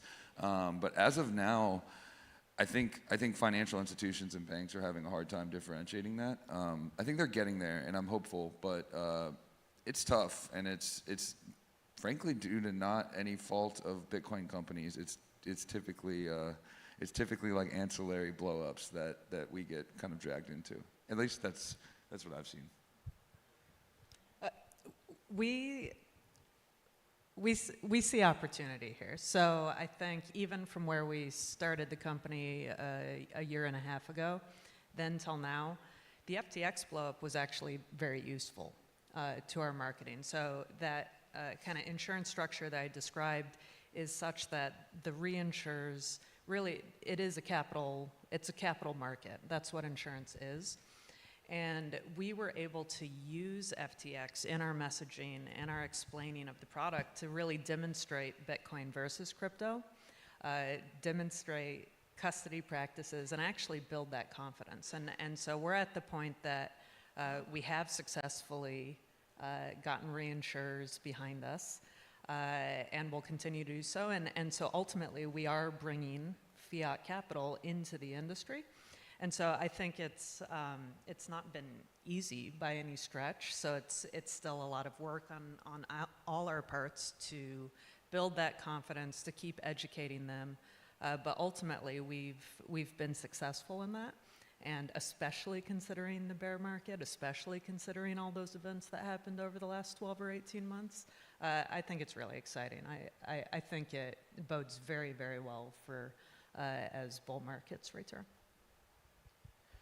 Are there any other use cases we haven't touched on? Is there anything else you guys can think of, or you think that's, I guess one other interesting thing I'm just kind of thinking, and even just reflecting, it's almost like at the end of last year, because like the market was crashing so hard, the volatility, there was just so much still, even though Bitcoin was down, there was still a lot of excitement and news about Bitcoin. And it's almost like you need a bit of time for that to fade away. And then we have a little bit of an indifference period before the next kind of, crazy hype cycle happens again. And so it's almost like at some companies do well just in volatility. It doesn't have to be the prices going up, right? That, when there's volatility, maybe there's a lot of trading. So if you're a trading-based company, you'll see that. But perhaps other companies need a sort of secular uptrend to see more spending, maybe, like to see as an example. But, maybe if there's a secular growth narrative in terms of even if the Bitcoin price is going down, but there's still more people using certain services, whether that's vouchers or lending or other services, then that shows that there's real utility, per se. Anyone got a comment to offer?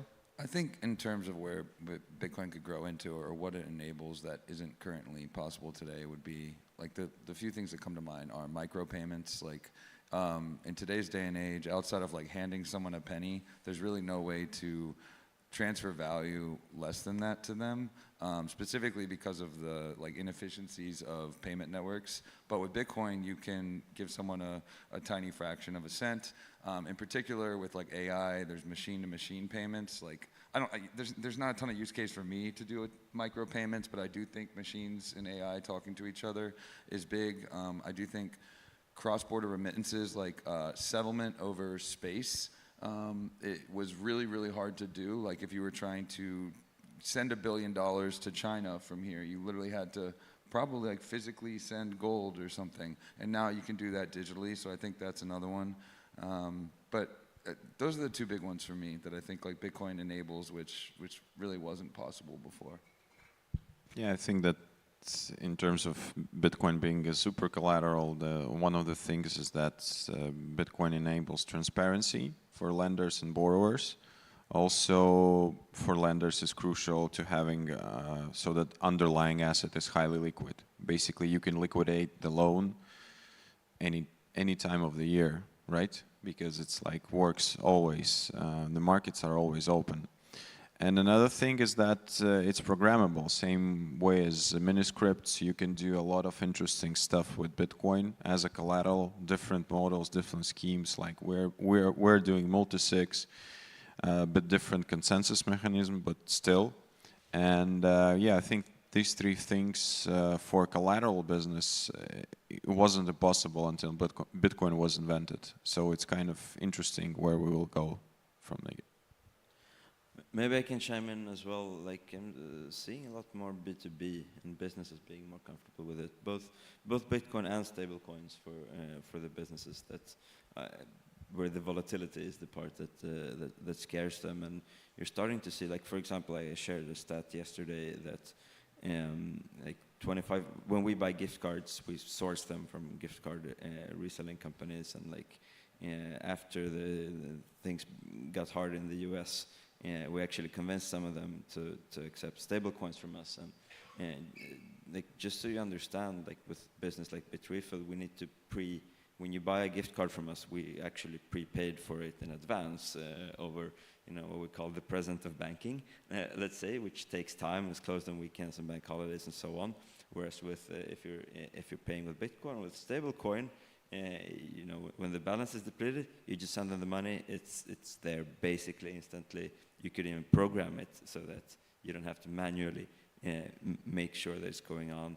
It can be automated on the other side, and everything is like just convenient and like very capital efficient. And we're starting to see companies see that and be comfortable with that. And I think that's really cool. And I think it's one of the strengths that we're not always just at the mercy of the banks, and please accept us with our anti-bank product, but rather like build our own thing and try to have an economy in that. Fantastic. Well, yeah, I think that's a great point about B2B uses being served. Bitcoin has many uses, whether you're a hodler, a spender, a borrower, lender. There's all kinds of uses there. That's time for this panel. So everyone, please put your hands together for Max, Ben, Becca, and Sergej. Thank you.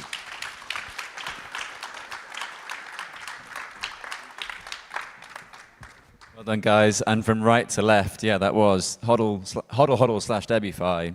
Then we had Ben, who's the Bitcoin company. Then we had Becca, who's Anchor Watch. And then we had Sergej, who was Bitrefill. And finally, on the end, Stephan, which is, I guess, the Stephan Livera podcast. Okay, I'm going to be very short and sweet with this next one. As I know, Roy's in the wings, and we're running a little bit late. Who here has made a Lightning transaction? Hands up. Who's made a Lightning transaction? Who's had a failure when making a Lightning transaction? Keep your hand up still. Who had that failure because their node wasn't online? Cool. So you're in good hands with Roy, as I'm pretty sure this is what your talk's going to be about, I hope. Please welcome Roy Sheinfeld to the stage, the CEO of Breeze, who's going to talk to us about online, offline payments. Welcome down. Do you want to use this? Thank you. Thank you, guys, and I want to thank Max and Anna for organizing this amazing, someone told me, the best non-technical, technical Bitcoin conference, so thank you so much. We'll talk in this session, we'll talk about Lightning user experience. Specifically, I want to focus on one of the biggest remaining issues in the Lightning user experience, which is offline payments, the ability to pay when the recipient or when there's also a use case where the sender is offline. So where's my clicker? So I'm with Breeze. We've been building non-custodial Lightning products for the past 5 years, almost since the inception of Lightning. And our goal, our mission is to bring great user experience to non-custodial Lightning. We think that adoption is a function of user experience, and if we'll improve the user experience of Lightning, we'll improve the adoption of Bitcoin. But we want to do that in a way that maintains all the characteristics and the properties of Bitcoin, meaning we want to encourage users to hold their keys. We want to do it in a non-custodial fashion, and we want to do it not trustlessly, but in a trust-minimized fashion. And that creates a lot of challenges. I actually copy-paste this list from a presentation that I gave in the Berlin conference back in 2019. And I must say, like, when I retrospect this list and went through the challenges that I presented 4 years ago, there's a lot of improvement, and we made a lot of progress. Like, I know the common theme now is to bash Lightning and start promoting drive chain for some reason. But we've made a lot of progress when it comes to non-custodial Lightning UX. Let's go over this list for a moment, and you'll see. So when we started Breeze, there were actually 2 Lightning wallets. I just said in my previous panel that I don't like the term wallet. I still don't like the term wallet, but I'll use it for the sake of this session. So there were two Lightning wallets, one from Eclair and one from Anton. I think a simple Bitcoin wallet, and maybe Blue Wallet had an initial implementation of a Lightning capabilities. And with Async and the Eclair wallet, and with the Anton's simple Bitcoin wallet, you had to manage channels. You had to transfer Bitcoin to your Bitcoin balance. You had to open a channel to a node in the network. You had to wait for the channel to confirm. This entire onboarding process of onboarding to non-custodial Lightning was kind of sucked. And only tech-savvy users were able to onboard to Lightning. And I called it zero configuration. We wanted to provide the user experience that would be seamless to end users. So we kind of invented the LSP concept, or Lightning Service Providers. Lightning Service Providers is the entity that connects end users to the Lightning Network, similarly to ISPs, to Internet Service Provider. There's a magical there's a magical entity somewhere in the network that plugs you to the network and provides you with a seamless experience of onboarding to Lightning. So I think that we were able to deliver on this promise, and we were able to provide a seamless experience to onboard to non-custodial Lightning. There are other issues, we'll talk about them, but at least users don't need to understand the concept of a channel.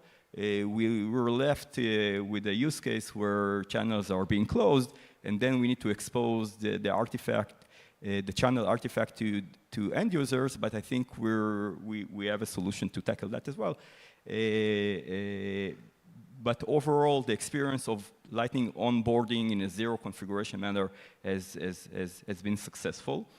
Receiving funds, the kind of the inbound capacity issue, also been solved by LSPs, not just by LSPs, also by technical improvements to the implementations, the ability to intercept HCLCs, the ability to open channels on the fly, the ability to use the liquidity of end users in order to fund this the newly open channel. This was this kind of solved the inbound liquidity issue. Yes, there are other challenges. We don't know how if it's a scalable solution. We don't know if we can onboard 8 billion users to the Lightning Network. That's all true. But at least for the initial rollout of Lightning, LSPs are a great solution. Zero confirmation channels are a great solution. G-channel, just-in-time channels are a great solution to solve the inbound capacity issue. Single balance, the ability to have on-chain capabilities and off-chain capabilities in a single balance. This is also solved. There are numerous techniques. One technique is the submarine swap that we use at Breeze. Whenever you receive a payment from an on-chain address, we submarine swap it to an off-chain, to your off-chain balance, and whenever you send to an on-chain address, we reverse submarine swap to an on-chain address, and you have a single balance that you can interact against Lightning invoices and against on-chain addresses. If you saw the new Phoenix release with splicing, splicing is another solution to tackle the consolidation of on-chain and on-chain. You can have your entire balance in Lightning, and when you need to do an on-chain payment, you splice out. When you want to receive an on-chain payment, you can splice in. A lot of progress was made, and I think that everyone that is using the latest Phoenix product understand that there's first a real solution for consolidation of on-chain and off-chain balances. There's always trade-offs, by the way. I won't get into trade-offs, but it's important to provide the best tool for the job. And I think the point that we're in, splicing does mitigate a lot of the onboarding issues. Effortless payments is something that I listed that combines two issues, basically. Offline payments that I'll discuss now, and another issue, which is routing reliability. I'm shocked at the success of Lightning. Not in terms of adoption, I mean in terms of reliability. I'm not sure how many of you here made Lightning transactions? Almost everyone. How many experienced failures? 30%. I didn't experience a single failure, and also it works really fast, much more reliably to what we expected back in 2019. We have internal statistics in the Breeze wallet. We have over 95% of success rate in routing payments. We're not there. We're not in the next 9. We're not in the 99.9999 reliability. I don't know if we can get there, but we're getting closer. Things are much better now. So I'll table the offline payments discussion, and I'll cover it in a second. Let's talk about the large payments. Large payments has been resolved. Yes, it's a factor of the liquidity in the network, but the mechanics of using MPP, the mechanics of using stuff like one-bot channel are in place to facilitate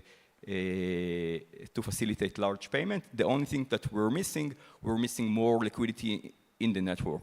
I think more liquidity is a function of the usage of the network, but that's a topic for a different session. Topping up from fiat, this is an area actually I think requires more investment, and I think there's a lot to be done when it comes to onboarding users directly from fiat. I think we're in the Bitcoin ecosystem, we're a bit kind of ignoring the normie, and we're not providing normies enough rails to onboard directly to Lightning. There's not a lot of brokers, I'm talking about Bitcoin brokers, that supports Lightning onboarding. I think we need to encourage that. I think we need to work on a standard, on a specification that will allow any Lightning wallet to integrate with multiple brokers and allow users in any jurisdiction, in any territory, to onboard directly from fiat. So I don't think we're there yet. At Breeze, we integrated MoonPay. MoonPay provides you a global solution, but it's an on-chain solution. So whenever you're onboarding through your credit card or your bank account, you still need to wait for confirmation. Empty balance, yes, I don't know how many of you remember. We used to have a challenge when it comes to zero channel reserve. You couldn't empty your wallet and kind of send the entire balance to a different wallet. This was resolved as well. So I would say out of these 8 points, I think we solved 6 and 6.5.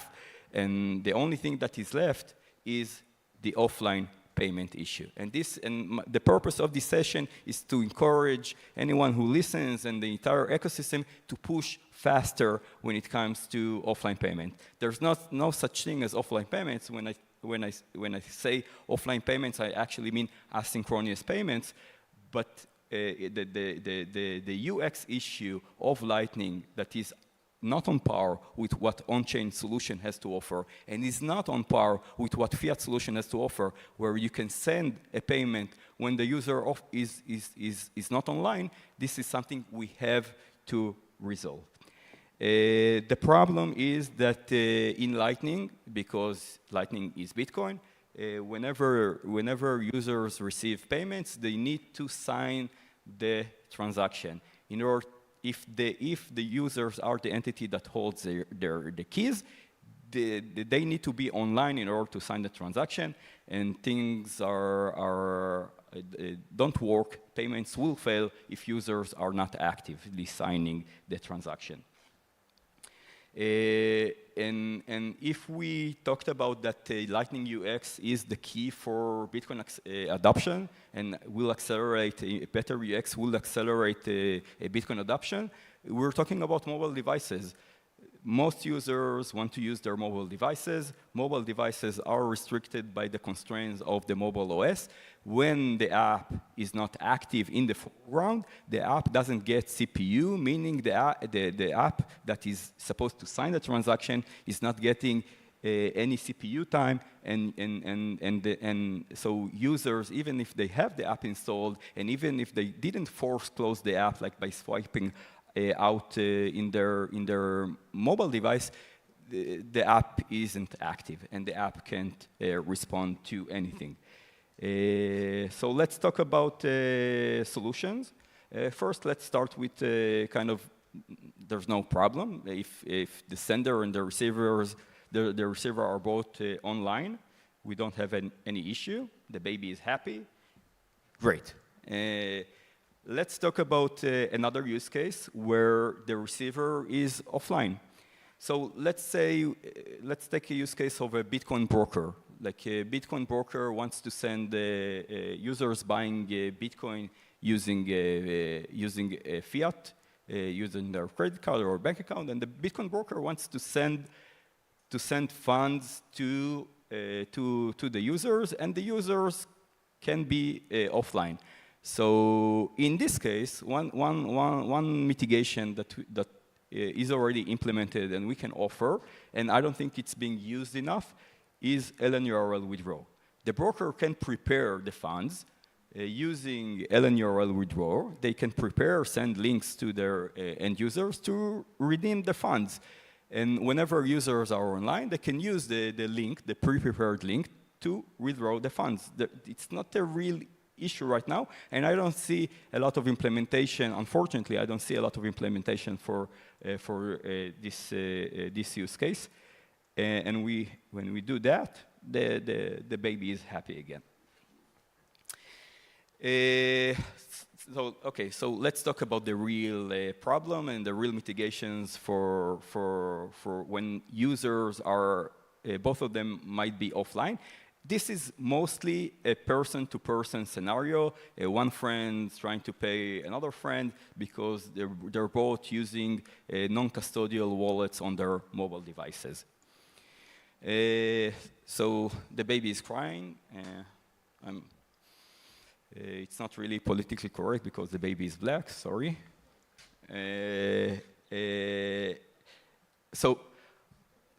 So let's ask ourselves, if both users are offline, we have that experience in our day-to-day life, right? When you want to make a phone call, the other users may not be, the person that you're calling to may not be available to answer your call, but we don't really have a problem when it comes to phone calls, right?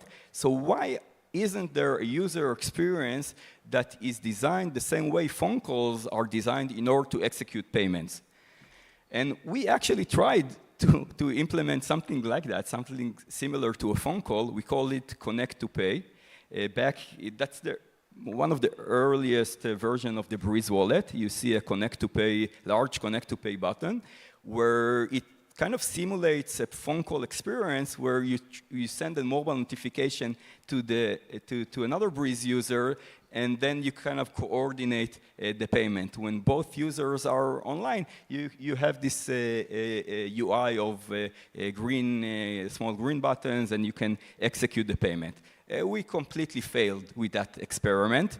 I think there are a few reasons that we failed. One is people don't do phone calls anymore as well. Like most of our communication, like the global trend of online communication is winding down.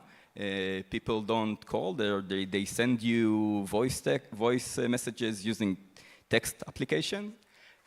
So it's a different generation, and the new generation, they don't want this online experience. Another reason that we failed is because we didn't even try to promote it as an industry standard. Maybe if Phoenix and Strike and other wallets would integrate this connect to pay functionality, maybe we would have succeeded to kind of pull it off and have phone calls for Lightning payment, but I take the blame on that. I didn't even try to push this standard because I thought it was doomed for failure. So this is something that failed. Another mitigation that we can use in order to facilitate offline payment is using the built-in mobile device capabilities in order to wake up the app in order to sign. This is actually something that we're testing at Breeze right now, and it actually works. There are new improvements in mobile OS that using mobile notification can wake up deterministically the mobile app in order to sign. I'm quite excited about it, but it solves a very minimal, not a very minimal, but it solves a minimal use case because you are dependent on the mobile operating system.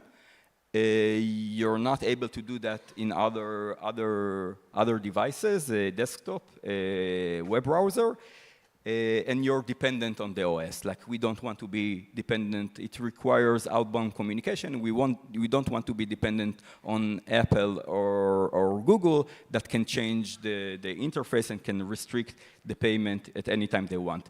There are also use cases where the device is shut down for a while and then the payment fails as well. This is a solution that I introduced in 2019. We don't have a lot of time, so you all know I hope you know how our regular Lightning payment works. The Lightning Rod, which Giacomo likes the name, but we weren't able to push it so much. The Lightning Rod uses a technique called hodl invoice to stop the payment and wait for the receiver to be online. Why the Lightning Rod doesn't work? Anyone knows? No one? Giacomo? No? Sorry, Max? No, it's not expiration time. What's the problem with the Lightning Rod? If there's a Lightning Rod in the middle of the route that waits for the receiver, why aren't we able to use it now? Like why people aren't implementing Lightning Rod in order to facilitate asynchronous payment? Because they're lazy, that's one reason, but the main reason is because the hodl invoice locks liquidity in the route, meaning it's not a solution that it is built for scale. I know there's a lot of solutions out there, RoboSats, like hodl invoice started to become popular. Guys, don't use hodl invoice. It's bad for the network. It's locking the liquidity, and it doesn't allow the facilitation of payments at scale. Hodl invoice are bad for the network. So what's the alternative? I'm running out of time. I don't know why the clicker doesn't. The alternative is a protocol that we're working on right now called asynchronous payments. Asynchronous payments I think Matt Corello came up with the idea. If we have an LSP, so if the problem with the Lightning Rod is that the liquidity is being held in the middle of the route, and locking the liquidity of the routing node to facilitate other payments, the solution that we need to implement, we need to lock the liquidity at the first hop, meaning when the sender is sending the payment, we need to lock the liquidity at the channel between the sender and the sender LSP. If the liquidity is locked only in the first hop, then there's no problem because routing nodes can do whatever they want with their liquidity, and their liquidity is not being locked. So how do we do that? First, we need static invoices. We don't have static invoices. We have Bol 12. Bol 12 is an interactive protocol. It requires you to fetch. It requires online interaction with the recipient in order to fetch kind of new information in order to be able to send payments. We have AMP that LND implemented, and no one besides AMP, besides LND implemented. And we have Keysend, which is very limited and don't support features like MPP. So we need to add to the Bol 12, we need to add static invoice capabilities. We need onion messages. We want both LSPs to be able to coordinate in order to facilitate the asynchronous payment, meaning what we actually need to do. LSP A needs to know, in the asynchronous payment protocol, what happens is that when Alice sends a payment to Bob, the payment is being held at LSPA. And LSPA is the entity that's actually making the payment once Bob is online. And in order for LSPA to understand that Bob is online, we need onion messages. There's also a lot of discussions around onion messages, but I think onion messages are a must if we want to improve the Lightning Network, as long as it's tied to payments and to payment-related actions. There's another piece of spec we need to figure out, which is store and forward, meaning Alice sends a message to LSPB in order for LSPB to notify Alice when Bob is online. So LSPB needs the ability to store and forward the onion message once Bob is back online. What's the downside of asynchronous payment? Privacy is one of the downsides. We don't want LSPA to know the recipient. We don't want the recipient to know the sender. We want to get to at least the level of privacy we have right now in a Lightning Network. That's why we need blinded route implemented in order kind of to obfuscate the receiver from LSPA, and we want to obfuscate Alice from Bob. We need trampoline payments because Alice can be offline as well. So the entity that is actually executing the payment and executing the retries is LSPA. So LSPA needs trampoline payment capability in order to kind of retry to pay to Bob. And we need PTLCs. Why do we need PTLCs? Anyone? Okay, we need PTLCs because we want proof of payments. There's no way to implement proof of payment with this specification without PLC because it's a static invoice. So you need one key that you'll be able kind of to derive multiple keys in order to have a multiple proof of payment, because the static invoice will be serving multiple payments. Thank you.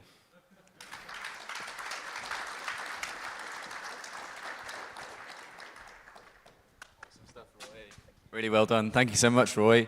A really, really insightful presentation. Do grab him and ask questions, because this is one of the only places you can do that sort of thing.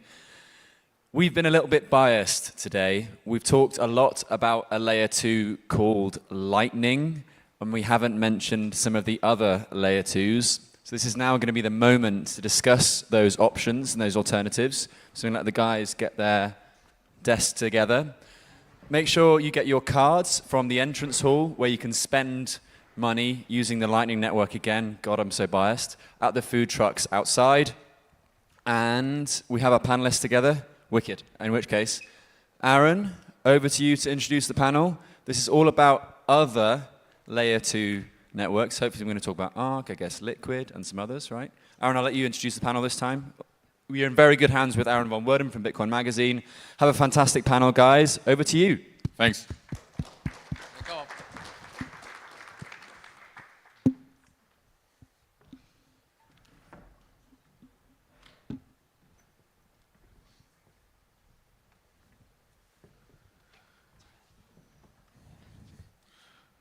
All right.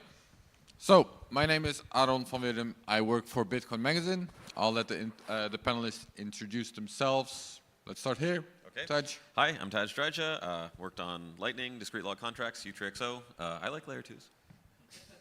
Hi, I'm Stephan Roose. Been at Blockstream for a while working on Liquid and currently kind of ARC enthusiast. Hi, my name is Maxim Orlovsky. I'm LNPPP Standards Association. We're working on layer 2 like RGB, Storm, and a couple of other proposals. So Adam Beck, co-founder of Blockstream. Blockstream has worked on a few different layer 2s, Lightning, Liquid, Fedimint kind of spun out from some work at Blockstream. And we're also working on Simplicity, which is a little bit related. Right. So, a couple of years ago in Bitcoin, we had a sort of the great scaling debates, the block size wars, which was a very tense period. And after that, this sort of debate about scaling kind of paused for a while. Lightning was there, people were building on Lightning, people got tired of fighting over block size increases, and it sort of, you know, died down for a little bit. And I think recently the debate has sort of resurfaced, that's been restarted. I think Anthony Towns had an influential blog post that a lot of people read about sort of long-term vision for scaling. And in a nutshell, I think the idea is if we want to scale Bitcoin to billions of users, one way to do that is to create all kinds of sidechains or sidechain-like systems with different type of trade-offs and sort of interconnect these over the Lightning network. So sidechains are connected over Lightning, and that's how we can actually use the limited scalability, well, yeah, build on the limited scalability of the Bitcoin blockchain to bring Bitcoin to the world. So there's a sort of debate started there. Is this the vision for Bitcoin that you guys subscribe to? Is this how you see Bitcoin moving forward? Are you on board with this? Who wants to start? Adam, go for it. So I like what Anthony Towns said there, which is I think that with the R&D of how to scale Bitcoin, the future is uncertain, right? The discoveries that will be found, we don't know about yet. People didn't exactly know Lightning would work when it was proposed, and there are very recent things that people didn't think about until recently. So evidently, we have not fully understood the programmability limits of transferring Bitcoin's main chain immutability and security to higher levels. And so I think the best we can do is to try and improve each layer and the base layer and improve the transference of security to layer 2s and see where it leads us. And you know, implementing things seems to be a great way to actually get things to the next step because it draws more people's attention and then they make follow-on discoveries from what's been implemented and proposed. So it's important to not stop at like an academic theory but to actually implement because that leads to more discoveries and ideas. To ask you a very concrete question, the Liquid sidechain, is that currently compatible with Lightning? Can you use Lightning, can you onboard to Lightning through Liquid, for example? So without even touching the Bitcoin-based chain, is that an option? Yeah, in a couple of ways. So Liquid is kind of a layer 1.5 in a way, in the sense that Lightning, core Lightning has support for Liquid for some years now, and so you can implement Lightning channels using Liquid Bitcoin on Liquid, and those don't directly touch the main chain. So one possible future direction is, you know, base chain, peg into Liquid, open Lightning channels on Liquid, and maybe that's not a bad trade-off because Liquid is, you know, not for cold storage, not for long-term storage, but for retail payments it's fine, and Lightning is an accelerator for a blockchain. So Liquid also doesn't scale because it's a blockchain. Another indirect way is Boltz has submarine swaps, and they recently added the ability to sort of trustlessly atomically swap in and out between Liquid and Lightning so that you can rebalance a Lightning channel without touching the main chain.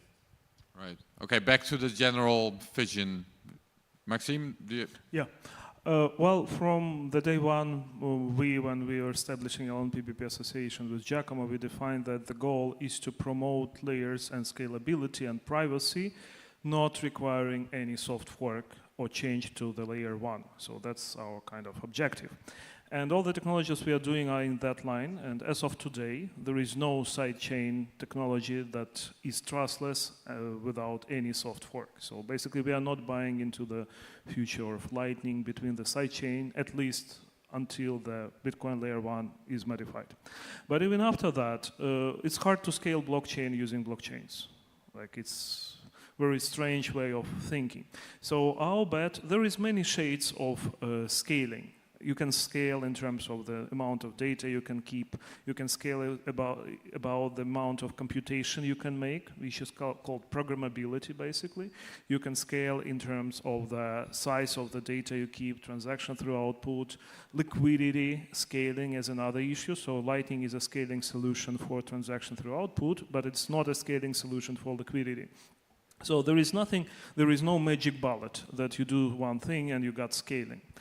And our approach to the scaling is using client-side validation, which is quite a different paradigm to both sidechains or blockchains and Lightning Network. And we think that it's a third crucial component which has to be added into the equation.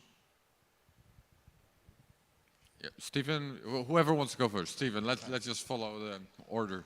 Well, I'm not here to promote anything, but but we'll lose track. I think we're still very early. Like, Lightning is very cool and is like a solution to many things, but people are realizing Lightning has its own problems. And recently, covenants have been back into the discussion as like a very prominent topic, and people are starting to realize what covenants can do, like in terms of off-chain protocols and stuff like that. And I think by looking at very small basic primitives we could add to Bitcoin or that could exist on Bitcoin, we can find all kinds of new protocols. And Arc is an example of that. Like, Arc is something totally different. It just came out very recently.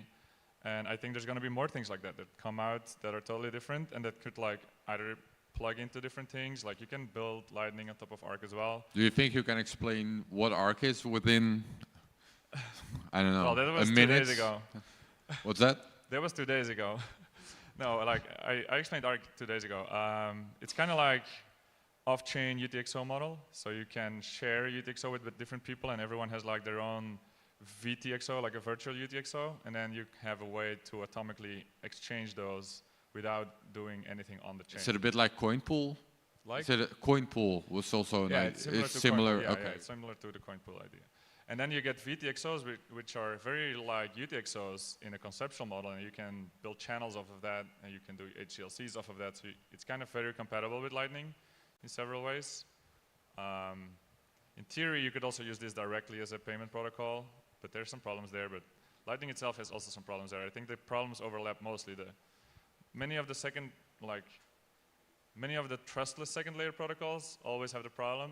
You can go unilaterally on chain, but the whole reason the second layer exists is because the chain is supposed to be expensive.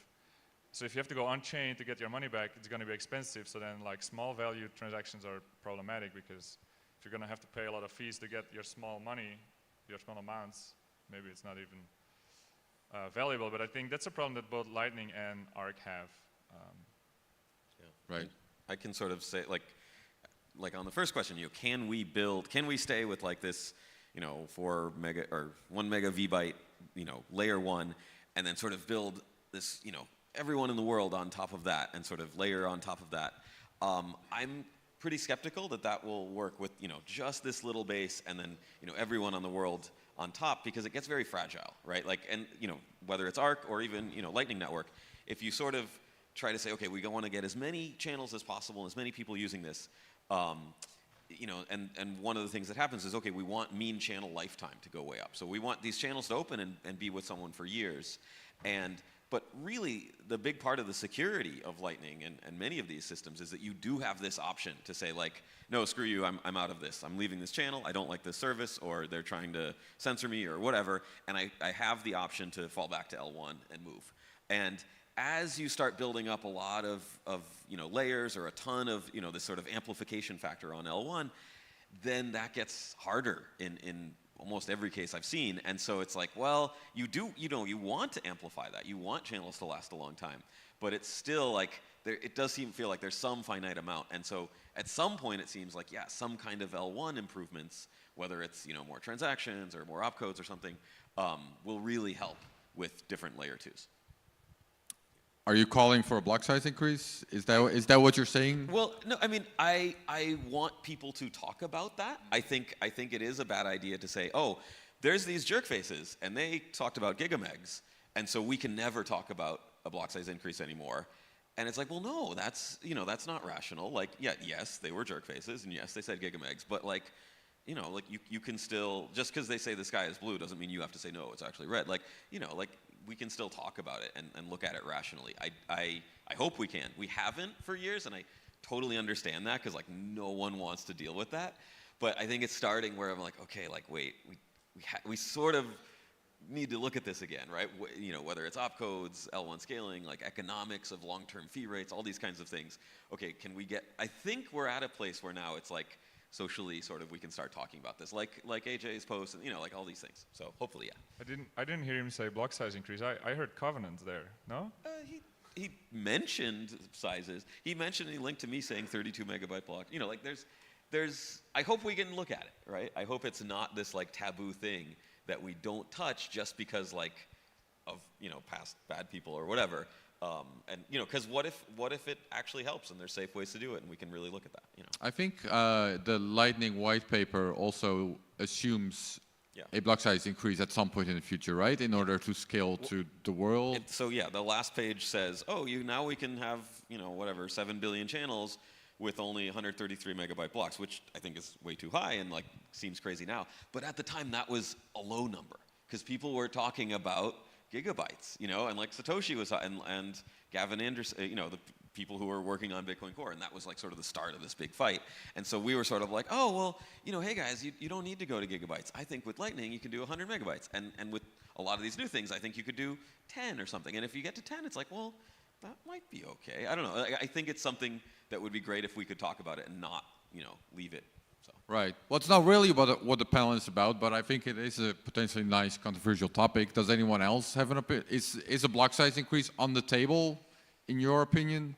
Adam? Probably pretty hard. Probably not anytime soon, but I think the current discussion, which has also been kind of on social media for the last few weeks, is sidechains, or the peer-to-peer version. There's a few different variants. The original sidechain paper, which was using fraud proofs, and then more recently the drive chain model, which has no fraud proof, so it's much simpler to implement and could probably be implemented in a number of different ways, including with governance. But of course, because it's simplified, it relies more on humans to counteract attempts by miners to steal the funds locked in it. So anyway, apart from those sort of mechanisms, I think it's interesting to think about the objective. And the original objective behind the sidechain was to try and find a way for Bitcoin to have modularity. So a loose analogy was operating systems like Linux. Originally, it's a purely monolithic kernel, and eventually they added user space drivers. So you could sort of have a kernel module that relied on some things in user space. So it basically made it easier to extend by making a kind of safe subspace or something. So, it's much harder to do that in Bitcoin because if you make like an extension block, for example, it's safer in some ways, but it's dangerous in other ways. If somebody makes a mistake in it and forks the extension block, they will fork Bitcoin, which we really don't want to happen.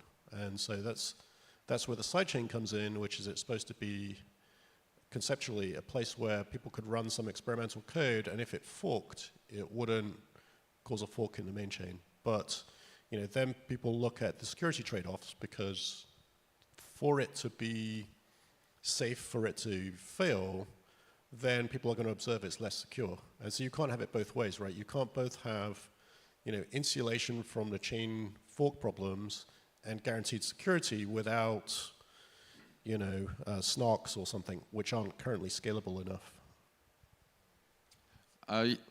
Do you want to add to that? Yeah. So sidechains have been a topic for a really long time, and people talk about them a lot. But the only sidechains I think we've seen, there have been trustless sidechain proposals, but none of them really worked out. And so the two big sidechains that exist are like Liquid and Rootstock, and they're both federated sidechains. And they're like, some people think it's a fair trade-off. Some people really don't like it. there's this group of people that are starting right now, and they're trying to build a total, non-federated sidechain, totally incentive-based, and they're using the new Frost setup where you have really big multisigs, and they're trying to build some kind of proof of stake protocol on top of Bitcoin. So you use Bitcoin as a stake, and if you behave wrongly in this incentive-based protocol, you lose your stake, and they're trying to build a sidechain on this protocol. Does this have a name? Yeah, it's called Botanix, and they're trying to build an EVM sidechain, which is why Bitcoiners will probably have a hard time listening to these people. But in theory, this thing that they're trying to build on top is called a spider chain, and you could build any sidechain with that. You could use elements, you could use green, anything that's interesting, and you could use this incentive structure that they're trying to build. I'm not sure it's going to work. But this is a way where multisigs come in, and you can actually try do sidechains in a novel approach.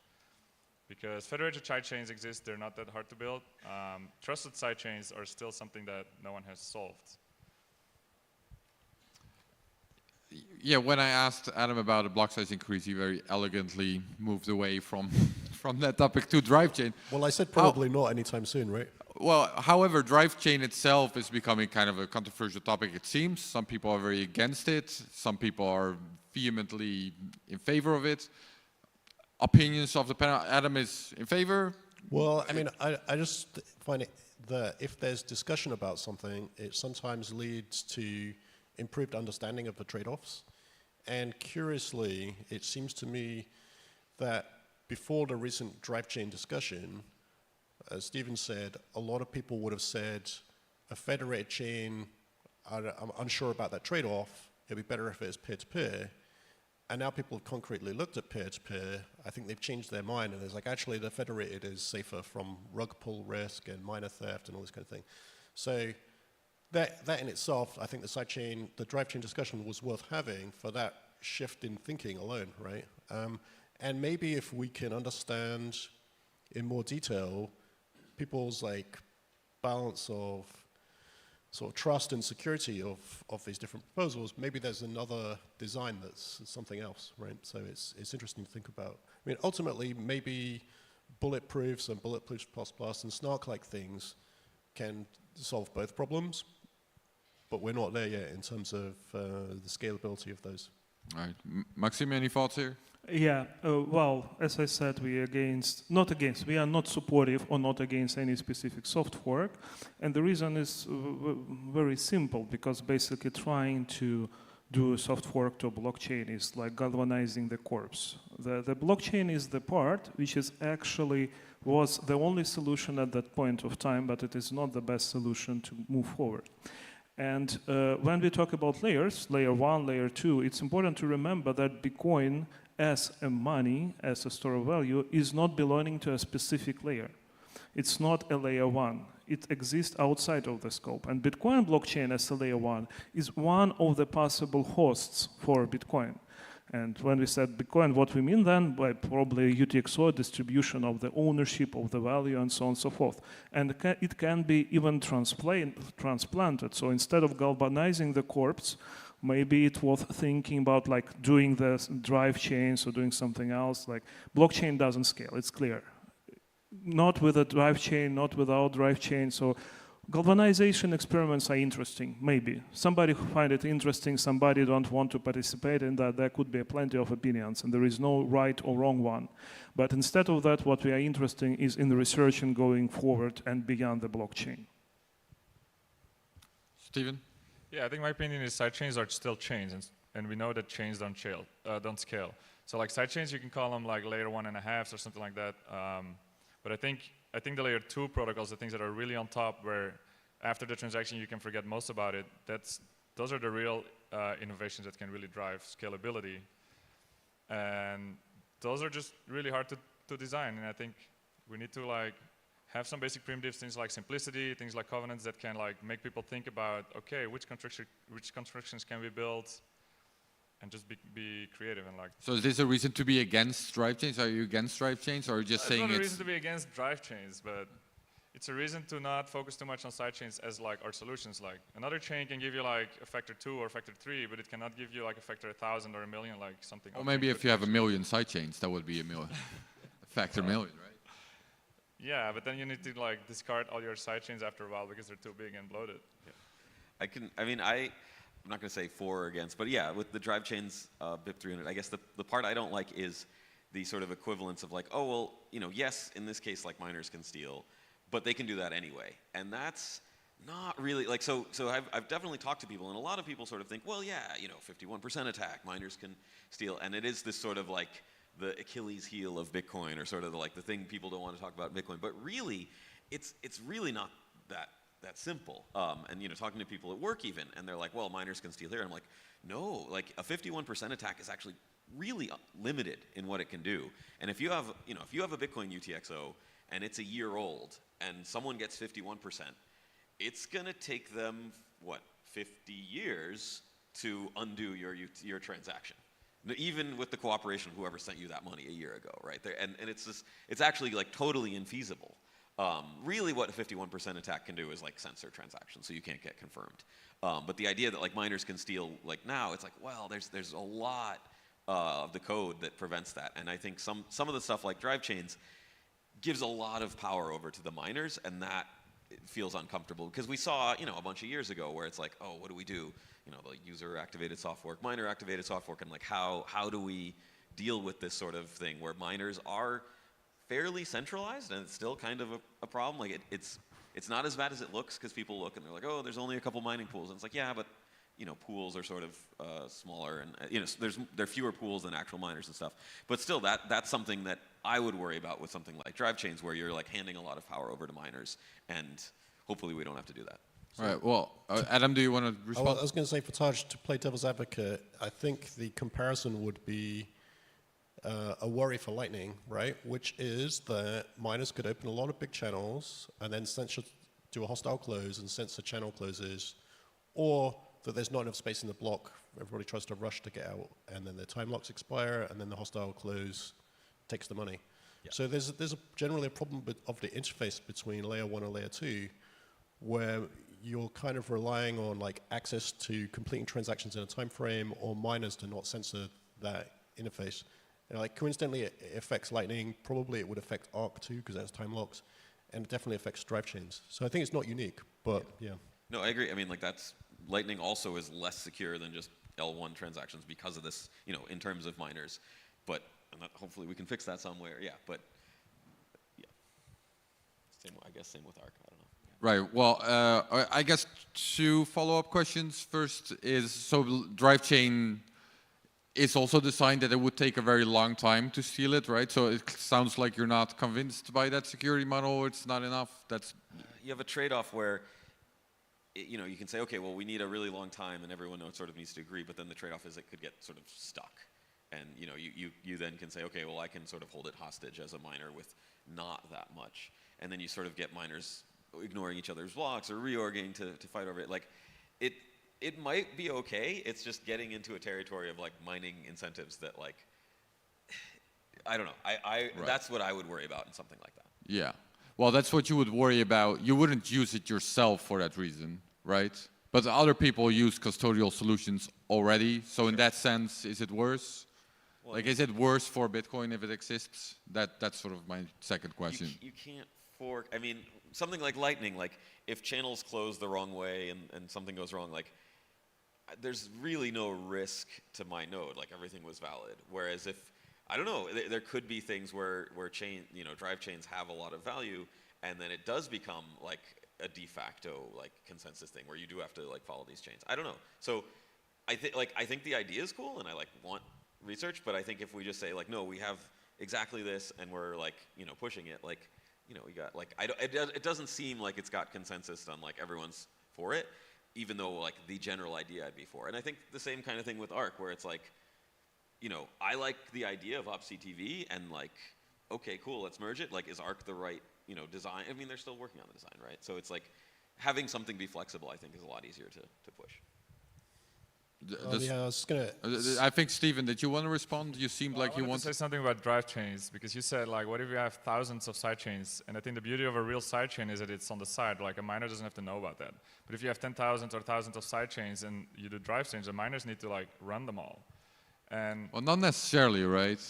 Well, they need to like give blind input merge related mine. to the sidechain into the Bitcoin blockchain. So they kind of need to know about it. Either you need to build protocols where people can like inform the miners in like an independent way, but that doesn't exist.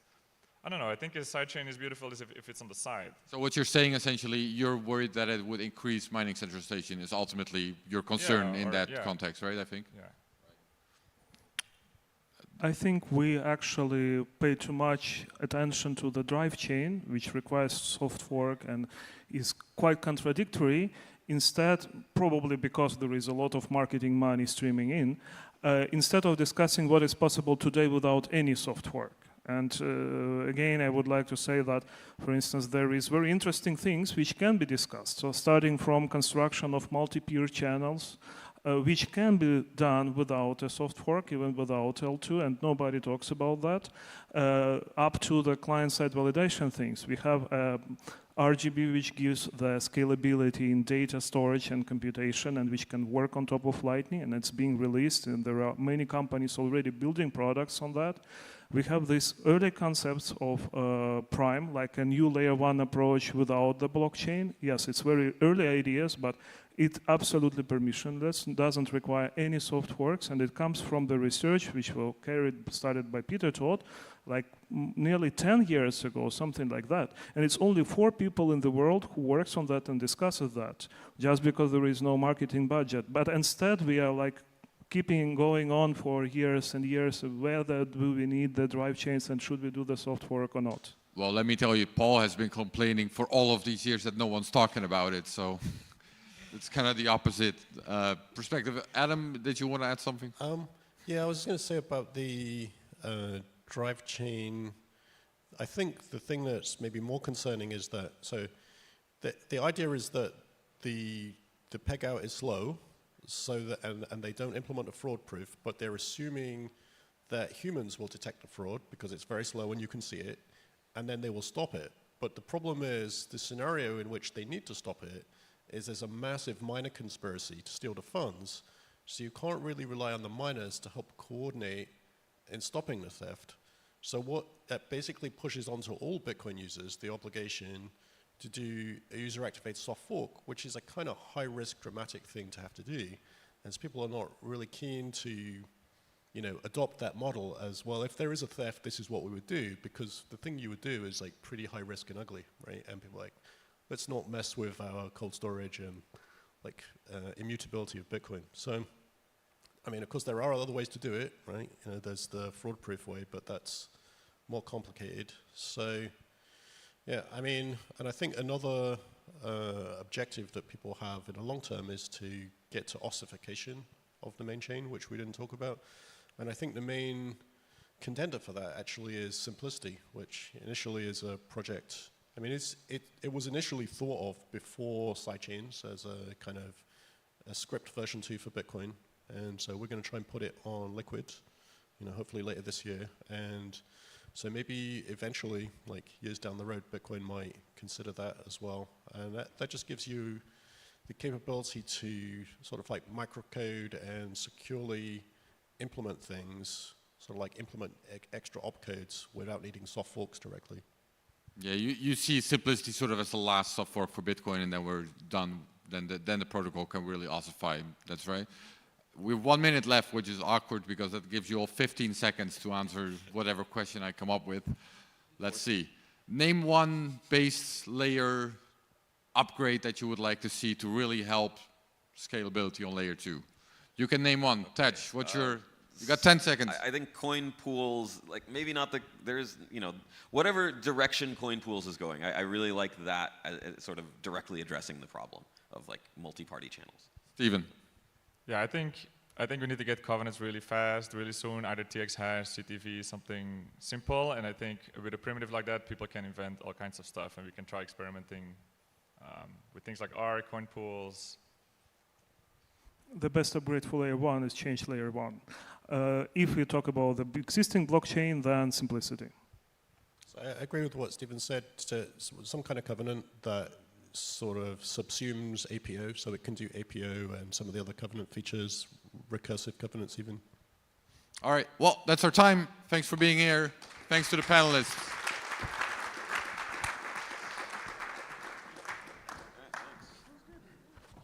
Well done, gentlemen. Great to get a sense of the other, well done, Aaron, the other scaling solutions we have, and also some spiciness there about drive chains. We now have roughly 30 minutes for lunch. We are, as you've all noticed, because you're all super intelligent, we are running a little bit late, so we'll probably come back here for 3:15. How's that sound, Daniel? 3:15? It's been my pleasure to look after you all today. My name is Joe Nakamoto. I do work for Cointelegraph. A personal shill, please look out for a documentary about Bitcoin adoption in Cuba, which is coming out in about 2 weeks, if we finish it all well. And I'd love to welcome to the stage Daniel Prince, who's going to look after you this afternoon. Please give him a clap as he comes onto the stage. Come on, Daniel. Should I give you another mic? So, passing over the baton. Thank you. Enjoy your lunch.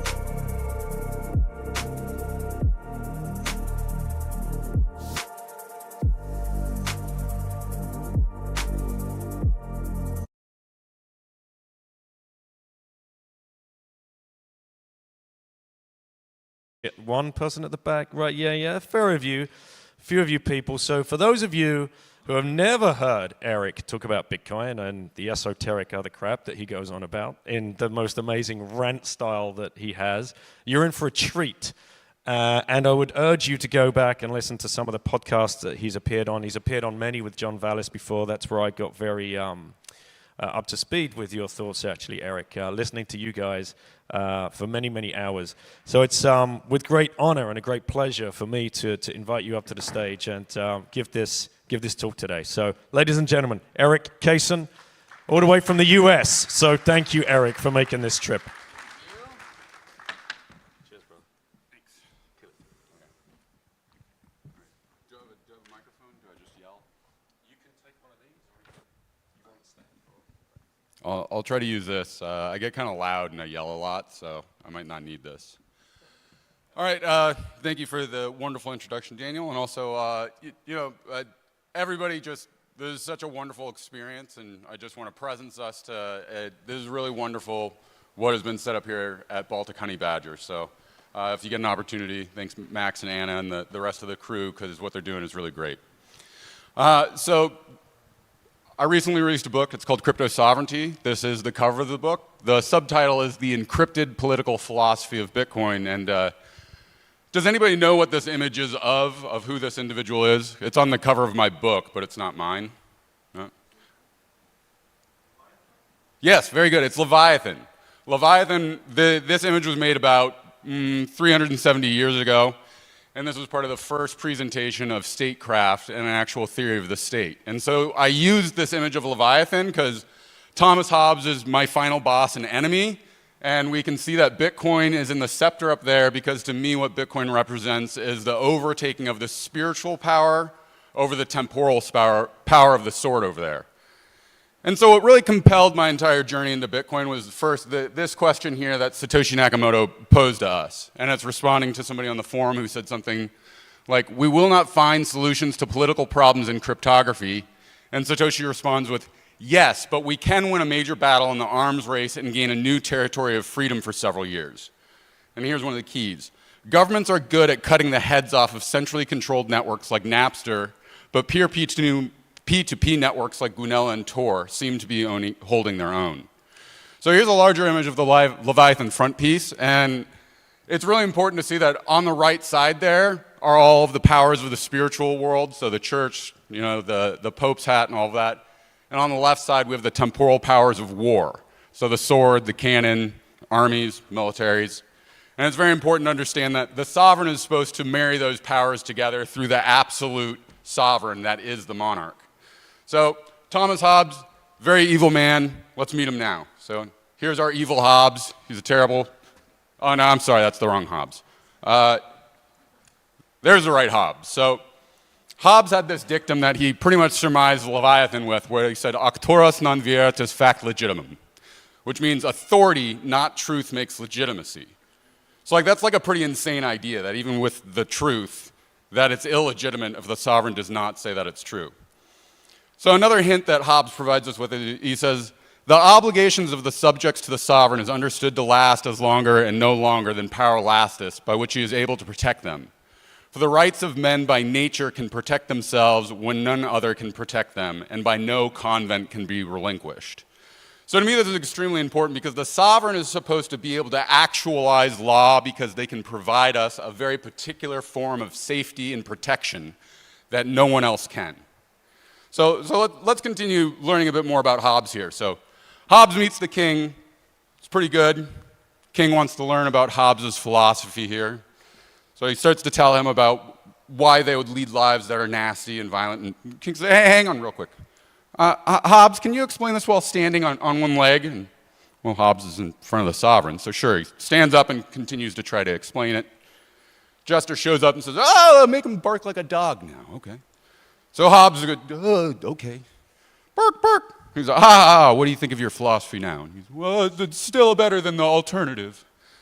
So for Hobbes, the main problem was that he wrote Leviathan in 1651, which was in the middle of the Long Parliament, which was essentially a civil war that was going on in England at the time, where Oliver Cromwell started the Parliament and they were challenging the king's power for who could actually have sovereign power.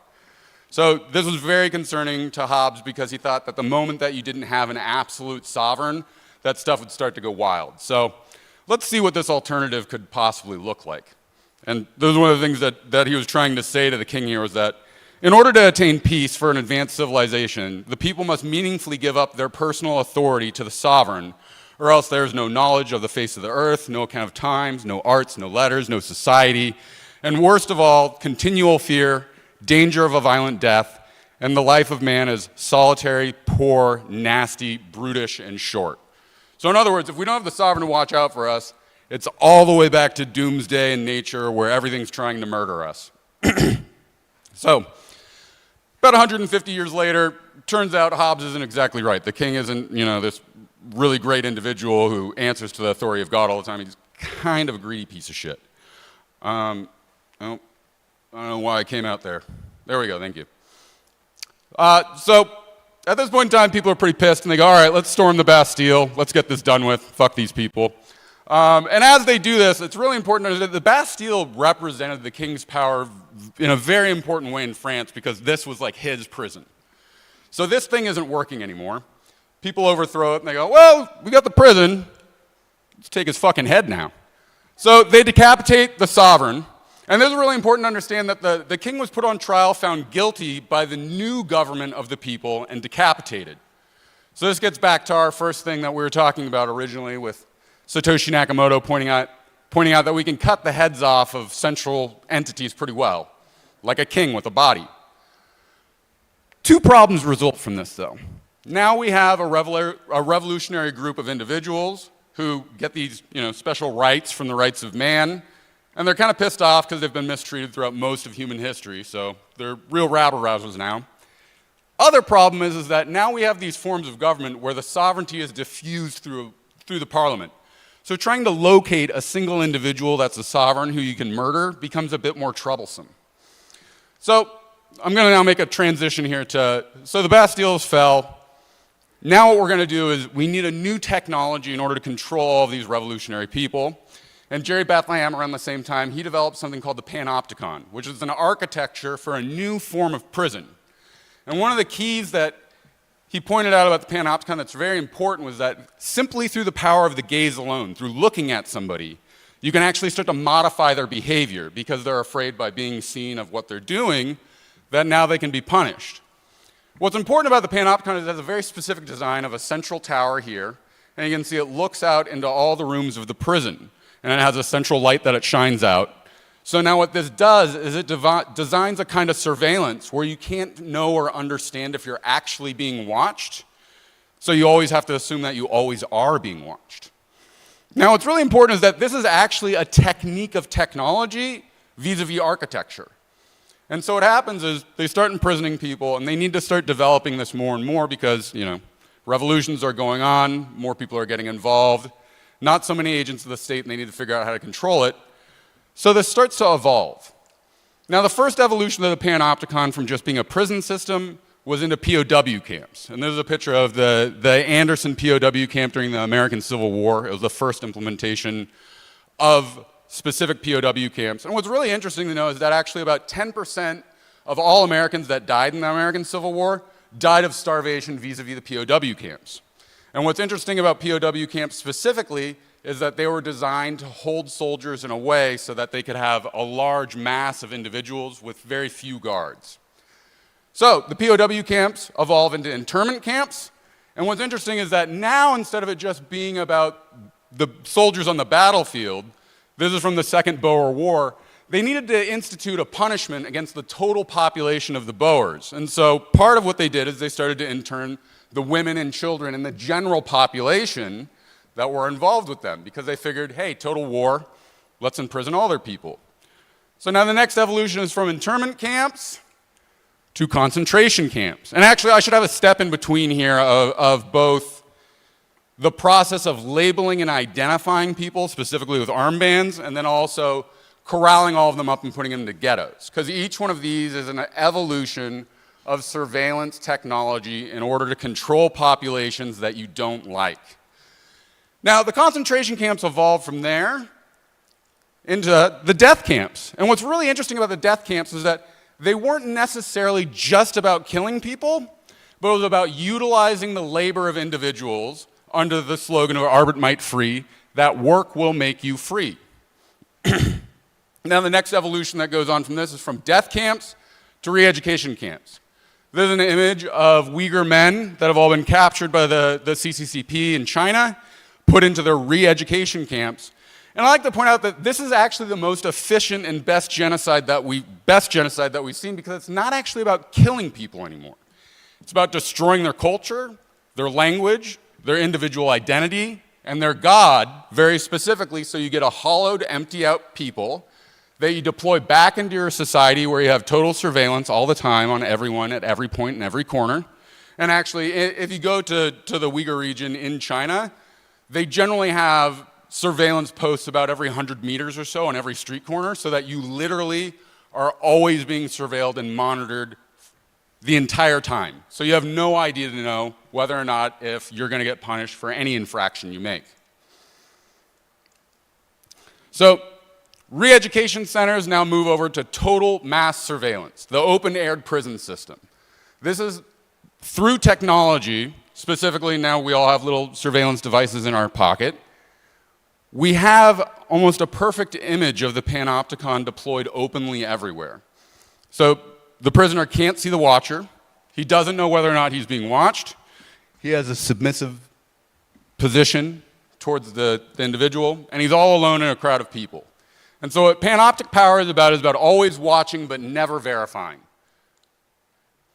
So now I'm going to go into a series of quotes exploring some of the topics that I go into crypto sovereignty. And so this idea of identity and subjugation, Michel Foucault, who we'll visit from, it's related to the Satoshi quote from before. He says, "Isn't power a sort of generalized war which assumes particular moments in the form of peace in the state? Peace would then be a form of war that the state a means of waging it." And so this quote from Michel Foucault here is actually directly related to the first quote that I shared with you from Satoshi Nakamoto, where he says, "Sovereignty, law, and prohibition form a system of representative power which was extended during the subsequent era by a theory of rights." This is very important, a theory of rights. "Political theory has never ceased to be obsessed with the person of the sovereign," the dude whose head we decapitated earlier, still part of political theory today. "Such theories continue to busy themselves with the problem of sovereignty. But what we need, however, is a political philosophy," I want to underline that, "a political philosophy that isn't erected around the problems of sovereignty, nor therefore around the problems of law and prohibition. We need to cut off the king's head, and in political theory, that is yet to be done." So, next individual I deal a lot with in my book is this guy, Carl Schmitt. He was a Nazi jurist, a pretty bad guy. They decided ultimately not to hang him at the Nuremberg trials because they couldn't make any of the charges stick. But what's unique about Schmitt is that he critiques the liberal global world order much better than anybody else. And so a few quotes from him is that the sovereign is he who decides the exception. The exception defines everything, not the rule, because the exception is where we can find all of the wiggle room. He also says that all genuine political theories presuppose man to be evil. And this next part I really like, because this is a very particular notion that's utilized against us almost constantly in order to justify horrific crimes against humanity. "The concept of humanity is an especially useful ideological instrument of imperialist expansion, and in its ethical humanitarian form, it is a specific vehicle of economic imperialism." This is what's important to us. Here is one is reminded somewhat of the modified expression of Prodhorn, who was maybe the first and one of the most important anarchists. And he says, "Whoever invokes humanity wants to cheat. To confiscate the word humanity is to invoke and monopolize a term that has a certain incalculable effect, such as denying the enemy the quality of being human and declaring him to be an outlaw of humanity. And a war can thereby be driven to its most extreme and inhumane place." This is important because now, when we can say we're doing it for humanity, we can dehumanize our enemy and do brutal and barbaric things to them that we would never do to other human beings. So this idea, Giorgio Agamben, he's one of my key philosophers I utilize, and he has a concept called homo secur, which in Latin means the forsaken man. And what's important to know about what homo secur is that it's an individual that can always be put outside of the law, but they're always an individual that can be murdered. So while they stand outside of the protection of the law, they don't get any of the benefits of the law. And so Agamben tells us the sovereign is the point of indistinction between violence and the law, and the threshold in which violence passes over into the law and the law passes into violence. And now my favorite one is from this one below, that he gives us a real key here on how we can resolve this issue. And it's that one day humanity will play with law just as children play with disused objects, not in order to restore them to their canonical use, but to free them from it for good. Come on. There we go. And now this individual, Walter Benjamin, Georgie Amigan does a lot of readings on him. I really like Benjamin because he had a totally distinct and different view of history, and he was also killed in the Holocaust because he was a Jew. And this is a quote that I utilize of his frequently, and it's that the tradition of the oppressed teaches us that the emergency situation in which we live is the rule. We must arrive at a concept of history which corresponds to this. And then it will become clear that the task before us is to introduce a real state of emergency, and our position in the struggle against fascism will thereby improve. So to me, this solution here is crypto-anarchy, because it's very clear from what I just laid out that the state is generally a homicidal and genocidal machine. It's important to understand that in the 20th century, more than 100 million people were killed throughout various genocides, and every single one of those deaths was legal. Not one of them was an illegal thing because it was done and perpetrated by their own government. And it's important to understand that even in the Holocaust, before the Jews were put into the gas chambers, they were stripped of German citizenship so that there wasn't an illegal action going on. And now with the global panopticon that surveils everyone, everywhere, at all points in time, and I was just reading that the CIA has given themselves permission to buy information from data brokers, despite the fact that the Supreme Court said that this is illegal. But what's going to happen? Nothing. And it's important to understand now that we exist in a time and an age where we're all in an open-air prison camp, we're surveilled constantly, and if we step outside of the bounds of what they have decided for us, we can find ourselves in a very dangerous predicament. And so pointing out the fact that the state of emergency is the state of our lives, there's probably people in this room that are under 21. I think you said earlier that you were 18. Yeah. So yesterday I heard that. And what's really important to understand is that since September 11th, 2001, the United States has been under a state of emergency, and that has thereby imposed a state of emergency throughout the globe. And that's why we were able to abduct individuals and call them enemy combatants, viciously and brutally torture them in torture chambers in places like Guantanamo and floating prison camps out on the ocean. And despite the fact that they're supposed to have habeas corpus, they never get to see a judge, they never get to be charged with a crime, and they just sit there and be brutally tortured.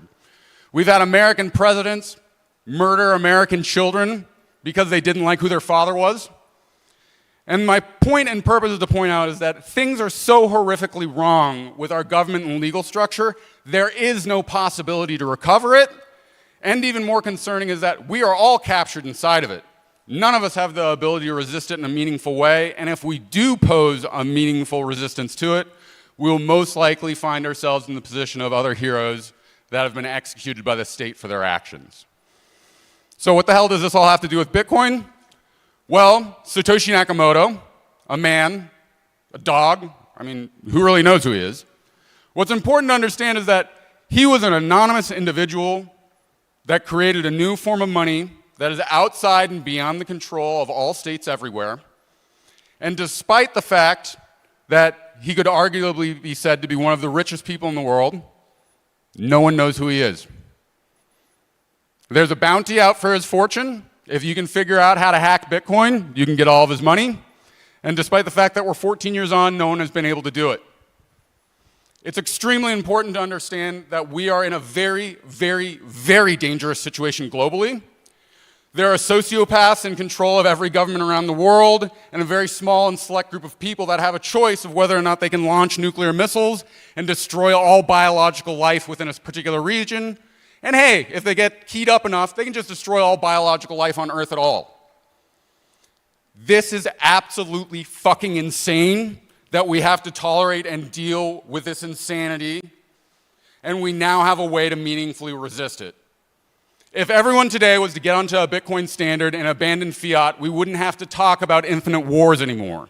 because the fiat monetary system can't function without being able to explicitly fleece and steal from each and every one of us.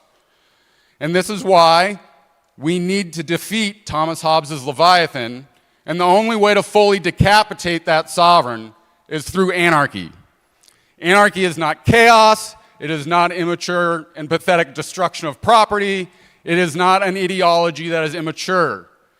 It is the total responsibility of the individual to know and understand that a political praxis exists inside of each and every one of us, and the only way that we execute on that praxis is to take responsibility for ourselves and to stop listening to authoritarians who tell us, you must obey.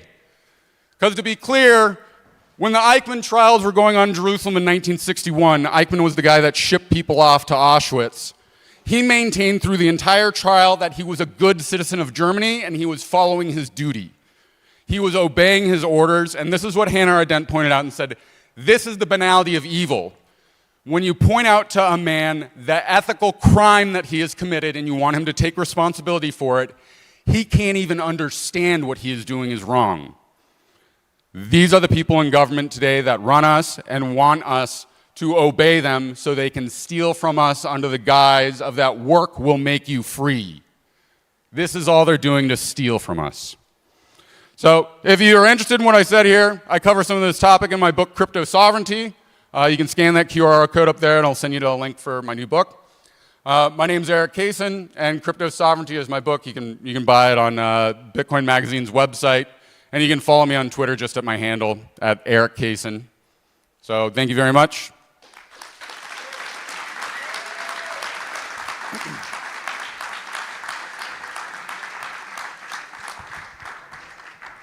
Kia ora, brother. Thank you. Well, Eric Kaysen, guys, thank you. Thanks for coming all the way to the US. Just a quick announcement for those that have the Baltic Honeybadger Bolt card. They're being rewritten. So if you want to go and if you've been trying to use it at one of the food trucks, I had the classic situation of watching Tadge try and pay for a burger with Lightning, which didn't work, and I'm like, oh, that's the guy that created the whole damn thing. Like he just broke Lightning in front of my eyes. But they are being rewritten. There was a problem with them, so go find Max or Anna, and they will rewrite that for you. So coming up next is a friend of mine, Rob Brinded. If you want to learn a little bit more about Rob, you can catch him at the Consensus Network. He's got a book. It's called Mind Decentralized. I was honored enough to be asked and invited by Rob to write the foreword for that. So a big thank you.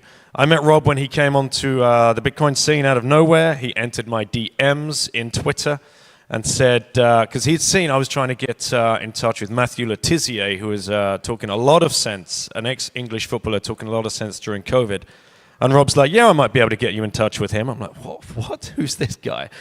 And it turns out he was working at Premiership football clubs for most of his career. So without further ado, please welcome Rob Brinded.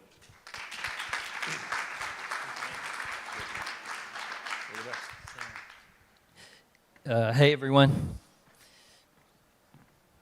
All right. So I'm just rocking the whiteboard because I'm a bit of a geek with the whiteboard. It makes me feel safe. So, yeah, can you, as close as possible together, yeah. Yeah, that's cool. That's cool. Thank you. And I'm so geeky, I bought my own pens, and they're the best ones you can get, so they don't run out.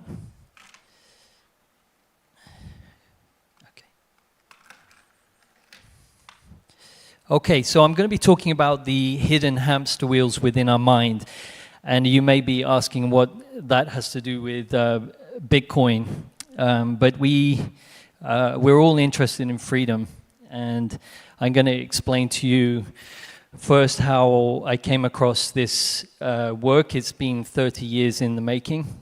And how I did it for myself to try and free myself from my deep conditioning and programming from, this is going live stream, so my mum might watch this, but from my parents and in looking at myself and helping, first of all, athletes, and then everyday individuals or high net worth individuals or gold medalists or world-class poker players or whoever I work with, is to free themselves from the suffering that they're happening, and everyone has it. And fundamentally, as humans, we walk around with this operating system in our mind, and no one has the manual for it. And it's simple, and by the end of this, hopefully I can point out a little bit of what's going on. So, yeah, so my background is in elite sport.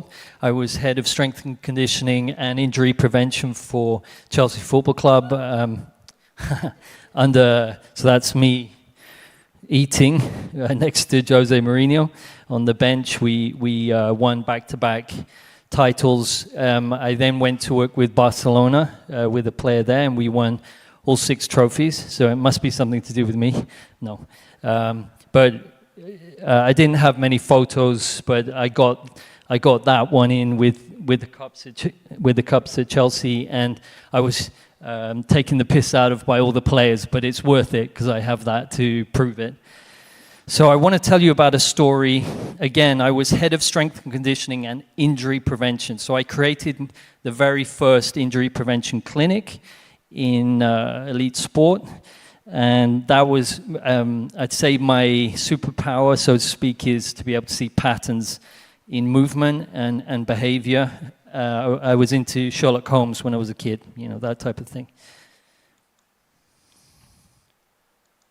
So this isn't the actual photo of the story I'm going to tell you, but I'm going to try and put you into, make you understand, put you in the picture of where I first went down the rabbit hole of where I realized that not everything is physical. So this was a player. If you imagine, this is the initial setup in my gym, but it became a lot more elaborate. So there's a plumb line, and you can see actually from the photo that his head is leaning to one side. Can you see that? That was actually coming from his eyes. Yeah, because the head will always tilt position the head to get the strongest eye closest to the center line in hunting.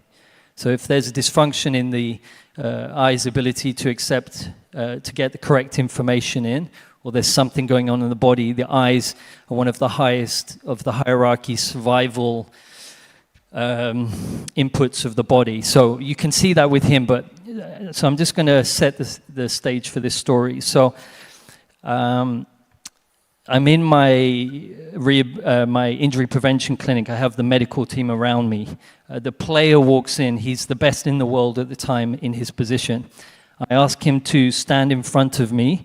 He has puts one foot on one scale, to weigh yourself, and another on another scale. These are the best scales. Roman Abramovich was the owner, so everything was the best, right? So we could see his weight shift. You can see there's going to be a weight shift issue, right? He's doing that.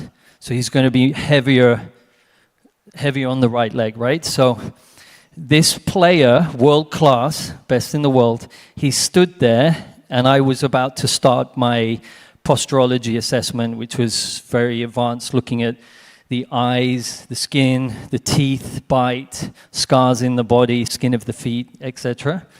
And I'm standing there, and he's standing 8 kilos heavier on one leg, which is enormous amount. I'm looking for, like, if there's 1 kilo, what you want is balanced, yeah? But he was 8 kilos heavy on one leg.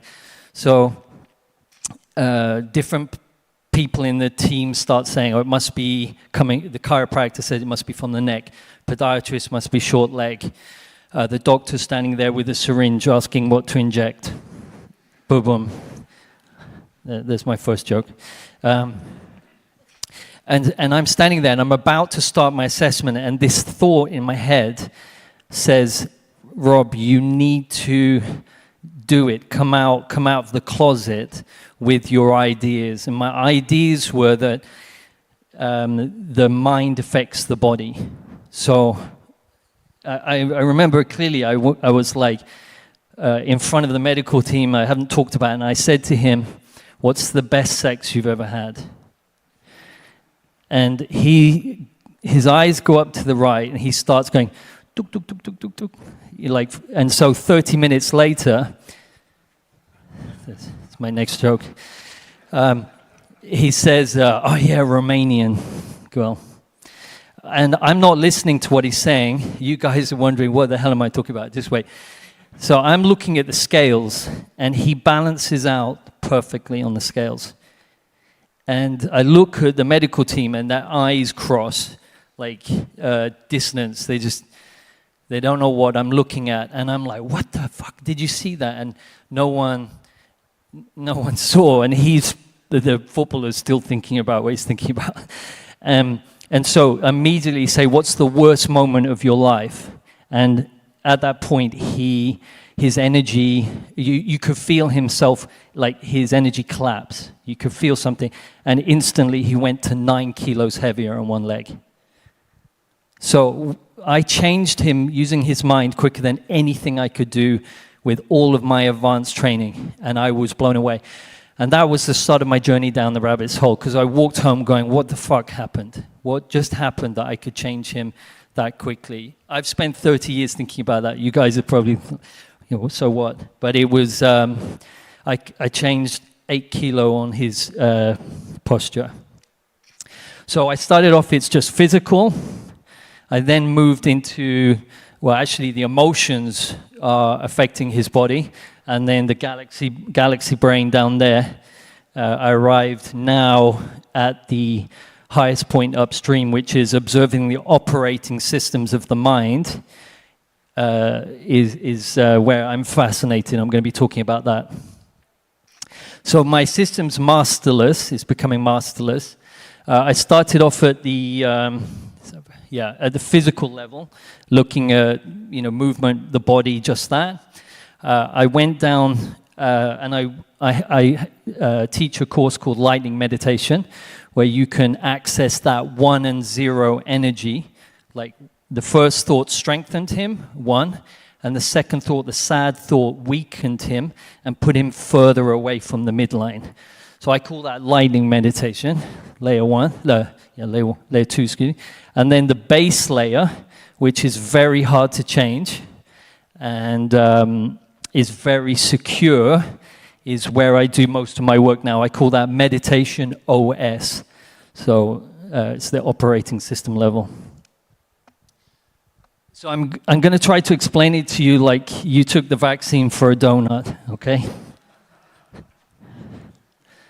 So when we see the world, we're seeing not the world as it is, but our perception of it. So it's a little bit like a window that's dirty. So we all have dirt on the window, and it kind of just depends. Like no one sees the world as it is. I think we all get that. But if you can imagine that when you see something in the world that triggers you, that bothers you, it's coming from the window. Because if you have no mind, the way you perceive reality, if you had no mind, it's just perfect. Like you're like a dog. Yeah. So you're kind of the story, and all your conditioning, all humanity's conditioning, is within that lens that you see life through. Okay.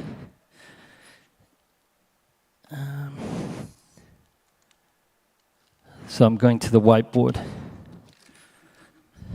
This is going to be tough with this microphone. So this is the first time, thank you so much. This is the first time I explain this live. I do this all the time with my clients, so bear with me.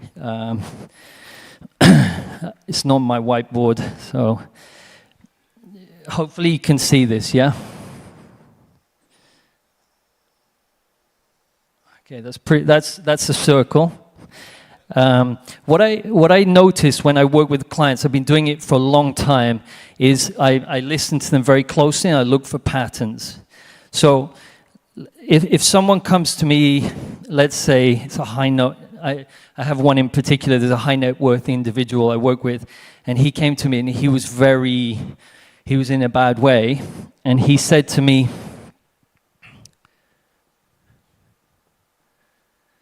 I've gained all of this money, you know, everything I've gained.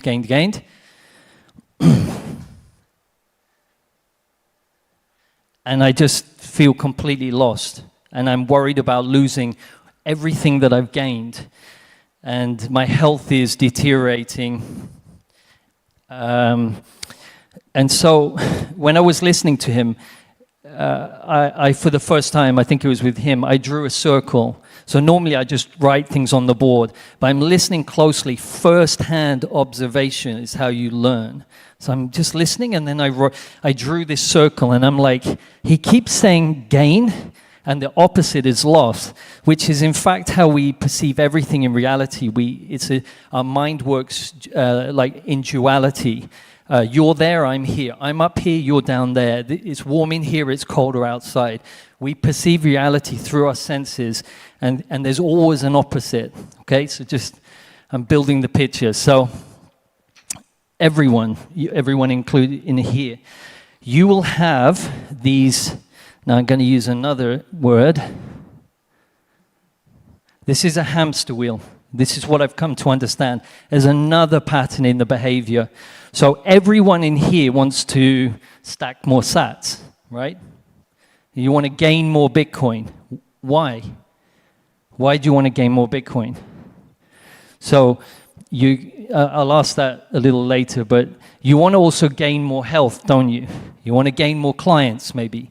You want to gain more women or men, or we like gaining, but you don't want to gain more weight.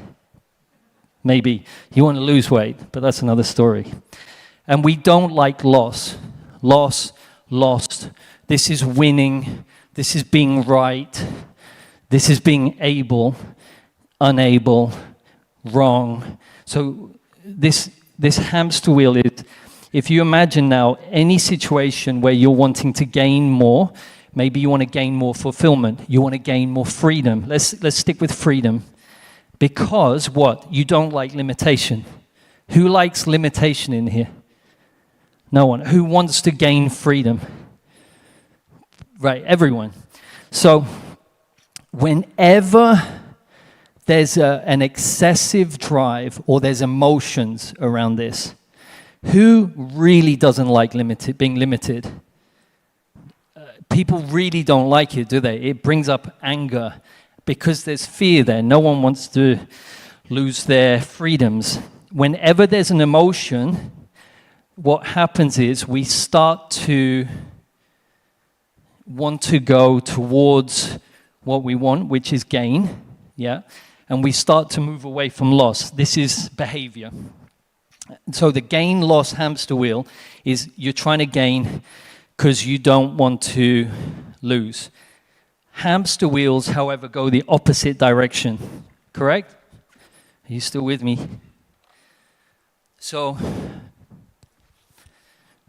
when the hamster wheel, so this is you want to gain whatever it is, more freedom, more money, more love, more connection, more whatever. You put your energy into that because you're not content right now. You put more energy into there, the hamster wheel starts to spin the other way. That is the glitch in the mind. The mind works whenever you're looking something through this lens, the opposite which you're trying to run away from will pull you towards it.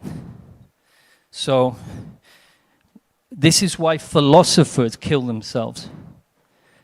The smartest guys in the world, in a centralized system, the mind works like a centralized system. There's no way out of the hamster wheel. So this guy had gained all of this money, and now he feels completely lost. Does that make sense? I've got one shake of the head. I'll go with that. Now, it's a little bit more complex. Let me build on it. It could be support and letdown. How many people in here like to support others? It's going to be a lot of you because you're Bitcoiners, right? So who likes to let people down? which is the opposite of support. Support, let down. Who likes to let people down? Who here has a behavior you always support everyone, but you end up being let down by others? Does anyone recognize that behavior? There's going to be some of you. So that's another hamster wheel. But I'm just saying that if you don't trust me, verify, look at yourself, observe your behavior, and you will see these patterns of hamster wheels in every one of your mind. And so here's where it gets a little bit more interesting for me. I know people who are weak to, shit, I'm running out of time already, who are weak to gain. Do you remember I said the footballer, he was weak and strong? I know people who are weak to gain, so they spend all their time trying to gain. When they gain it, then they either sabotage or lose interest. Who here can relate to that? There's going to be people in here who are weak to gain. You'll spend the rest of your life trying to gain what you think you're trying to gain, but you won't be able to because you're in a hamster wheel and it's a trap. There are people here who hate loss, spend all of their time trying to gain everything outside of them, gain ego, gain da-da-da. They will always end up with that one. And it's freaky, scary how much that can happen. So what to do about it, yeah?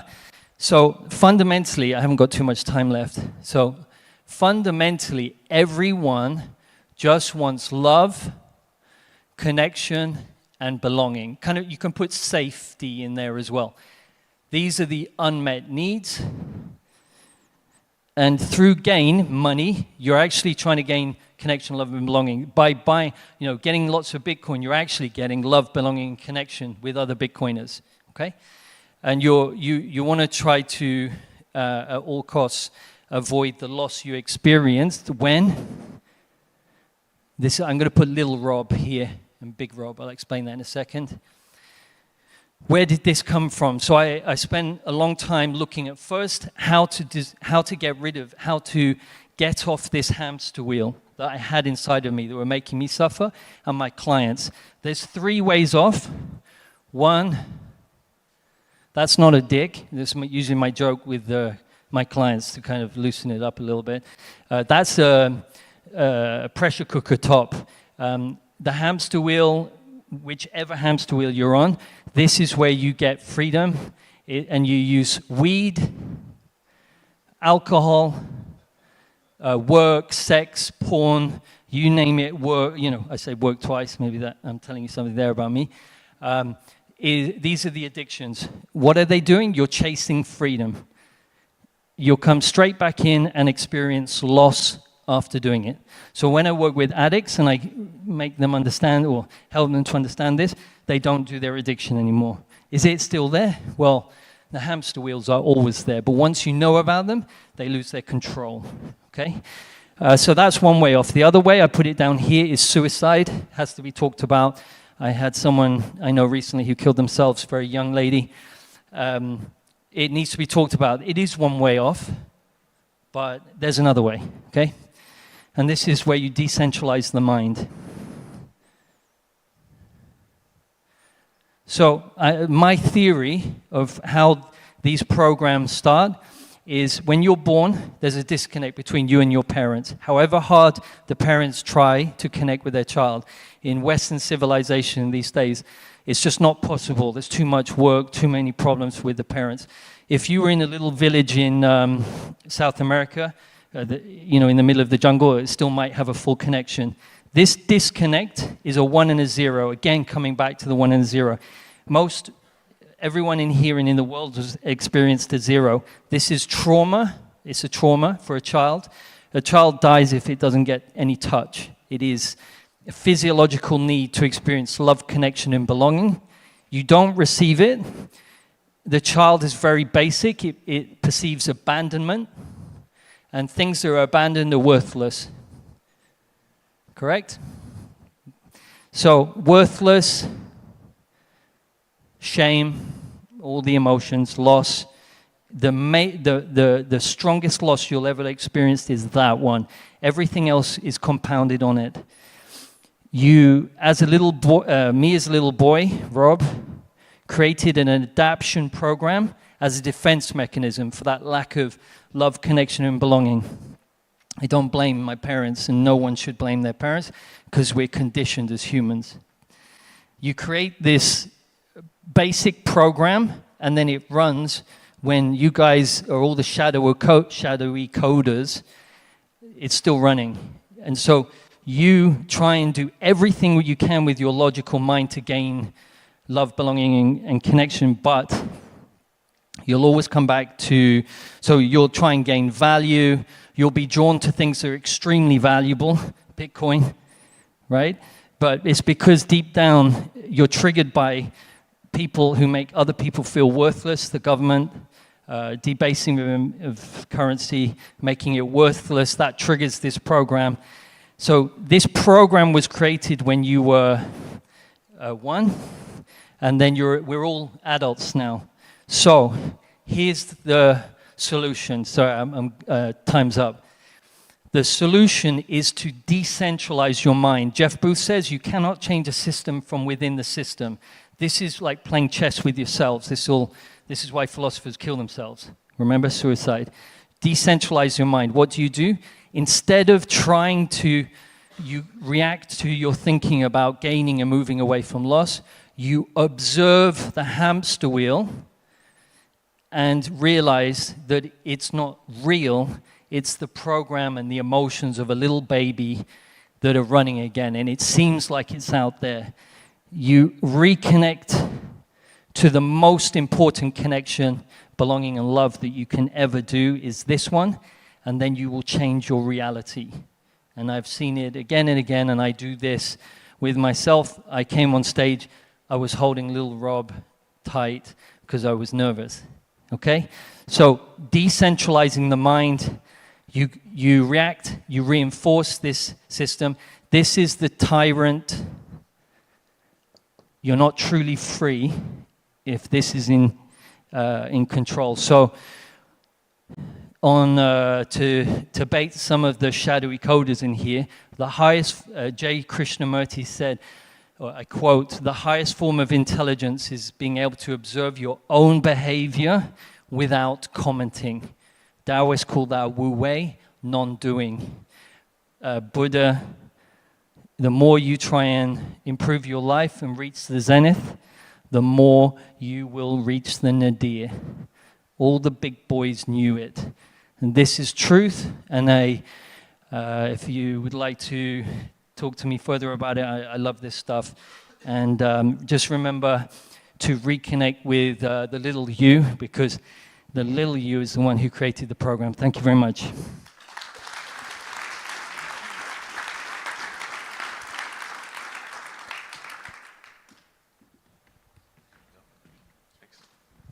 Thank you, Rob.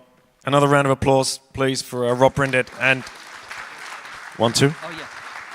Can I just say something quickly? I'm like a UFC fighter. Can I just grab the mic again? I've got a new book out. This is just a taster of a bigger book that I'm working on. If you'd like me to sign a copy, I'm going to sign them now. And I'd love to talk to you if you have any questions. Thank you very much.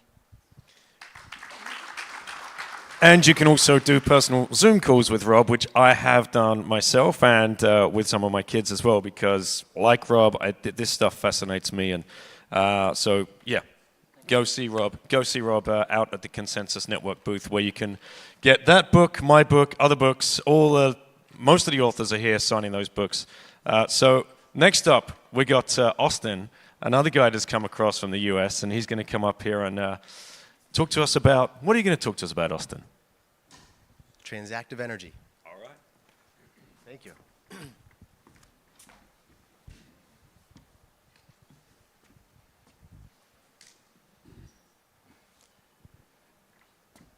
Good afternoon, everybody. Thank you all for being here. And before I get started, Reza, I know you're in the back. Thank you very much for the banana and apple and peach that you brought me right before I get started, because I skipped lunch, and that was a huge help having that little sugar boost. So my name is Austin Mitchell, and I am the co-founder and CEO of a company called Sonoda. To kind of help frame up what I'm going to be talking about today, I first want to just get everybody on the same page about the value streams that exist within the energy industry. So energy, molecules and electrons, they get delivered to homes and businesses. That is one stream of value. Then there's the data. Where did the energy come from? When did you use it during the day? That is another stream of value. And then finally, there is the actual payment for the energy, a third stream of value. Now, what is really interesting in energy today is that those value streams are largely disconnected. And it is the term transactive energy was defined to really represent a future where those three value streams are connected and they are integrated with the energy system that we know today. And so what I'll be making the case for is that lightning is the tool to integrate those value streams.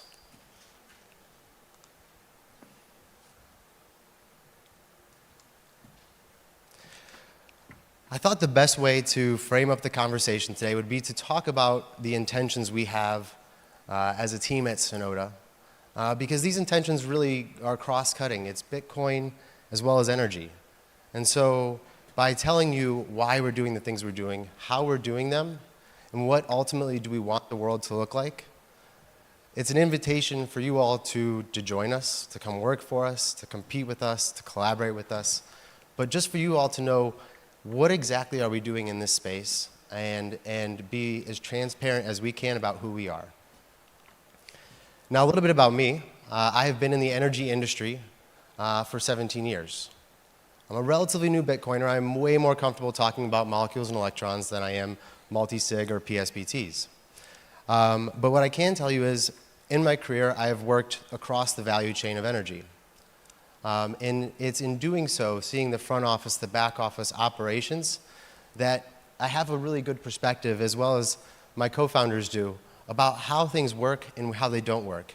How we can move molecules and electrons really efficiently, but how we move data and money very inefficiently. And then just for laughs, this is a shout out to you, Ayash. This is actually my first badge photo when I started in the industry. They took it, my eyes were closed, and that stuck. So that's the best I got.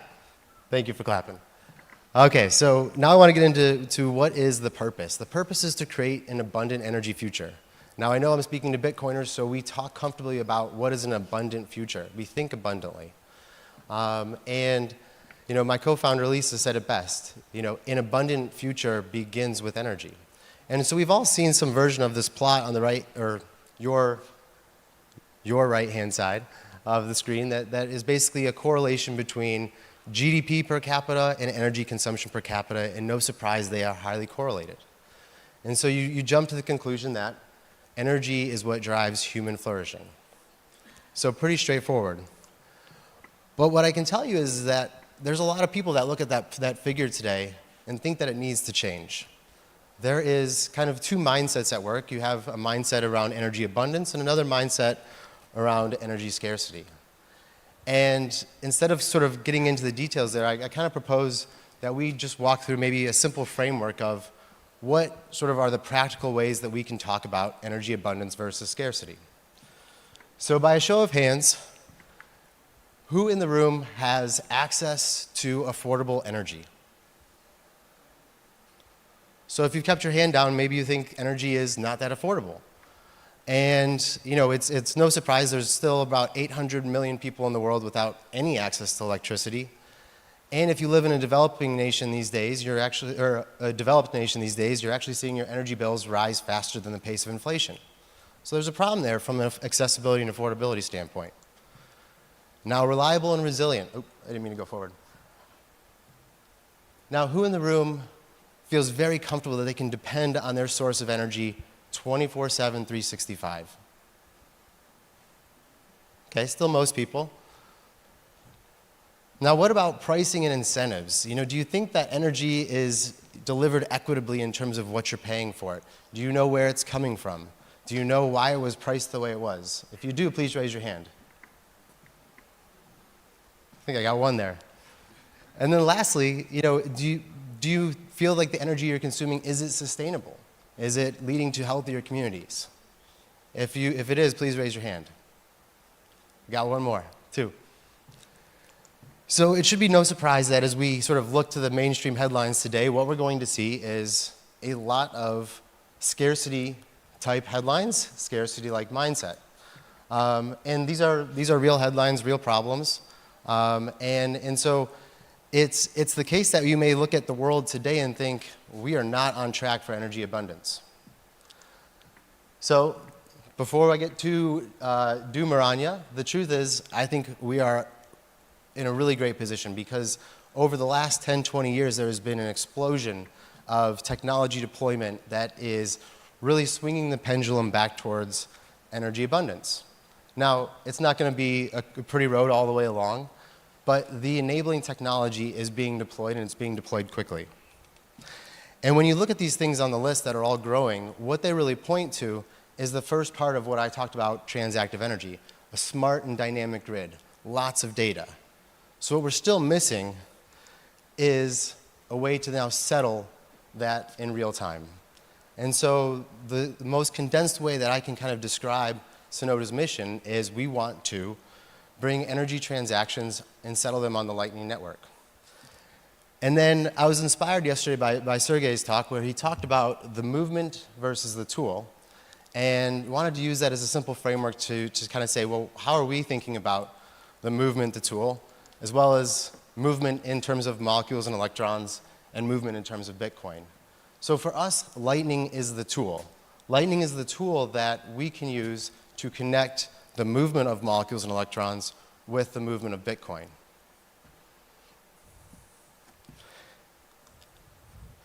And so when we do that, we can now start to make a comparison about what does settling an energy transaction look like, status quo versus on the Lightning Network.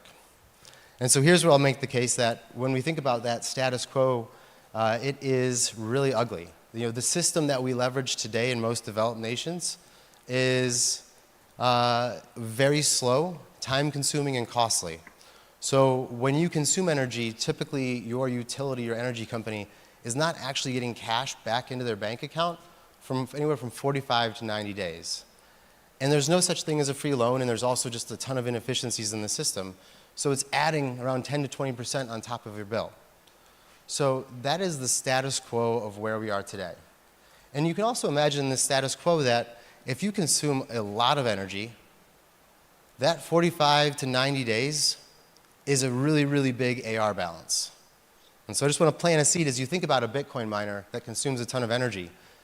They may owe their energy supplier millions, tens of millions of dollars at any given time. That's a liability, that's a credit risk. So when you think about Lightning, all of that goes away. Number one, Lightning is scalable. It's low cost instant payments, right? So we can take all of that cash lag out of the system, and we can do it for a fraction of the cost. And so I mentioned credit risk before, and I mentioned thinking about Bitcoin miners, and that's exactly what I want you all to think about today. Because Bitcoin miners to an energy company are extremely risky. They make their revenue in Bitcoin, which is a volatile commodity, and they consume a lot of energy, and they typically have very little credit history and not the greatest balance sheets.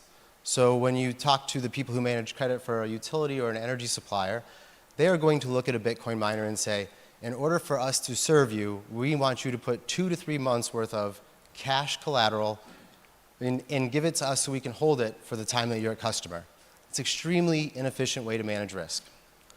But there's very few options today until we bring Lightning into the picture and we say, well, why do we wait 30 days to send that bill? Why are we giving the company 20 days to actually make the payment? What if we can settle things on a daily basis? And so what I want to propose and what we are working towards is de-risking these contracts by settling them daily. And we are using Bitcoin miners as really the wedge into the entire energy industry. So on the slide there is how much total electricity was consumed globally in 2021, contrasting that with the amount of energy that the Bitcoin mining industry is projected to consume this year. So as we all know, it's a relatively small fraction, but it is still a very, very big number. And if you just assume, for argument's sake purposes, $50 a megawatt, now you're talking about every year almost $18 billion worth of energy transactions that Bitcoin miners are making.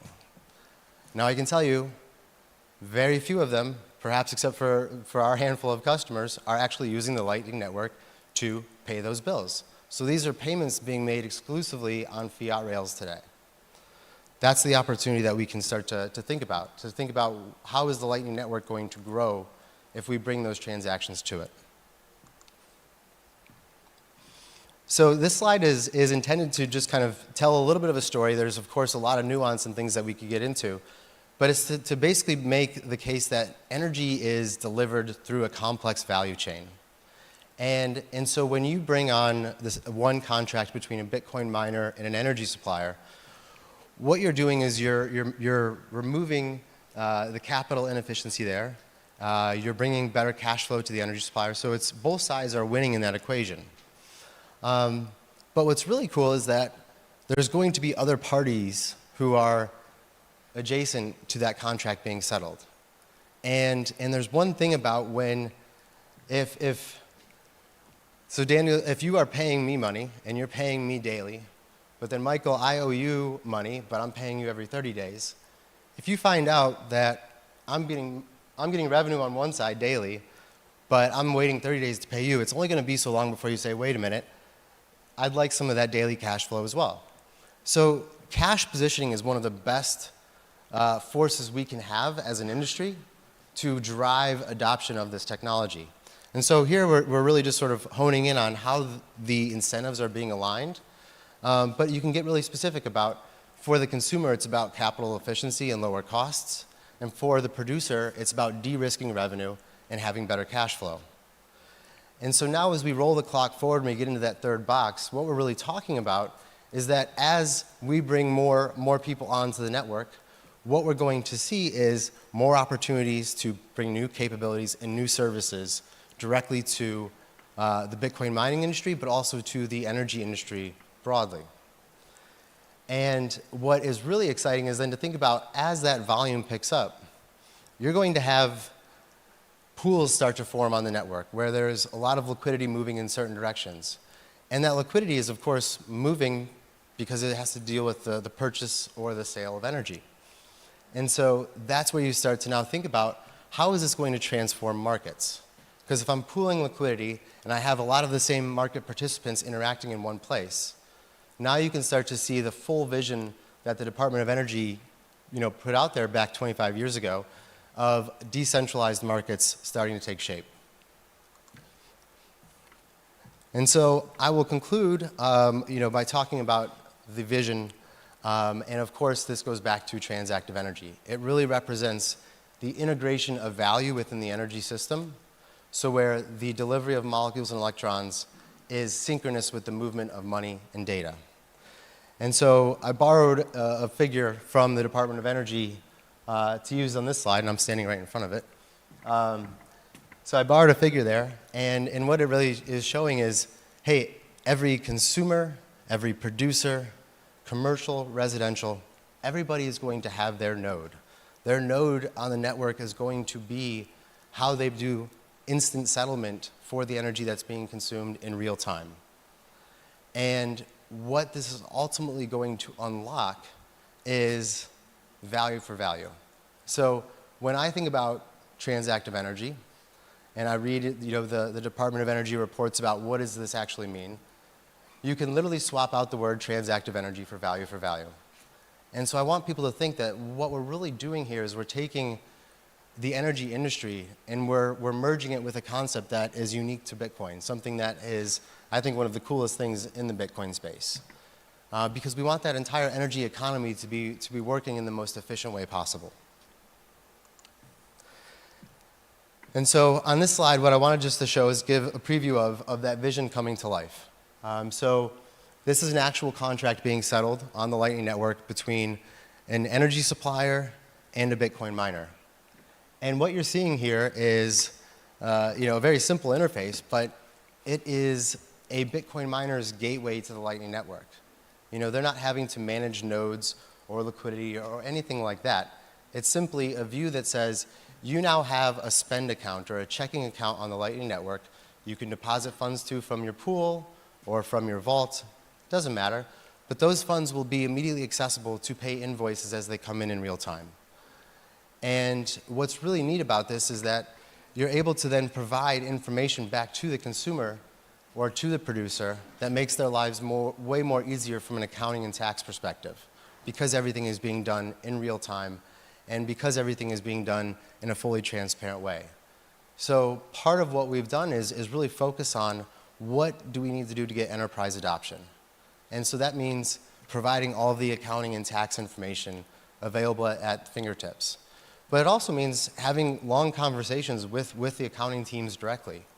Because one of the things that will sort of be one of the first questions we hear is, if I am an accountant and I issue one invoice a month, you know, that already takes me some time, and now I have to do 31 invoices a month. That's crazy. But what's really neat when we talk about Lightning and the fact that we're able to instantly settle, it's not actually 31 invoices that need to be addressed. It's 31 receipts. Sorry, receipts, if that wasn't clear. So it's just like you're buying coffee at Starbucks, where you get the service, you pay for it, it's done. Starbucks doesn't go and enter every single receipt into their general ledger. They get their cash balance at the end of the day, make sure it lines up, and then they're done. So it's a very similar thought process here. We are basically turning the energy meters into points of sale.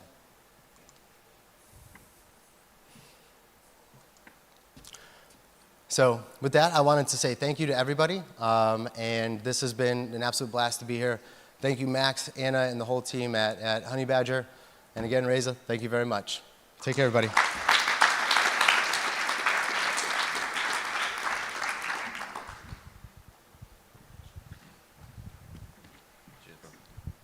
Thank you, Austin. And if you guys want to learn more about Sonota, Austin has actually done a podcast with me, so you can go and find that out, his episode on the Once Bitten podcast. Also with Rob, actually, who was just up just beforehand. So we got a panel coming up next, and it's about building Bitcoin communities. I'm actually part of this panel, so I have to introduce myself. Yeah, that's me. All right. Also coming up is Daniel Wingen. Where's Daniel? Here we go. We also have Nicholas Bertie. Nicholas is there. Pav, where are you, brother? All right. And General Kenobi. Do you want to take that mic? All right, guys. Let's get into it. Bitcoin communities. By way of introduction, why don't we start at the end here? Actually, could you pull your chair around a little bit so I can see you? Yeah, thanks.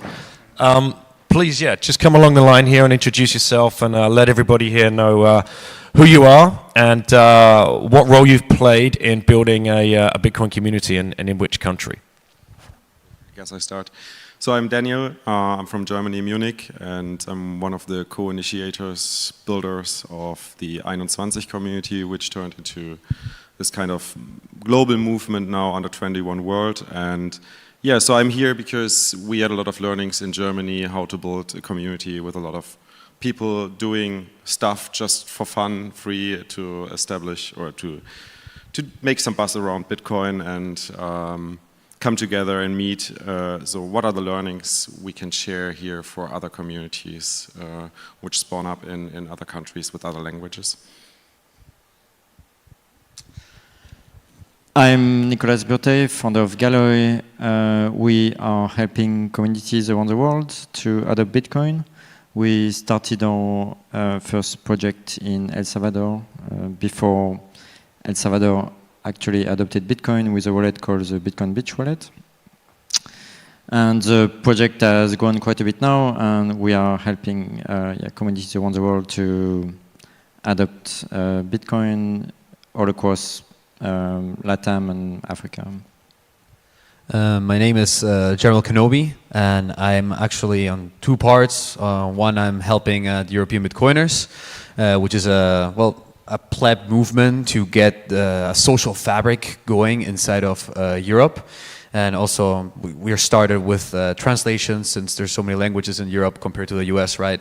And that will be like the European level. And then also in Barcelona, 2 years ago, there was no community, and now we have one of the best communities in Spain.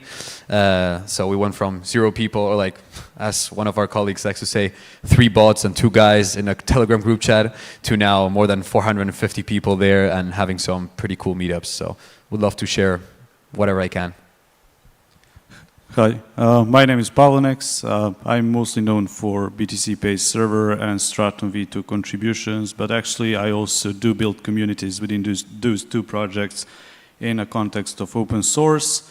And also, like a year ago, we forked, in a way, 21 community that Daniel and other guys built, and we started the same thing in Belgrade and Serbia, and then it spread around through entire Balkans, Croatia, Bosnia, Montenegro, and so on. So, yeah, forking and building communities is really awesome. As you know, Daniel Prince, I actually sit on the board of Orange Pill app up here, and we focus on building out the social layer of Bitcoin, is what we like to call it, because we believe that is the real base layer. That's the base layer. It's us. Bitcoiners are the network, and it's up to us to get this message out there as wide and as loud as we can, and educate as many people as we possibly can about Bitcoin. Now, who here in the room, by show of hands, has a Bitcoin meetup in their town or their city that they go to regularly? Okay, not bad. Who wants to start one? Excellent. All right, yeah. So now, okay, are there any questions there from people who are trying to start a Bitcoin community that they might want to bounce some questions off these guys, because they've done an amazing job so far? Yeah, if anyone wants to come up or like get a microphone and ask a question. Yeah, we got one right here. All right, I love it. Q&A at the beginning instead of the end. Let's go. Do you think there should be a no beer policy? Because I've been to a lot of... Yeah, straight. Closer. Do you think there should be a beer policy? Because I've been to a lot of meetups where there was like just drinking and just alcohol and nothing really talking about Bitcoin. So. Whoa. I guess I'm the one that usually complains about this. It's very hard to start a productive community, and it usually starts up as just a bunch of people hanging around and having fun. And I think in the beginning that's also pretty okay. Like, we are all, alone in our cyberspaces, communicating with each other, and people just like, it's very important that we all connect socially. But you, as like community builder, have to recognize the moment when it needs to grow from just several people drinking beer and having fun to actually, okay, let's do something productive. And then you need to find a person to team up with and then start pushing it towards more productive discussions. Or it can start with like more structured conversations, presentations, just meetup, which will have a team, for example, mining meetup, and then that gathers gathers people and aims toward more productive discussions, I would say, and that's how you build more productive communities, in my experience. Although I must confess that I hadn't thought of it till now, but it seems like in Europe we do have some sort of drinking culture.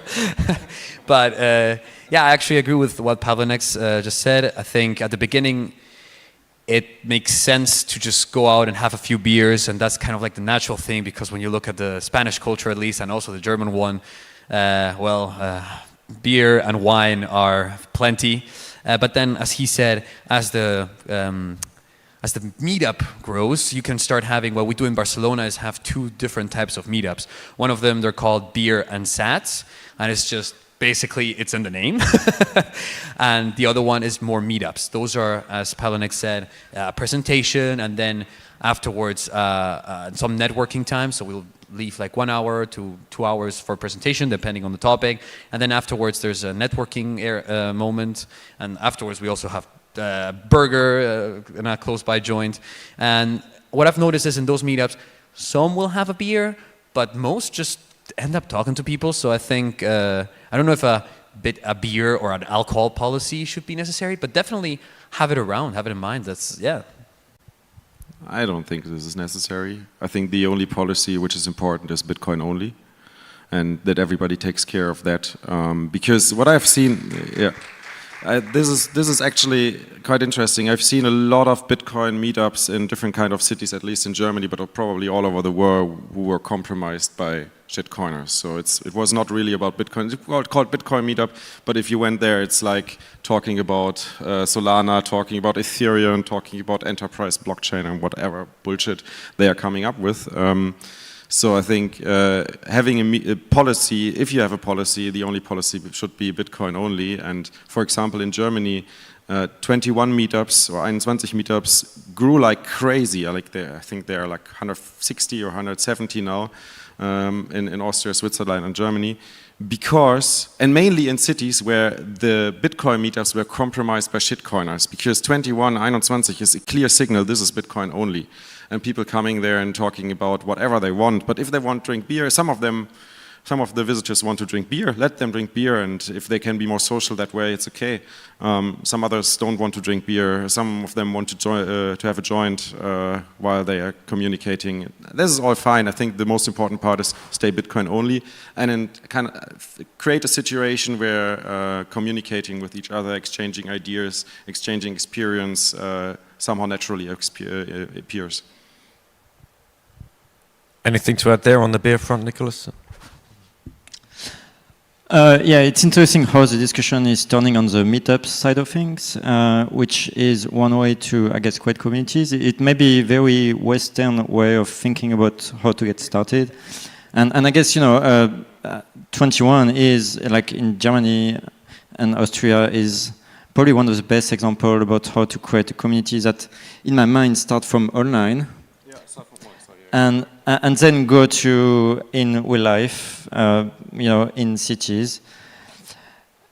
I think another way, at least how I'm thinking about it, but I'm also, thinking a lot about the payment side of Bitcoin, so it's biased my opinion on how I do things, but it's to also, if you can create a local community by saying, you know what, I'm a Bitcoiner, I'm living here, and I want people to start using Bitcoin. And it's a very different mindset. It's not necessarily about, okay, let me explain you about the philosophical point of view about Bitcoin and why, Bitcoin is superior money and why it's like, you should get rid of your fiat. It just thinking about, okay, I live in places maybe where people are using cash and they don't have access to online banking and all the things we are maybe used to in the Western world. And it's seeing the opportunity of the fact that if people around me are using Lightning, are using Bitcoin, like they will have access to new opportunities, to new tools that they don't have access otherwise. And then the idea is like, okay, I want community or people around me start using Bitcoin so that like I can use Bitcoin and people will be better off. But the approach is very different. It says that, okay, let me show you a wallet. And open an app in your phone, and we're developing Blink. So I will say, okay, open Blink, and I will send you 5 sats. And generally after, there was a bit of excitement, like, oh, that's all. Like you send me money, and that's it. And I don't necessarily have to do all this banking KYC stuff, to receive my first sat. That's quite awesome. And this is another very different way to think about starting communities. Like you say, yeah, I just want people to use Bitcoin. And the idea about, okay, I will learn about all the economic side of things and the view on how Bitcoin is different money later down the road, right? And I think it's also a very different view about, where you are in the world, you will start on one way or the other. The challenge to build a community where it's payment oriented is that you have the fact that, and it's what we are doing in El Salvador, but also in other places where you have this marketplace where for this to work, you need to have merchants that add up Bitcoin and Lightning, but merchants will only accept it if there is people around that have a Lightning wallet and they can pay. And you need to create this ecosystem where you have enough concentration, both of sender and recipient that are willing to use this new payment system for it to take off. And in that scenario, you need to be, I think, it's the opposite of the internet community, maybe like 21 or the Orange Pill app. You need to be hyper-concentric on like a small city, small town, and make sure like you get both the sender and the recipient, the merchants and retailer be able to use payment. And this is how, on our side, we try to think about communities is through payment. I would actually try to push back on that because Barcelona, we have had for the past 3 months, except August. In August, Spain is just turned off, except for tourists, of course. But for the past few months, we've had some pretty balling meetups. Like we had like companies come in, they would like rent a space, and we would have like beautiful things with interviews and multiple things, almost like a noob day in Baltic Honeybadger, but just a meetup in Barcelona, right? And to be honest, we don't have much merchant adoption in Barcelona yet. So I would say if you want to start a meetup, don't focus on the merchant adoption. It's more about like get Bitcoiners together, get them talking, because online it's great to meet, it's great to be together and like share memes and shit post and whatever you want. But the important part is like knowing that you're not alone. And even though online is great, we all know that from Zooms and all that bullshit that happened for the past few years, meeting in person is different. And having a few beers or just, I don't know, a glass of water, like it is better than just shit posting online and whatnot. And lots of good things can happen from there. I've heard many companies started in meetups and retreats and get-togethers and beer and sats.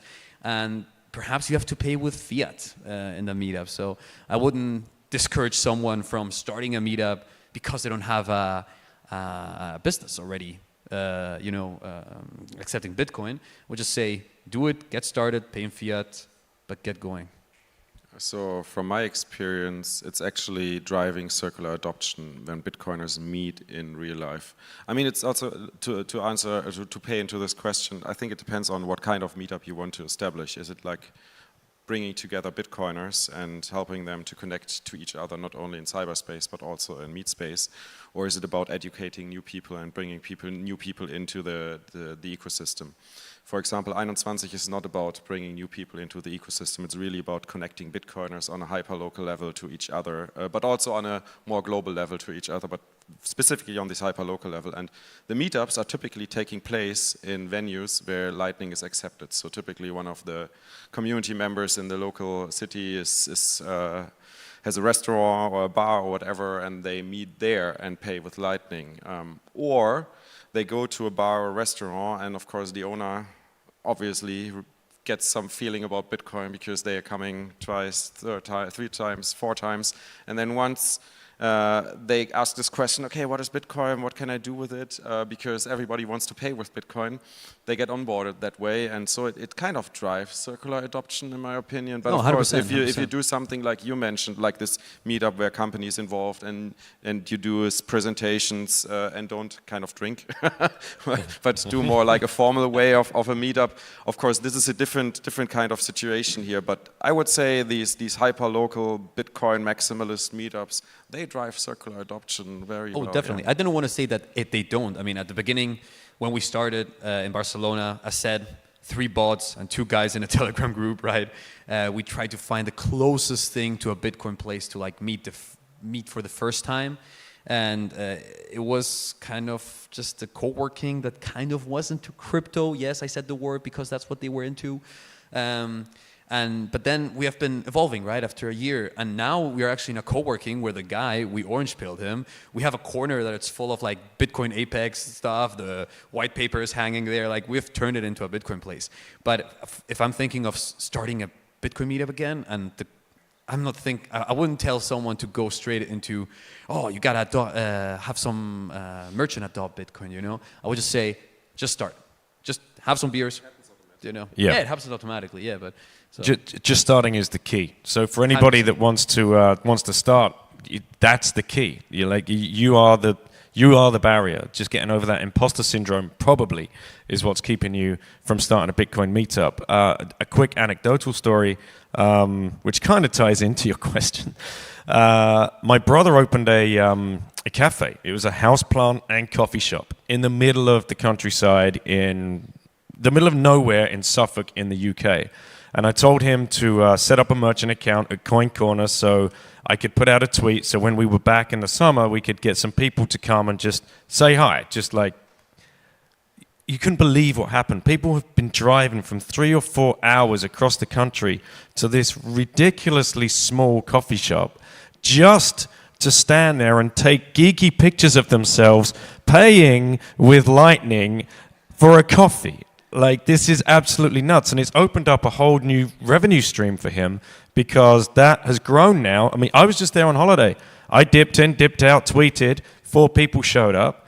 Then one guy starts the Telegram group. Then another guy puts it on. The events are now listed on Orange Pill app. Then another guy starts Suffolk Bitcoin. Another starts Norfolk Bitcoin. Everything gets transmitted out there. 50 people showed up to the last one.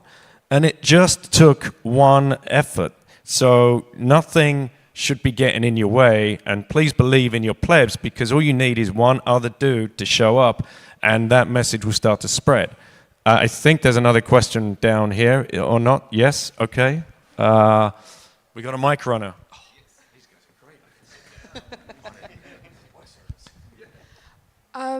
So my question was, how do you incorporate it into your community? Because as a young Bitcoiner, I also living in a very rural area in France, I can't explain it with the technicalities that you guys have.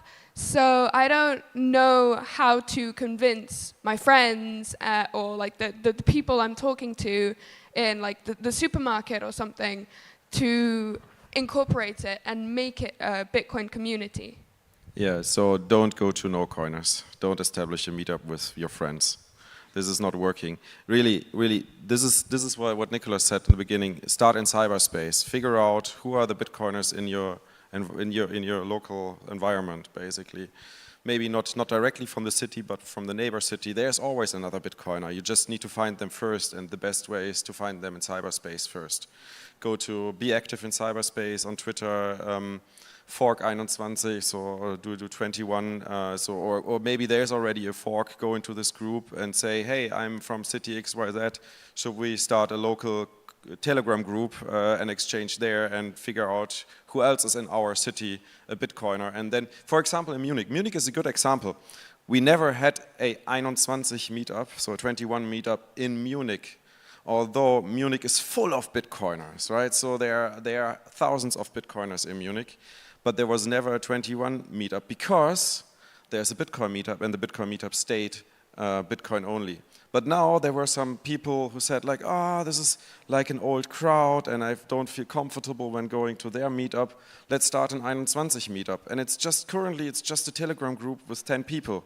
Like just a few people who said like, I don't want to go to the other meetup, or I can't do this date. Let's start something new, and I think this is typically how you start in cyberspace first.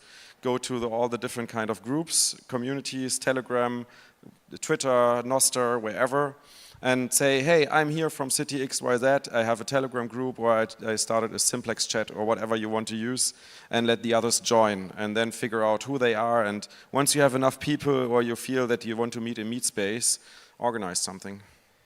I would say also a very good place to start with is there's usually some sort of already established, more national, not so local base.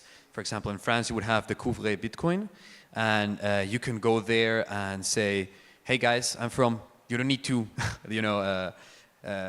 say exactly where you're from, but I'm from this area, any meetups around here, anyone willing to start a meetup? And I've been seeing it happen in Spain. In Spain, we have the 2140.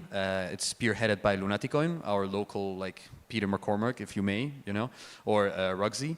And it was crazy. People from the islands in Tenerife, they were like, any Bitcoiners? And suddenly another guy was like, yeah, me too. And then they started a group chat. It's like 2 of them. Now I think they're already like 18 or something. Yeah, so it gets going, and I think they already started having some beers or hanging out. Someone did some presentation about privacy. So just the idea is get it started, and especially in cyberspace. Try to find your national or the closest thing to you that has already been built up, and then get going. Ask if anyone's around, and yeah, just go. Just one advice, don't overhype it on Twitter. On our first meetup, I hyped it so much that we had a guy driving from Bosnia on motorbike for 8 hours. And it was just like 4 of us, and then I saw him across, and he's like, Pavlonex, where is the conference? And I'm like, it's just a meetup, and it's just 4 of us. But we had a blast, and it's, that's how things start, and people will drive if you just start it. So just don't be scared. Even if you only need one more person beside you to kickstart, and it just grows from there. And yeah, just to build on, like, start on cyberspace first. That's what Orange Pill app was designed to do. And there is an events tab on there, which is there's over 550 events already listed.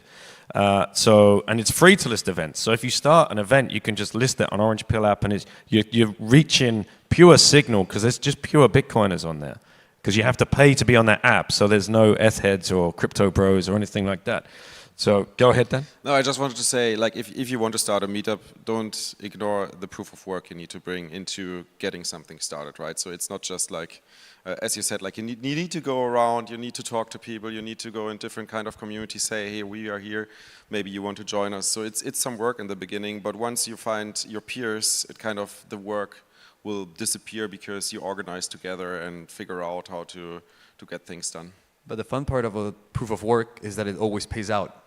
Right? If you do the proof of work, it pays out. And so don't be scared of that, because the rewards are so much greater than the energy you put in. I mean, any of us can vouch for that, right? It's fun, a lot of fun.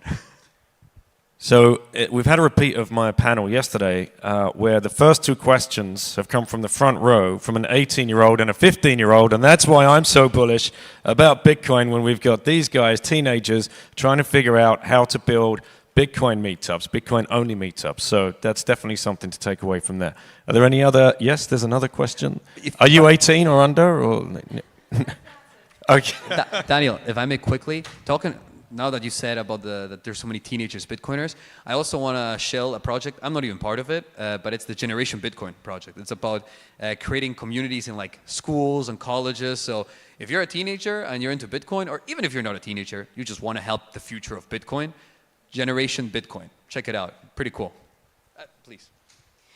So I just wanted to say, I certainly don't mean to contradict the panel members, but I think it's amazing that you want to start a meetup, and I would definitely say, do start with no coiners. So I hold regular education sessions around my kitchen table for, I'm guessing my daughter will be about your age, for both of my daughters, for their friends. They were no coiners. My daughters have mentioned Bitcoin a bit. They got curious. We have education sessions on a regular basis. These have built up into education sessions for merchants in our areas and other families in our areas and meetups in our areas. The snowball effect is amazing. So I would just say, definitely don't be scared to start with no coiners. That would be my advice. I don't mean to contradict you. Sorry, it wasn't really a question. I mean, it's super important to also address no coiners. I think it's more important to find your peers, to find other Bitcoiners, because then it's more. So what we experience and what we have seen from these ideas coming up, meeting with other Bitcoiners, it's much easier to go out and talk to merchants, talk to others, and involve them into the Bitcoin community. Maybe you don't want them to invite to a Bitcoin maximalist meetup first, but maybe you come to the to the idea to do kind of a newbie meetup or a newbie presentation all together. But you don't need to do the work alone. You have a group of people working together, and I think therefore a Bitcoin maximalist meetup is very helpful to get also newbies involved. Yeah, I maybe disagree with Daniel in the sense that we need to expand beyond the existing Bitcoiners. There is not enough people that understand what Bitcoin is, and of course we need to expand outside. I think one thing that's important to understand is where do you live, and again I think like this panel is very centered maybe around Europe. I mean, we're in Europe, that kind of makes sense, but one thing to realize is if you're living in Europe, you have a pretty hard job to actually try to convince someone to Bitcoin. Probably the ECB is making the life easier in some way. The inflation is actually an argument that is providing a lot of help. And a couple of years ago, it was much harder to explain to someone, okay, yeah, for instance, Bitcoin is providing like value against inflation, right? Like, and there is obviously a lot of other value to Bitcoin, but you need to realize that, okay, in Europe, inflation is manageable compared to a lot of other countries in the world where like inflation is much, much, much higher. And it's much easier to probably make someone a Bitcoiner in Argentina than it is in France. And this is why in France it's hard, like the step is much higher. It's becoming easier. but it's nonetheless a lot of work. And this is why I think the example of showing how a transaction works is a good way to get started. Probably the easiest way. It's probably, in my mind, much easier than trying to think about explaining the property of what Bitcoin is. And it's a good way to start the conversation with a no-coiner. It's like, let me just show you how that works. I'm not going to explain the technicality. If you're interested, we can dive into that, but let's just maybe send you 5 sats. And it's something you can do in fiat. Like, I can send you a fraction of a pennies in fiat over the internet. I can do that with Bitcoin, and it gives some idea about the potential of the technology. If I may, I actually think there's a very interesting message that you're saying, that you're just shooting over at us. It's like, there's not one way to do a meetup, right? Especially since we're in Europe, like, we know how different every country is, and the but you know, the specific things of each one of them, right? So I would say, do what works for you. If that's what works for you, who am I to say otherwise, you know? And if you think that in your country it's gonna work another way, please do. I mean, at the end of the day, proof of work pays out, so. But there's still, like, first, meet the other Bitcoiners, because doing stuff on your own is exhausting. If you're in a crew with like-minded people, it's much easier and much more fun. So you will have much more energy. You will find great ways how to orange pill people, how to involve people into the Bitcoin community when you are multiple Bitcoiners in your environment and in your region. How can Bitcoin meetups support other companies out there, for example? If you've grown to enough, I know you guys are huge, you've got a big one over there. Is there a way you can partner with Bitcoin companies to get educational materials to the right people and to support these companies that are, you know, I'm thinking personally of Consensus Network. They're out there that they're translating as many different books into as many different languages as they can about Bitcoin. Is there a way that we can get you guys purchasing from them in bulk to hand out, you know, and what are the ideas that you think about in regards to furthering education? Stickers. Stickers, yes, all right. Yes. Stickers and hats, ladies and gentlemen. That's it's not a joke. Stickers is amazing. It's not a joke. Fill your city with stickers all over the place. In Barcelona, we did that with QR codes. You may even find one in the barrel outside. I think one of our fellow members did that. But answering your question, I think the main problem with starting a meetup, once it starts going at some point, it's the venue and getting money for the venue. So I don't know if I think it's more how the companies can help us than how we can help the companies. Although by helping us, they also get a lot of like direct exposure. So I would say I would rather encourage companies to I don't know, give like grants for new meetups, for example. So I was talking to someone today from Rome. They want to start a meetup, but they don't have the money to get the first venue, right? Or the first place. They could do a bar. That's what I told him. I know, but he still wanted, you know, something like that. So I would say perhaps companies are the ones that should help their base grow. Well, I'm going to say right now, and I don't have any authority to say this, and I hope Matteo is watching the live stream, but if anybody starts a Bitcoin meetup, Orange Pill app will cover the first coffee for under 18s and a beer for the over 18s. They were actually very kind enough to do that, as were Coin Corner. They supported the last meetup that we had in Suffolk in the UK. So please, if you are running a Bitcoin meetup, look out for those companies that can help you, can support you, so you can reach a wider audience. And with that, we've got 5 seconds left. So thank you so much, everybody, for what you are doing for Bitcoin, what you've done for Bitcoin, and the communities you've built and the tools that you've built. Please, round of applause for everybody here on the panel. Thank you very much.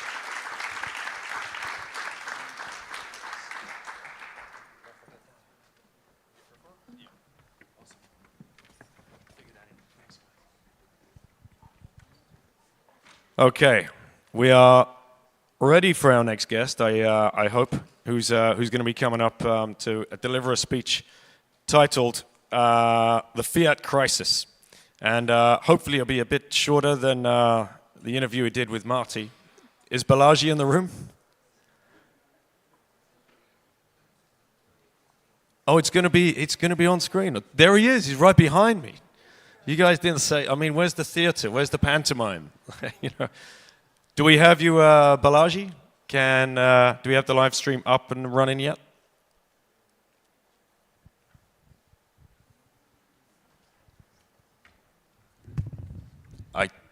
Yeah, we can see you. Yep.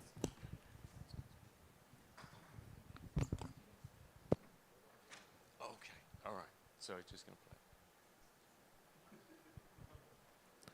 Just give us a second for the sound. So it's a recorded video, and in the end, we will try to get him to Q&A. It's like 20 minutes video. Okay. And then in the end,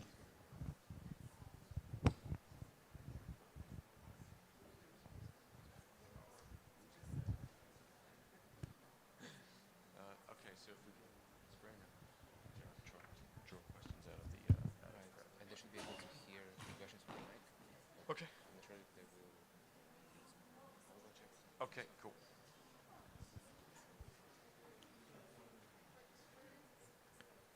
So I've just been informed that we have a recorded message from Balaji. That's going to last around 20 minutes. And then, hopefully, if everything works, we're going to have him live on screen, and we'll have a live Q&A session with him straight after that. So, sounds like we got both things working, just not in tandem. So, 1 second.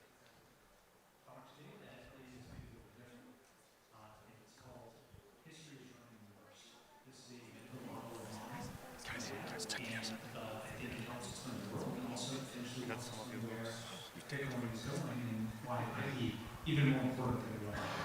So, without further ado, we'll just kind of jump in. So, history is running in reverse, and this title slide over here shows that the world economy, several hundred years ago was centered in Asia, from 1000, AD to 1820 AD. The last few hundred years, it's been basically over the North Atlantic from 1913 to about the year 2000. But since then, it's been rocketing back to Asia. So, in a sense, history is running in reverse. As I'll show, many dynamics are like this. They have this sort of U-shape or inverse U-shape where it's going back to how it used to be. And if you want to kind of read about this, I've got a free book online at networkscape.com. You can go and check this out. But this is like one of the chapters and it's an elaboration of some of the concepts. So first, what's happening? And why is it happening? At least my thesis on why. What does it mean for Bitcoin and what could happen next? Right? So let's start with first. What's happening? What do I mean by history is running in reverse? So the way I think about things is many events that are happening in the past are happening again today, except with often the opposite outcome or like a change in some. So for example, back then, the Western frontier closed. Okay, turn your arms, government, take care of it. But in 1991, the internet frontier reopened, and now you could go and homestead on the internet, take a domain, and start doing things. Back then, you had the Spanish flu, and today we had COVID-19. And while the Spanish flu was very serious and heavily censored, COVID-19 had absolute saturation, news coverage. Back then, you had the captains of industry and so-called robber barons and so on. Today, you have the tech founders, okay, and you kind of have a very similar sort of dynamic of an individual that's able to build a massive business and acquire a lot of wealth. Back then, the journalists actually defeated the tech founders. They attacked them, they slandered them. Ida Tarbell attacked Rockefeller over and over again, the whole trust-busting movement and so on. All of that was essentially the rise of the centralized state to essentially seize the great fortunes, push them into control of the state.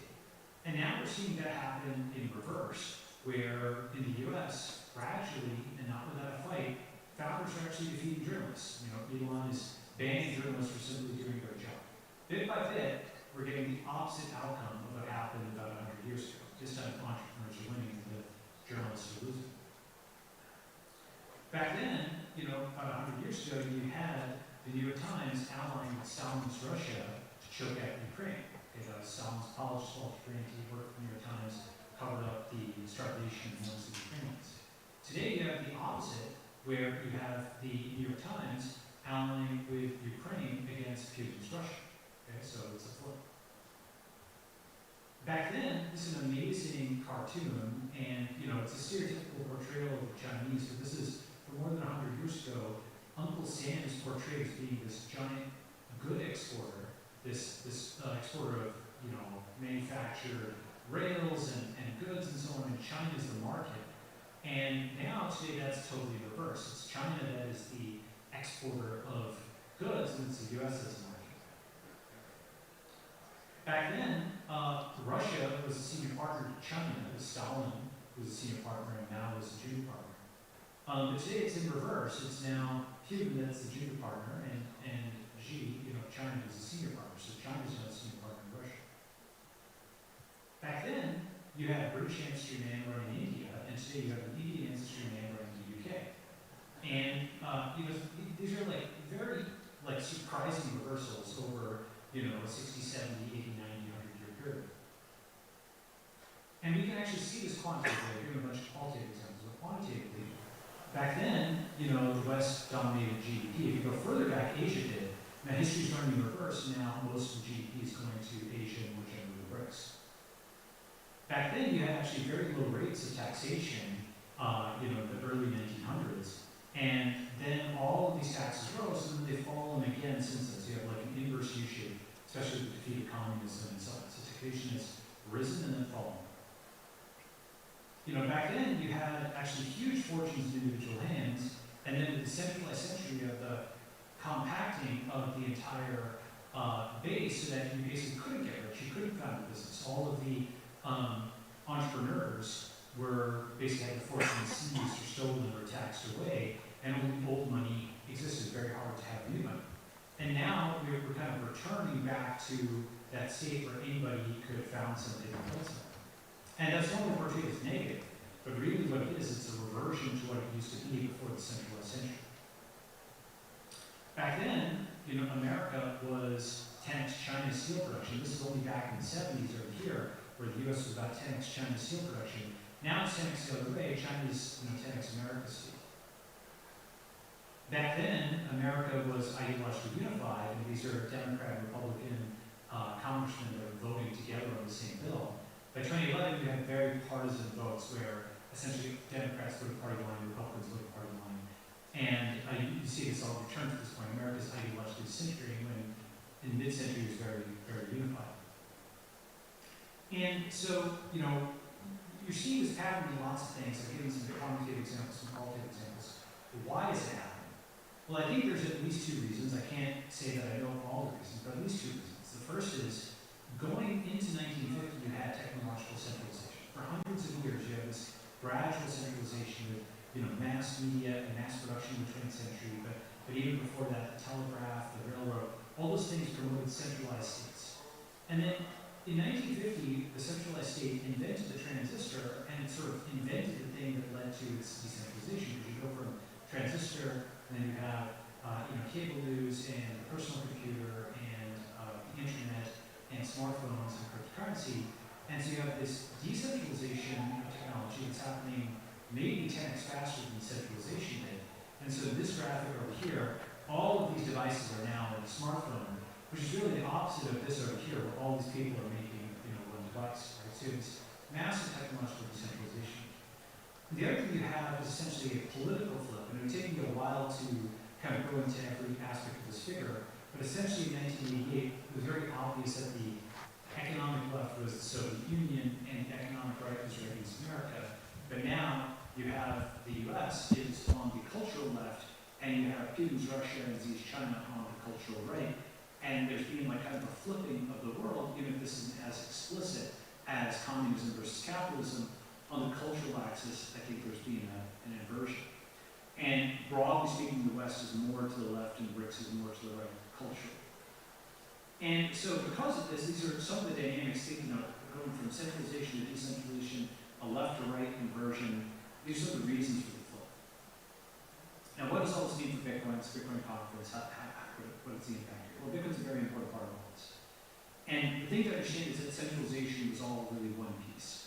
It's, the same thing that led to the rise of the Fed is what led to the rise of the SEC, Theodore Roosevelt and Woodrow Wilson and FDR and the gold seizures and the alphabet soup that led to the ultimate alphabet, characters of war. It's all one piece, basically centralized state control over the economy. And in fact, the guys who set up the SEC, like Rex Tugwell, The reason they did it was so the allocation of capital in the economy could be placed under federal control. The first step would be to limit self-allocation. So the same principle behind the SEC is behind the Fed. The government wanted to take away people's ability to allocate capital on their own for your own good, of course, right? The same FDR who did the gold seizure set up the SEC, so it's all of one group. And, Keynesianism, you can kind of think about it as communism light. Because, communism, of course, you have guards who will go and, shoot you or cart you off to a gulag and steal your farm and call that collectivization. They would steal all your property at once. But what the Keynesians do is they steal like 97% of it over time invisibly. Okay, so it's like communism light, it's like communism for wimps. They steal, but they do so for the state in a way that's less likely to arouse a reaction. It's the difference between a lion who you can see coming and you fight off and you get your adrenaline up, and a mosquito that just sucks your blood. I mean, camouflage has evolved many times in the animal kingdom. It's also evolved full of ideologies to take your money. And the thing about this is centralization is one piece, and fiat funded these wars. There were no giant wars about conscription, taxation, inflation, centralization. World War II was actually the first time that a major war was fought before the money ran out because they could seize all the money. Okay, so all of this centralization was of one piece, and Bitcoin is a pretty important part because decentralization is reversing those pieces. So you don't just get the same world but with Bitcoin. Bitcoin, if it wins, completely changes the world because it changes the ability of centralized states to do what they've been doing. And, so these are some of the things that are relevant to Bitcoin. Basically, back in the day of private banking, today you have the rise of cryptocurrencies. Back in the day, there was a populist left movement against gold, which was William Jennings Bryan's Cross of Gold speech. He said, you can't, give us gold because gold will mean the government, is constraining its spending and needs to be able to spend. And now we have a populist libertarian or libertarian right movement for gold that's saying the government's spending too much, it's taking away our purchasing power, we need to stop it. That's another very important inversion. Back in the 1930s, you had the brain trust entering DC, and now you have the federal brain drain, where people who were smart are leaving the federal government, enjoying attack or finance or starting companies. Back then, there was a huge set of court battles, and the feds generally won in court, and now they're starting to lose a lot of these court battles, okay? So all of that centralization that arc up was one piece, and the decentralization is one piece. You can start to see them cohering because the financial component is a very important component. So put all that together, what could happen next? Now, what I've described is what has happened. This is of course speculative, but here's one possible model. The thing is that the banking crisis, from earlier this year, with the collapse of those U.S. banks, a $200 billion bank doesn't go to zero overnight with no notice, just out of nowhere. What happened was all these banks bought bonds. Those bonds are underwater in a massive way, and this is a graph from the FDIC itself showing the scale of unrealized losses across banks. And one bank alone, Bank of America, has a $100 billion paper loss. This is from the Financial Times. They're basically like, somebody who's saying it's not a loss till you sell, bro. Okay, this unrealized loss over here is $100 billion, and they're pretending they're solvent, but if somebody actually comes looking for the money, they've got a $100 billion loss in their books, and that's just one too big to fail bank. So major banks have major losses, and central banks have major losses too. The Bundesbank, Germany's central bank, may need recapitalization to cover bond buying losses. This is an insane headline. It's saying the central bank of Germany is out of money because it bought bonds. But wait a second, I thought bonds were supposed to be safe. Are you telling me that bonds cause losses on such a scale that the fifth largest economy in the world, its central bank, needs recapitalization? This is like the Milton Friedman joke about how if communists ran, the Sahara Desert, they'd run out of sand. Well, the Keynesians have a central bank that's run out of money, okay? And so these are insane headlines which are kind of in financial need, so they don't get the attention that they should. But when the central bank of Germany is saying it's out of money, and it's kind of denying this, and then the auditors are saying it's actually true. But you start quoting these headlines, you're like, actually the banks are out of money, and that's actually not going to be good. Eventually, it could be, people have talked about how, the whole SVB thing was a Bear Stearns, and there's going to be a Lehman moment. I think that's probably right, though exactly how it materializes, who knows, okay? But if you think about what might happen there, right? If history is running in reverse, well, it actually turns out that a lot of the stuff that FDR did came on the heels of a bunch of banking seizures. He declared bank holidays, pushed through all this legislation, freeze accounts, seize accounts, this and that. And, you know, Fitch, for example, is warning it may be forced to downgrade dozens of banks, including JPMC, which is supposed to be, you know, the most, elite American bank. And this would cause a catalyzing effect. Go and look at their things. They're signaling this. They just downgraded the USA itself, so downgrading JPMC is less of a step than doing that. So we could have a banking collapse similar to what happened in the 1930s. And if that happens, well, back then we had the Great Depression. Right now, arguably, we're in the middle of the Great Inflation. There's a lot of people on TikTok, on Twitter, et cetera, that are just posting analyses. They're saying, how are people even living now, especially in places like Canada or so on. Like, you know, you do have the math, and you know, suddenly rent is 49% of your budget rather than 21% in just 4 years. So astronomical rise in housing prices and other things, and CPI doesn't fully capture this. And when people say, quote, inflation is down, that's like saying interest rates are down, but the compounding is still there. So the actual individual costs more than just a few percent. You know, people are talking about double-digit impacts depending on where they are. So from the Great Depression, are we in the middle of the Great Inflation in early stages? And if we are, you know, back in the day we had gold vertical against fiat. We already see digital gold going vertical against fiat. It's risen several orders of magnitude over the last decade. Does it have another one or two to go? If so, if Bitcoin does hit 100,000 or a million, I don't think it's going to just be received as, okay, great, you know, the price went up. I think that it may accompany some bad macroeconomic events. And if in the 1930s those economic events were accompanied by an attempted successful gold seizure, I think this set of economic events that's coming may be accompanied by a failed attempted gold seizure. For example, it's a real headline. Biden administration wants to make it easier to seize crypto without criminal charges. That's a real headline. They're laying the groundwork to try to do this. Not just in the US, but in other countries, of course. And so the thing is, of course, there'll be resistance to such seizure, and that resistance is at least part, not entirely, but in part on partisan lines. For example, within the US, you know, Texas has the right to hold Bitcoin shall not be infringed. State Senator attracting Bitcoin miners to Oklahoma. DeSantis in Florida says Bitcoin represents a threat to the current regime. The right to hold Bitcoin shall not be infringed is definitely something that's burgeoning there. And so the existing political divisions are pretty important in terms of thinking about if history repeats, if they try a gold seizure again after a bank collapse, then political divisions really matter because those groups that resist it will be important. And the thing about it is, within the US and also within other Western countries, but especially in the US, the digital separation is actually already here between these two parties. You know, at the leadership level, Democrats and Republicans don't vote together anymore, they vote straight party line. And at the level of the public, this is what it was in 2017 where, you know, a totally different data set. This is Twitter, you know, blues are here, reds are here, they don't really follow or interact with each other. And now as of 2023, everybody's in their own separate apps. You know, it's Mastodon and Blue Sky and Threads and Gab and Parler and Utreexo. And so you're at the point of totally separate apps. And so the people are already separated mentally. They're in a different society mentally. They just haven't printed it out offline. It's like you've done it online, you put it in your Google Doc, you hit print, and then you materialize it offline. They're in separate societies online, only a matter of time before that happens offline. In fact, it's already happening. Red states are getting redder, blue ones bluer. You have people who are, you know, the so-called big sword has been happening for more than 15 years, and people are fleeing blue states, red states. You're having this great migration, this great sorting, this great partitioning happening. And if you put all of this together, maybe this is how it all comes apart.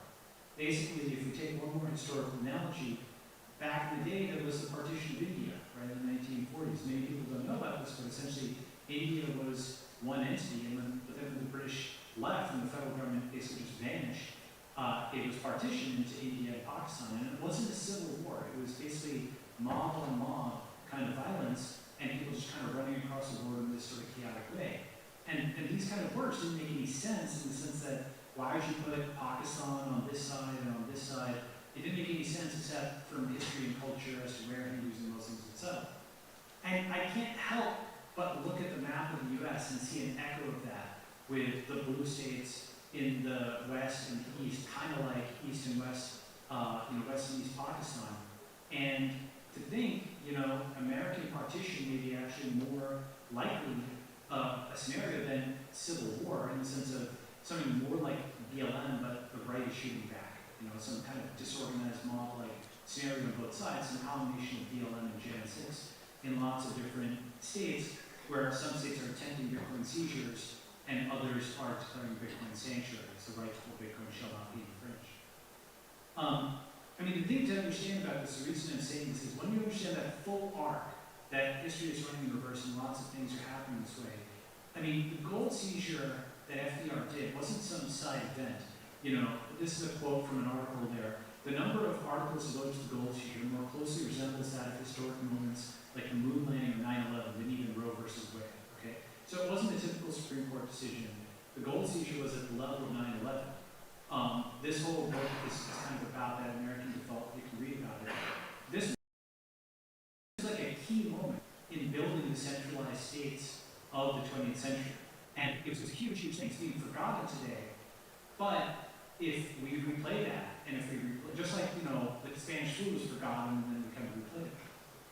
If we replay the gold seizure except in reverse, and, this time it's failed, is this the rock in which the Union breaks? Do we see a realignment from, right versus left to top versus bottom, basically dollar nationalists and Bitcoin maximalists? I think that's very possible. I think that is kind of how things are vectoring.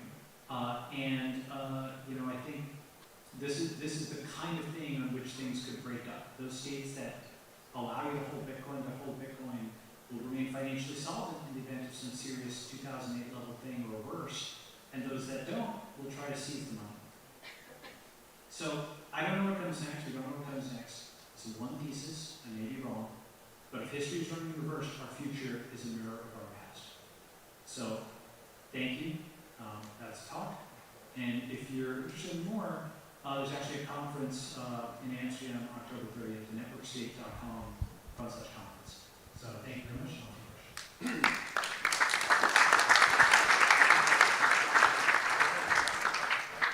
Okay, let's just wait to see if we can get the live feed up to Balaji. Meanwhile, prepare your questions. Have we got people to run mics around, if that's okay?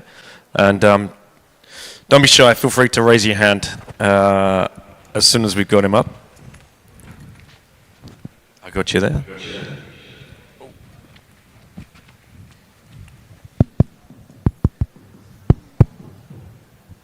Can you guys hear me? Yes, we can. Can you hear us? Yes, I can hear you. Perfect. Balaji, ladies and gentlemen.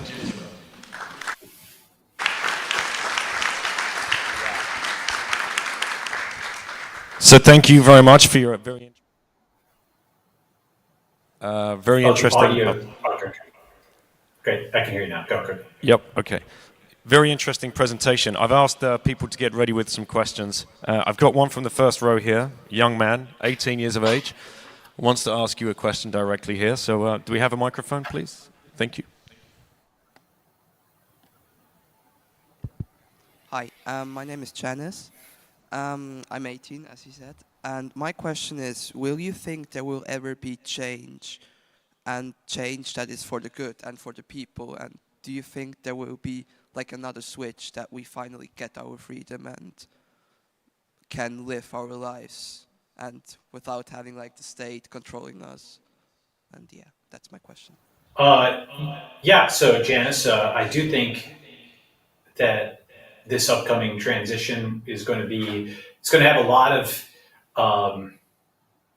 bumpiness to it. I think, if you watch Ray Dalio's video on the changing world order, he doesn't have the Bitcoin component, but he has other components that's worth watching.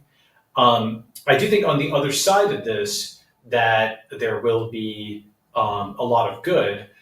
Certainly, a lot of the former Soviet Union countries, as you know, being in Riga, did much better after the fall of the Soviet Union and, economically developed and so on. But that was bumpy, right? That period of the early 90s, mid 90s and so on is bumpy. And there's still obviously, I don't know if I call it legacy things because there's live issues, obviously, the war and so on and so forth.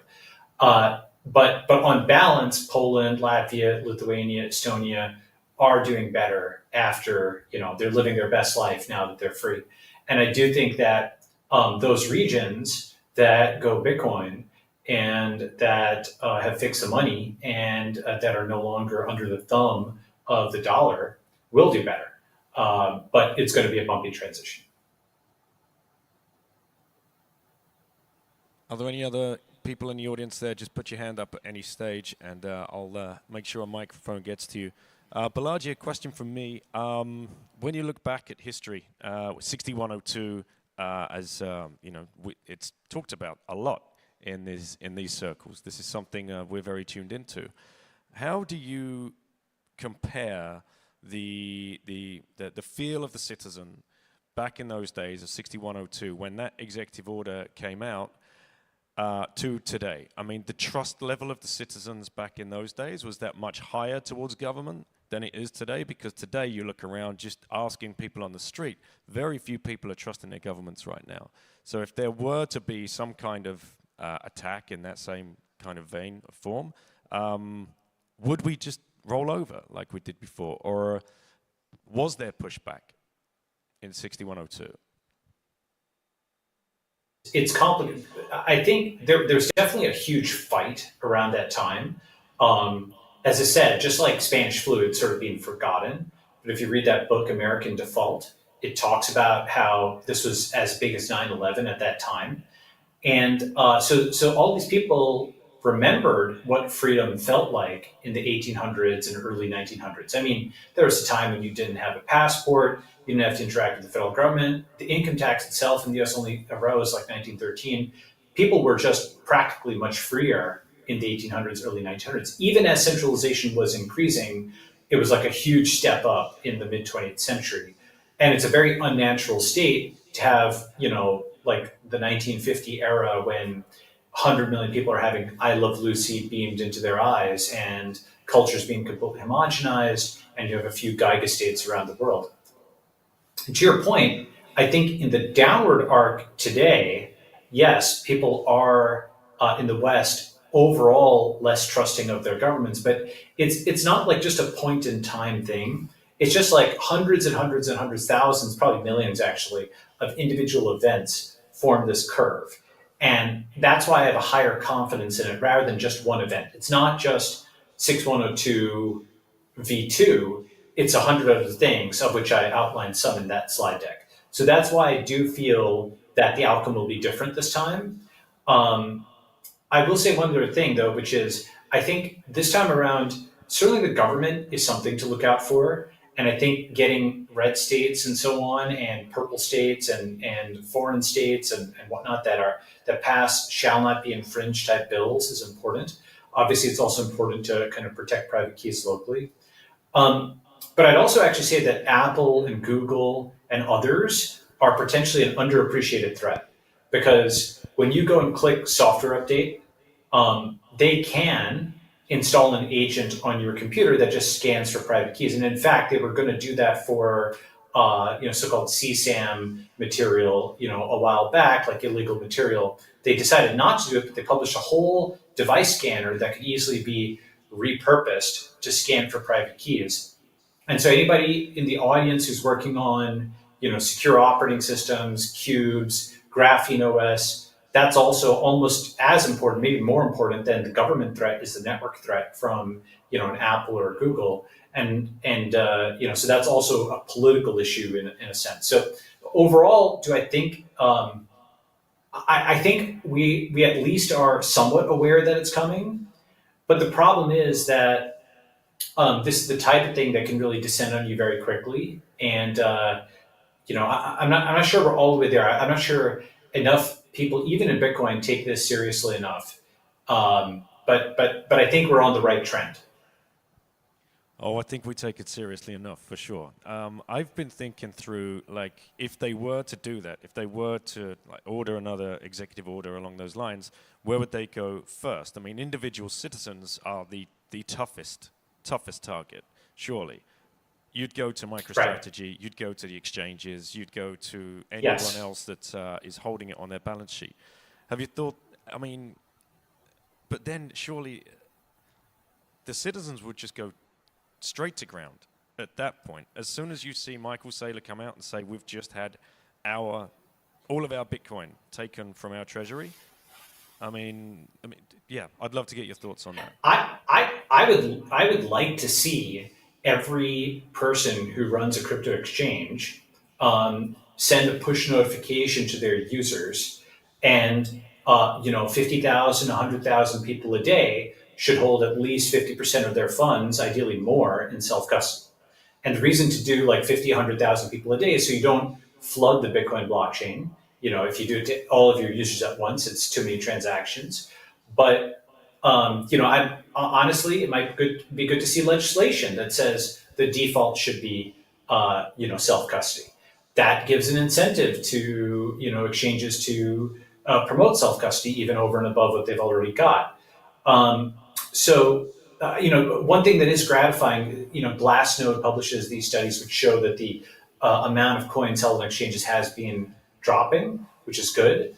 But we don't want to have a bunch caught on there and then frozen or under a court battle. So you're right, it should get off exchanges. One thing I talked about also with Marty Bent a little while ago was having state-run, like the Florida Bitcoin Exchange or the El Salvador Bitcoin Exchange, which is literally just buy, sell, send, and receive Bitcoin, and it's like reopening the gold window. And then the government says, hey, we'll charge you, I don't know, $10 a day, $50 a day, or whatever a reasonable fee is to keep your Bitcoin on the exchange. They don't want it on the exchange. You're supposed to withdraw it right away. So there's a penalty for keeping it there, right? These are the kinds of things I'd like to see people do: disincentivize centralized custody and incentivize self-custody as much as possible. Okay, we've got a question from the back of the room here. So yeah, please go ahead, talk right into the mic for us. Hey, Balaji, you've talked about what it looks like for Bitcoin to succeed, but I want to know, what do you think is the most likely reason that Bitcoin would fail, and what does that scenario look like? And the word fail is kind of subjective, so what does a failure of Bitcoin look like to you? A failure of Bitcoin looks like there's a few possibilities. One is a bug in the code. It's very difficult to have secure software. It has to be secure in many different ways. It is just given the nature of the software. If there's a serious bug, people might have a social reset where they agree to roll back the chain for, that happened early in Bitcoin's history, but that would be a cost for sure. So bugs in the code are, that's just not a black swan exactly, but that's certainly something to look out for.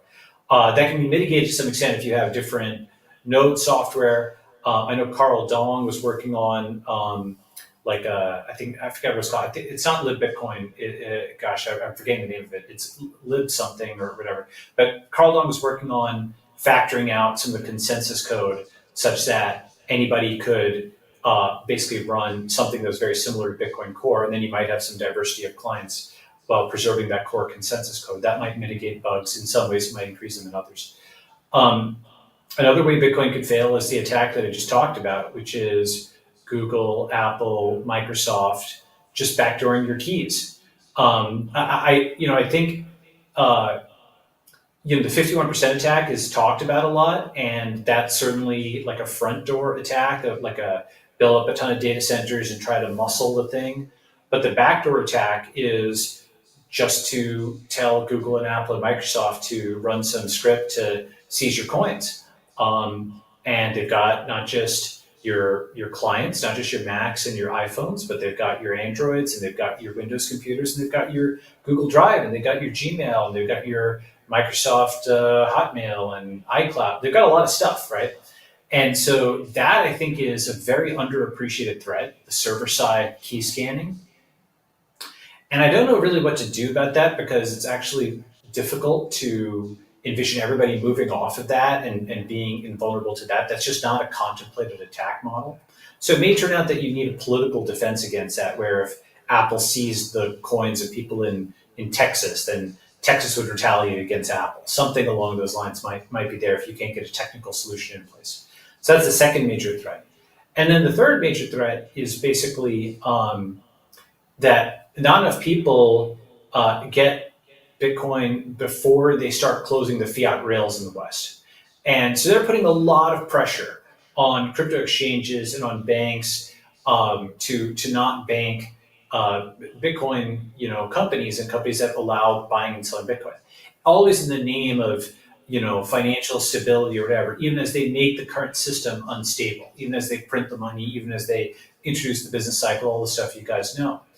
And so it's very important to do everything you can politically to keep the ability to kind of buy and sell Bitcoin for fiat open for as long as possible in as many countries as possible. That, there's lots of stuff that you can do at other levels of the stack. I mean, I'm glad that, Nostra's out there. I'm glad that there's a lot of cool stuff on privacy and so on. But really, I think there's still a lot of leverage in just, lobbying at the state and local level and foreign states to just keep the banking rails open to buy and sell Bitcoin. So that's kind of the third way. So those are the three. A, it could be seized on exchanges. B, it could be seized by networks. And then C, it could be a bug in the software, seized on exchanges or by networks. And then C, it could be that the fiat rails are closed. Those are ways it could fail, in my view. We got another question from the middle of the room here. Yep. How do you do, Balaji? Thanks for being present in your presentation and everything.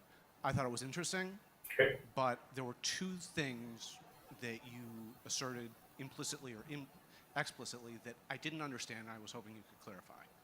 Sure. First, you made an assertion about there being more freedom after or before the 13th Amendment, before there was more regulation. You pointed to the 19th century as a pinnacle of freedom in America. And I just want to make sure I understand that you think that during a period of slavery, during a period where there was institutionalized exclusion, that was a more free period. I didn't understand that. That's my first question. And my second question, both also along the lines of freedom. You pointed to 3 red states, Florida, Texas, and I forget the third, where the politicians are pandering to their supporters, saying Bitcoin is a right.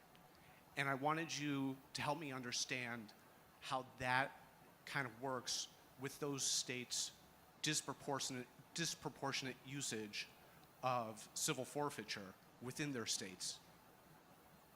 So if you can help me understand those things, I would appreciate it. I'll take my questions off the floor.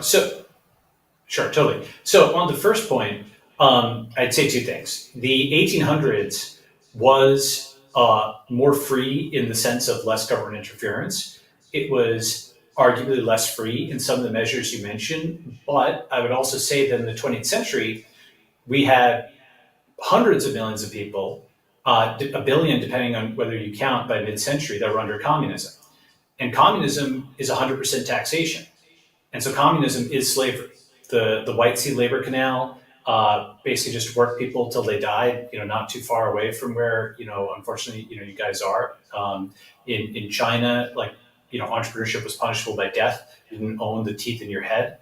And so there are actually hundreds of millions of more people enslaved in the 20th century under communism than even there were in the 1900s. It was also the century of gigantic wars. As Nietzsche said, wars have never been seen before in imagining. The century of nuclear war, the century of mass conscription. Much of the world was bombed to smithereens. There were a lot of bad things about the 20th century. You want women's rights, the Soviet Union raped its way across Western Europe. There were a lot of mass human rights abuses in the 20th century that were caused by giant centralized states, often doing it in the name of human rights. The Soviet Union had this amazing constitution and it guaranteed all this stuff on paper and it abused everything in practice. And so I think that, and of course, the Soviet Union was terrible for minorities. And of course, Nazi Germany was terrible as well, right?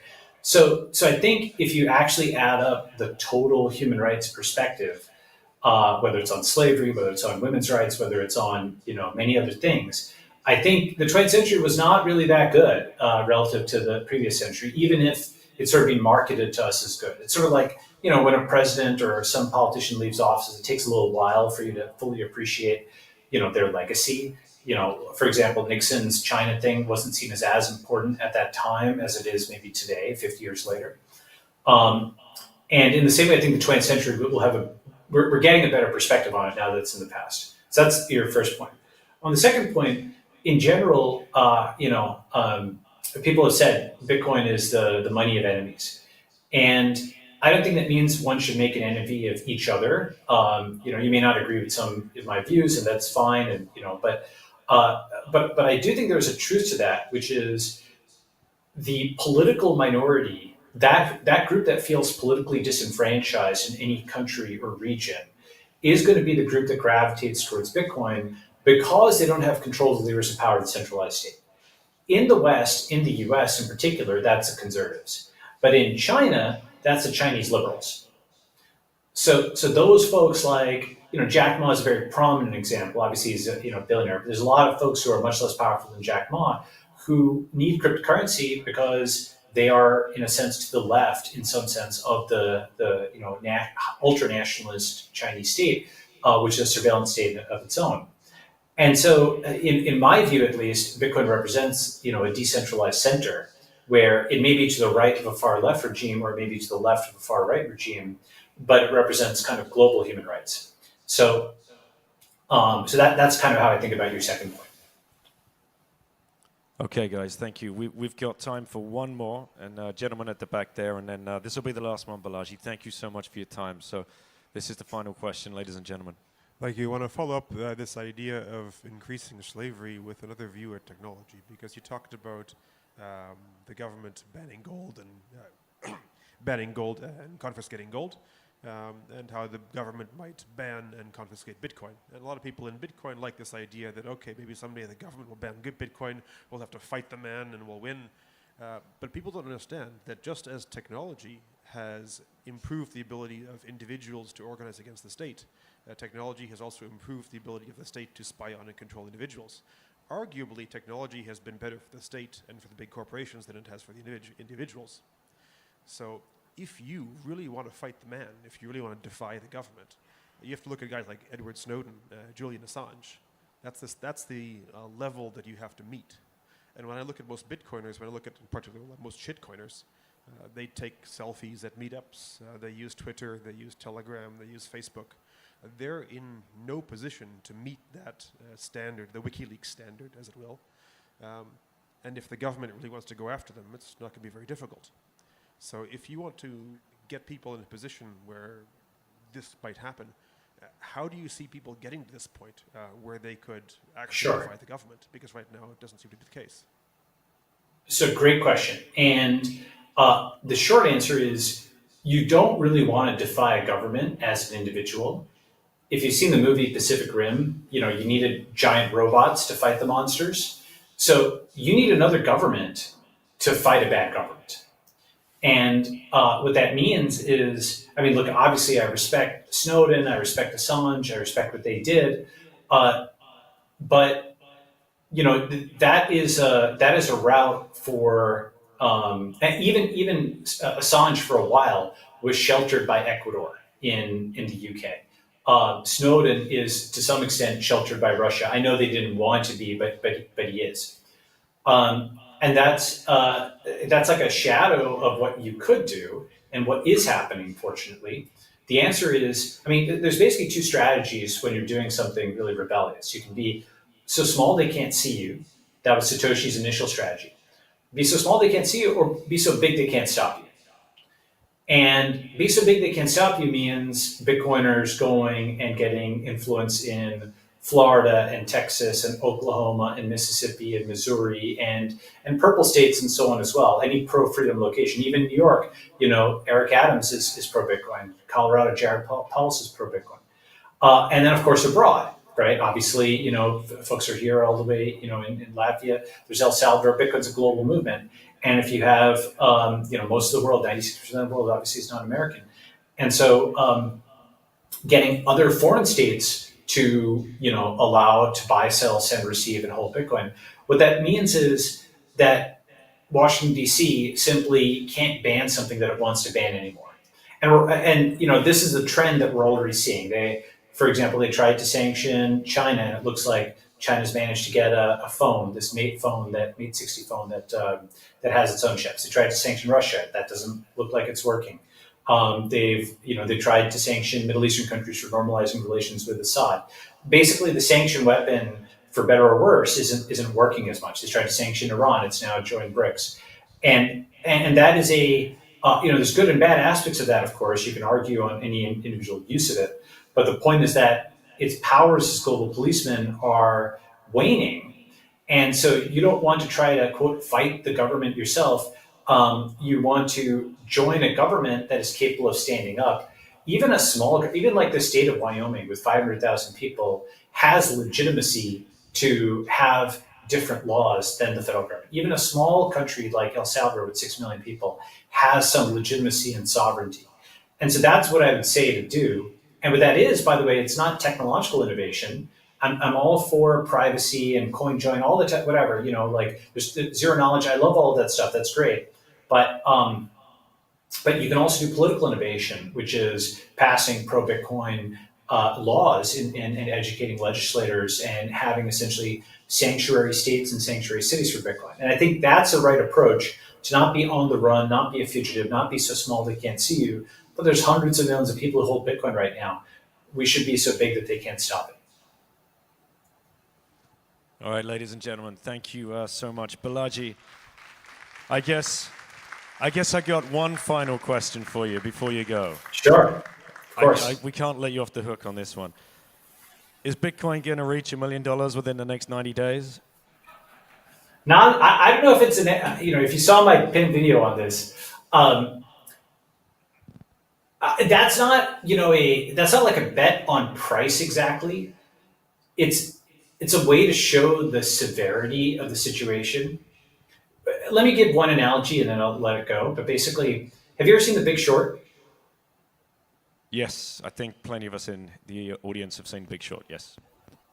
Okay, so there's a scene where Michael Burry, he thinks, based on his logical calculations, that the market's going to crash in April 2007 because that's when the adjustable rate mortgages are skyrocketing, and he makes a bet on that. And actually, he loses $80 million a year for almost 2 years until September 2008. And one of the things that's shown in the movie is that what he and the others hadn't anticipated was that the banks and others were so corrupt that they would keep the ratings at AAA until they could move their funds around. Okay, and margin call and others illustrate this. They would dump the toxic waste on unsuspecting buyers, and then in September 2008, it was finally acknowledged as a crisis. Okay, and you can see the headlines on this, right? In April 2008, Ben Bernanke is telling you it's going to be a mild recession. Go and look it up. 6 months before the financial crisis, he's saying it's a mild recession at worst. In 2013, it was reported that Janet Yellen, in her role as head of the San Francisco Fed, saw that a housing crisis was coming, but didn't say anything. And all of these people are still in power. Bernanke just won the Nobel Prize. Obviously, Yellen is Treasury Secretary. Jerome Powell also in 2012, Federal Reserve minutes. Zero Hedge reported on this. You can go and look at the PDF. I've tweeted about this. He said that hiking rates would cause a gigantic, bond crisis, massive losses, a duration bubble down the line, and that's what he did. And so the point is that all the people who caused the financial crisis, who were in power then, who told you it was going to be a mild recession, who saw the numbers coming and didn't tell you, those are people who are in power now are telling you that the banks are safe and solvent. They're telling you that, look every other way other than the Fed, basically devaluing trillions of dollars in bonds held by all the banks. And so when I saw that and I add up all the numbers, I was like, what if we opened the other door into the other reality? And in 2007, someone had yelled at the top of the lungs, the money is gone, that the bankers have screwed you again, like they did in 2008, and that you can potentially act now, as opposed to them dumping their toxic waste on you. And that's what I did. I opened that door into that alternate reality, and we'll see what happens. But that's why I did what I did. And I don't know when they're going to finally agree that the market has collapsed and roll out the financial repression that they've been building. But interest rates are higher than defense spending already. Fitch has downgraded the United States of America itself. Fitch is downgrading 70 more banks. The Bundesbank has negative equity. Bank of America alone has a negative $100 billion loss. I could literally go for 20 minutes rattling off these headlines, and I did in that other video. But basically what I did was, look, Bitcoin's given me a lot. I wanted to give back. That's why I did what I did. Well, thank you, everybody. Thank you, Balaji. Really appreciate your time today and for your presentation. Thank you. Thank you.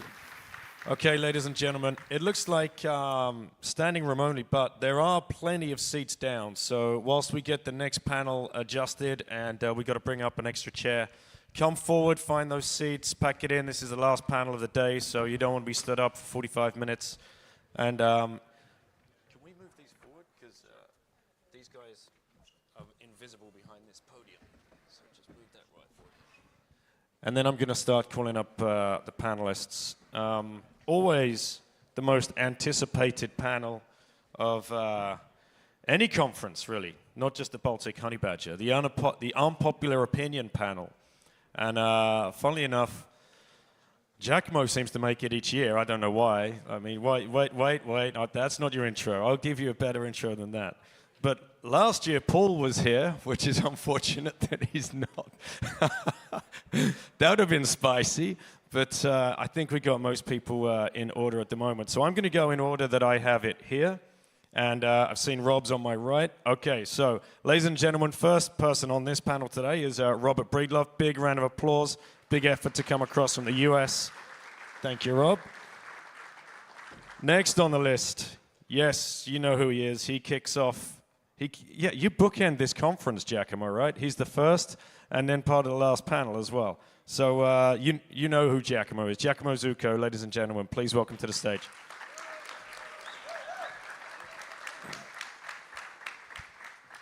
Peter, we love Peter for his opinions and his voice and his tweets and his work in Bitcoin, more importantly. Peter Todd. The next on the name, I've got John Carvalho to welcome to the stage. You guys know who John is as well, so please round of applause for John. Sergej is next up. Sergej, please, would you take your seat at the panel? And last but by no means least, my fellow countryman, Ben Ark, ladies and gentlemen. Thank you. Did we set the time?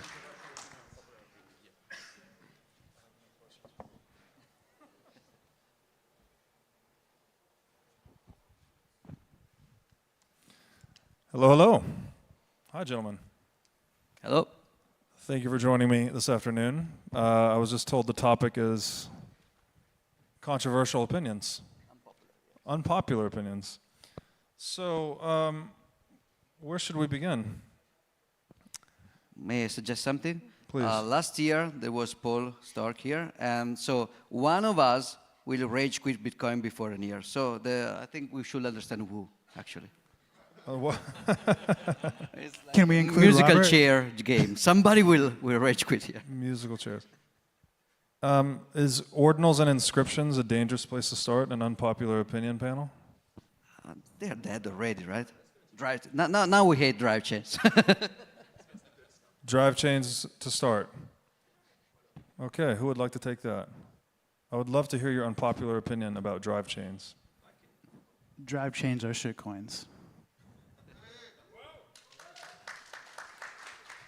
But that's popular, John. Not with Paul.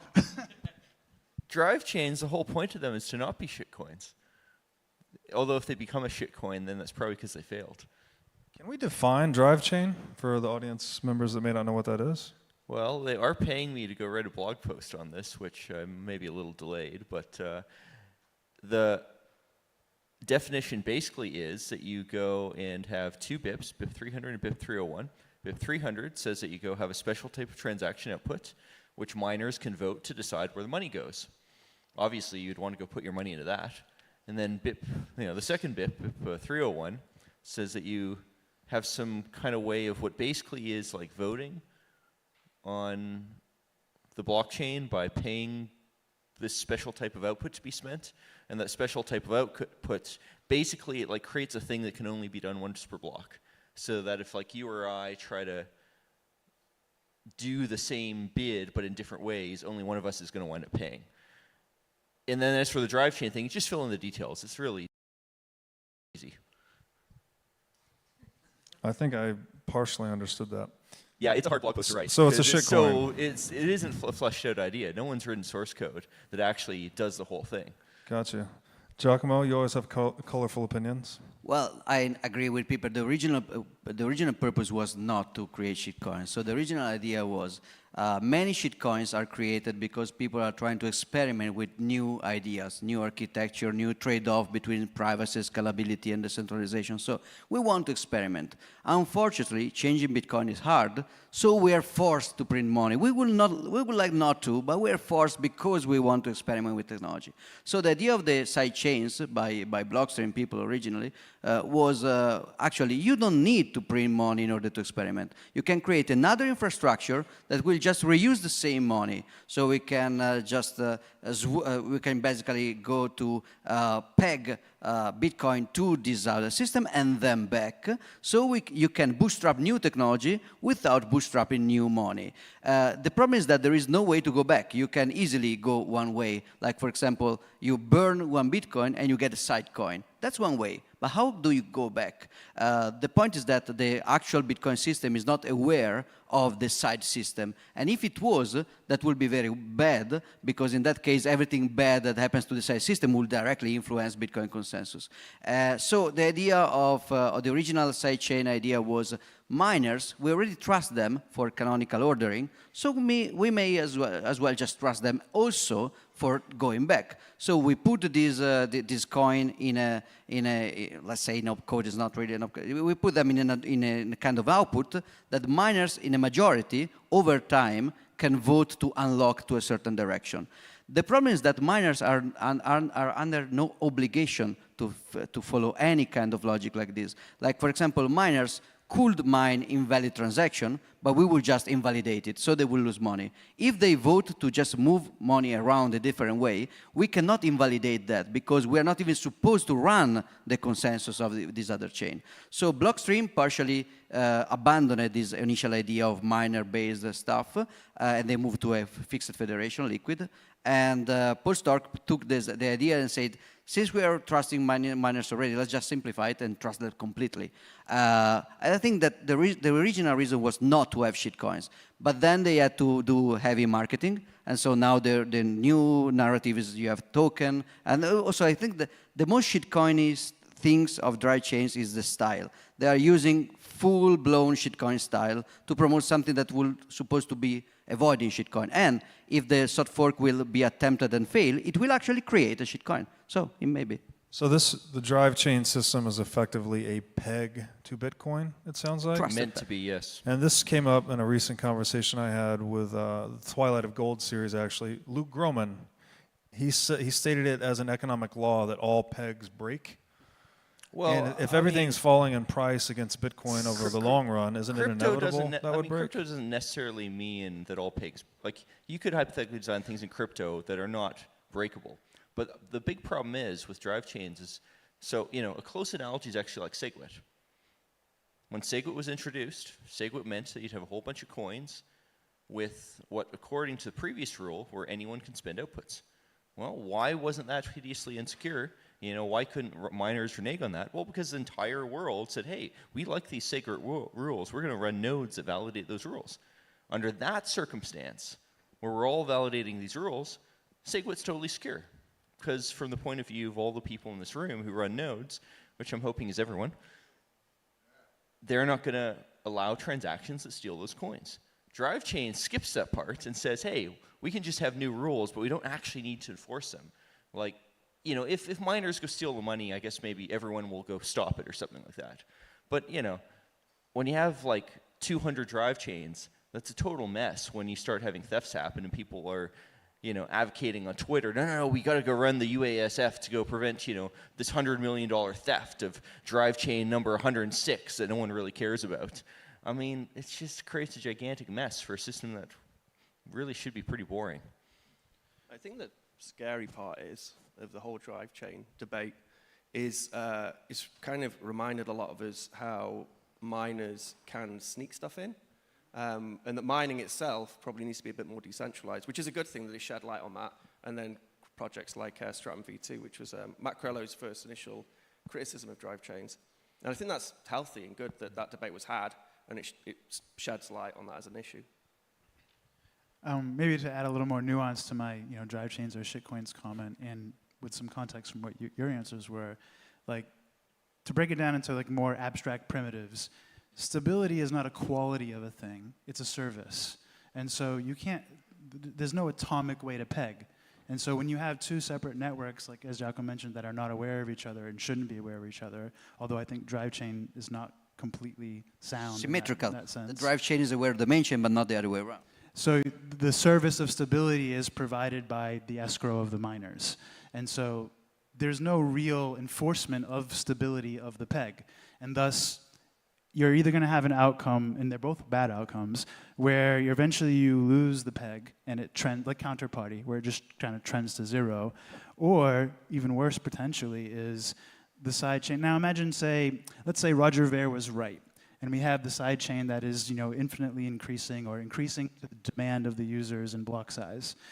Say that becomes more popular than Bitcoin, and everybody moves their coins to the drive chain. How does that express? What do we do about that? Is that a problem? What if we have that spread over many drive chains, and now we have many drive chains? So this stability as a service thing is a good way to look at it, because you can't have an atomic peg, and nothing is stable, because you're just implying counter currencies. So thus they are shitcoins, because you're converting your Bitcoin to the side coin right to the escrowed Bitcoin. And so thus there's no peg of the value, there's no transfer of value. Yeah, I guess just to be contrarian with the group, but frankly, I don't have a strong enough opinion about drive chains. But one of the things that I'm noticing with this debate, and that I've seen with many of the other things that we often argue over in the Bitcoin space, is there's always a fundamental debate between the trade-offs of whether or not to keep Bitcoin more pure in some way in terms of decentralization or in terms of security and so on. And oftentimes on the other side, the people that are arguing against the purity side are arguing for some kind of benefits, some kind of use case for some kind of people and so on. And like we should, I think, be aware that like the idea that like we should keep Bitcoin pure is a very logically consistent opinion, but it is at tension with Bitcoin maximalism, right? Because Bitcoin maximalism is the idea that when it comes to internet money, Bitcoin is the be-all, end-all. It's going to be everything for everyone, right? And so there is tension here, because if we decide that, you know what, we need to keep Bitcoin pure, and for that reason we're willing to trade off the following things, that means that these things can appear in other situations. Security, I think, is probably the best example. There's often these trade-offs between security and utility scale, whatever, and very often things require lesser amount of security, and then we see them appear other chains that are less secure, but where that level of security is useful for certain things that certain people want to do. So there, I think that there is a certain tension there that we should be aware of. I think it's fair when you think about like people on Bitcoin Twitter that are, I guess, the midwit type saying that argument. But you can see here, we have nuanced arguments, right? Like we have rational arguments about what the risks are. It's not just about, oh, nothing new or nothing complex. It's just, I don't need that, and what you're saying isn't true, so why are we doing this? You know? There is like an inherent risk with the ideology of the maximalist, in that Bitcoin is perfect and then shouldn't progress, and it's not. It's a work in progress. And like, if we want this thing to be the backbone of the future world's economy, which I do personally, I want everything to be on Bitcoin. I want Bitcoin that's what everyone transacts value through.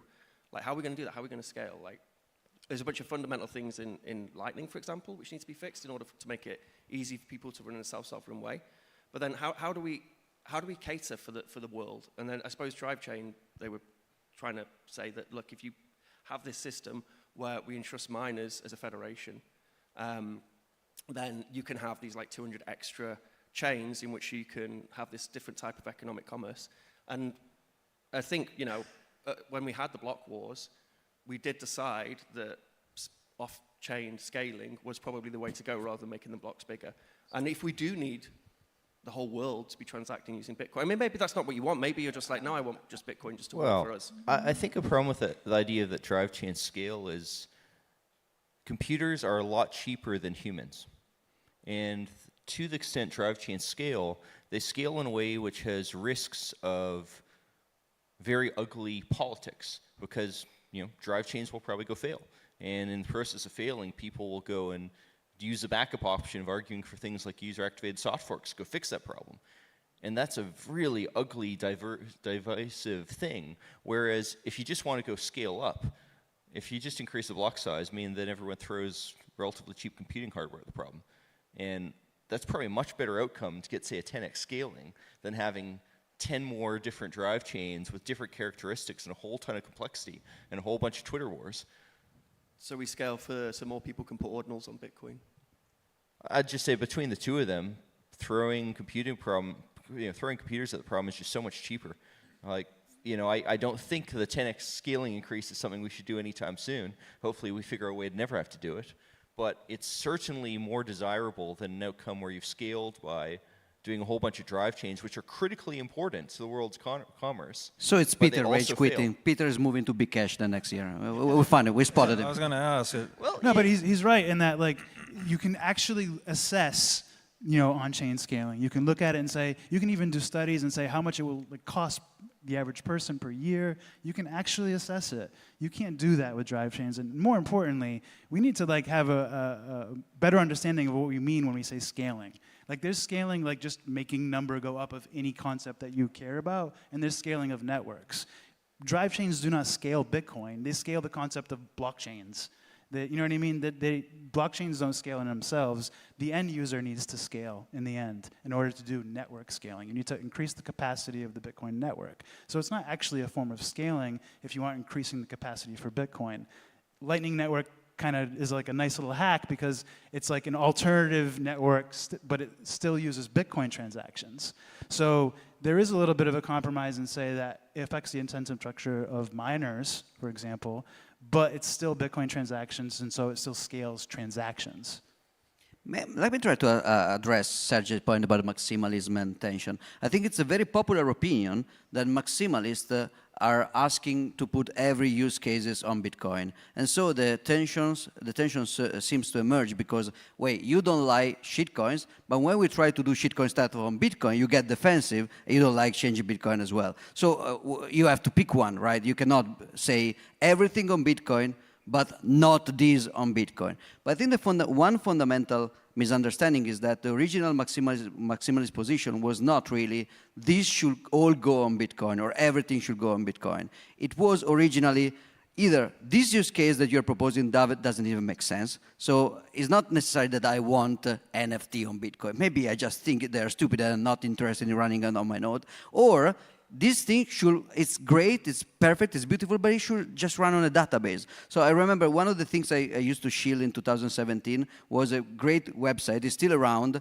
It's myblockchain.xyz. And it's a website where you can download software. Your software is a blockchain. It's actually a fork of MySQL, but the tables are renamed into blocks, and records are renamed into transaction, and now you can run a blockchain. So sometimes when people say, I want to do this, which doesn't require this decentralization or security, my answer is usually not do it on Bitcoin, but it's usually, that's okay, let's just open a spreadsheet. Unless you have a specific reason not to do that. For example, do you want to do something legal or partially or likely legal, as somebody would say, then maybe you have to pretend use a blockchain just as a shield against regulators. But if you're just doing something like I don't know, frogs, autographers of artists, just open up a spreadsheet. It's enough. We don't want to change Bitcoin because we think your use case, not yours specifically, is not even worth the effort to decentralize it because it's centralized anyway. Like ICO projects where there is a marketing team, a network, a website with faces. Just open a MySQL. Or compromise and use client-side validation techniques which scale indefinitely and let you still have your database. So basically, unless you But that's not like, it's not like that's the case for every other cryptocurrency. Like there are things that are reasonably decentralized, reasonably secure. Things like Litecoin, for example, that like have been around since forever, live and thrive, work similarly like Bitcoin, but make some different trade-offs. And it seems that seems to suit certain people, and it's not sort of declining or dying off or anything. And it's sort of just doing its own thing. And there are projects of that matter where you don't need a blockchain for that. Answer does not really necessarily apply. Even Litecoin, you have assume that you have Bitcoin as a store of value, because having Litecoin as a store of value, everybody's free, but come on. So you have Bitcoin as a store of value. Now you want to transact very free and very cheap. So what you need to do is the Bitcoin transaction to a centralized exchange, likely, if you don't swap with Litecoin, to change it to Litecoin, to send it to your friend, that eventually, or to the merchant, that will have to send it back to an exchange, to send it on-chain to Bitcoin. So either you go off-chain, or maybe use Cashew or Fedimint, use a Xiaomi Mint, something that doesn't even create an all new blockchain with a new form of money, with a slippage in price between in and out. It's like I want to do a swap with Monero to be more private. Okay, so I will do a Bitcoin transaction, which is not very private, to some kind of market that could be even decentralized, but the order book will be public, which will be a bottleneck in liquidity, so also in anonymity set. And then my merchant, eventually, if it doesn't want to lose money, will convert back to Bitcoin. So maybe there is value in batching things, but most of these narratives, they are not fighted off like you should do that on Bitcoin. Most of the time is, you should not do that, in my opinion. Sure, in your opinion, but like it's a big assumption what you describe. Like there's plenty of people who live their life within the Monero ecosystem or in the Litecoin ecosystem and don't, and there are services that serve them and so on. So there are definitely indisputably economies within. They should be free. There are people that on TikTok, they pay girls to pretend to be NPC video game characters. They pay a lot of money. They should be free to do that. I don't want necessarily my system to enable them to do that, and I can criticize. I can say they're stupid, but I will never initiate violence against them. So people should shitcoin and learn. Anyway, Monero is an interesting thing where it does have a very interesting advantage over Bitcoin for things that are maybe less than legal, which is it's very difficult to use Monero in such a way that your privacy is terrible.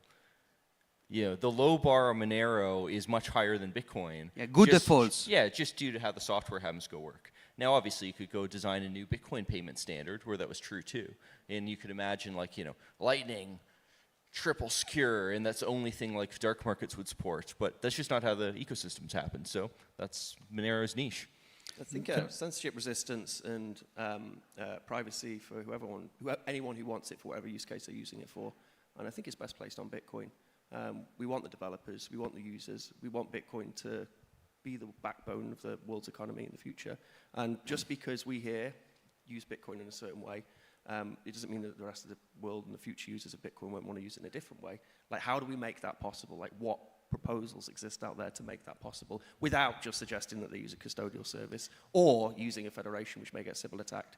So what DriveChain posited with but I suppose the issue is really mining decentralization. Like, they're offloading the idea of running all these separate federations, which can be very troublesome. Federations are hard to run. Just ask anyone who runs a federation for any popular Bitcoin sidechain. Well, you would offload that onto miners, but I'm not saying it's a particularly good idea to do that because you're empowering miners, but I'm just saying that I can understand why it's a proposal. They're interested in trying to cater for all the world's needs. Well, I should point out that the thing with DriveChain's mining centralization is that it's not so much like, oh, DriveChains would be okay if we could get mining to be centralized. It's that having things like DriveChains makes mining inherently more centralized because it makes it much more complex. And once you start getting these failure modes, you cannot be a P2 pool miner in a DriveChains world so easily. That's your real issue. But I also kind of want to say, as much as you go talk about, Lightning can't support this, Lightning can't support that, we're probably, 10 years away from Lightning even beginning to go and hit these limits in terms of actual adoption? 10 years is a long time. But for all I know, in 5 years, we're going to invent Lightning 2.0, and we'll fix all these problems. I don't know, man. I mean, like 2008 happened in the blink of an eye, and it could happen again. So I don't want to be a scaremonger. And then also for all the unbanked regions of the world which want access to decent and stable money, like, I mean, you can laugh at that, but I mean, I think it's important that they have access to it. And how do we give them access to it? And how do we give them access to it now? I just don't see Bitcoin getting to that level of growth that quickly. And then I think you're much better waiting. So if we're talking about mining, like maybe, the fact that these drive chains exist and we're reliant upon those miners to not collude and then steal our money, maybe that is the thing which then puts more energy into projects like Stram V2. All right, guys, we ate up 23 minutes on drive chains. Maybe we can try one more. Can I make a quick summary? Just that, like, to summarize, you said we want this. There's no we. Like, the problem is that we all want different things, and that will never stop being true, and so you only ever can expect the lowest common denominator out of Bitcoin. I'm just talking about all the conflicting souls inside my brain. And I think, like, we need to start talking and communicating more clearly about the goal conflicts that we have, because even within this room we have very different goals for Bitcoin that create these tensions, and oftentimes I see people just talking past each other because this guy has this goal and this guy has that goal, and they're at tension, and then they argue, whereas in reality it's like, yeah, this is my goal, this is my goal, okay, we could also be civil and find some kind of common ground, because that's the only thing that's going to end up happening anyway. This is the difference between rhetoric and dialectic. Like, often within that kind of maximalist ideology, and rhetoric is very important because it is something, it's a security mechanism for Bitcoin.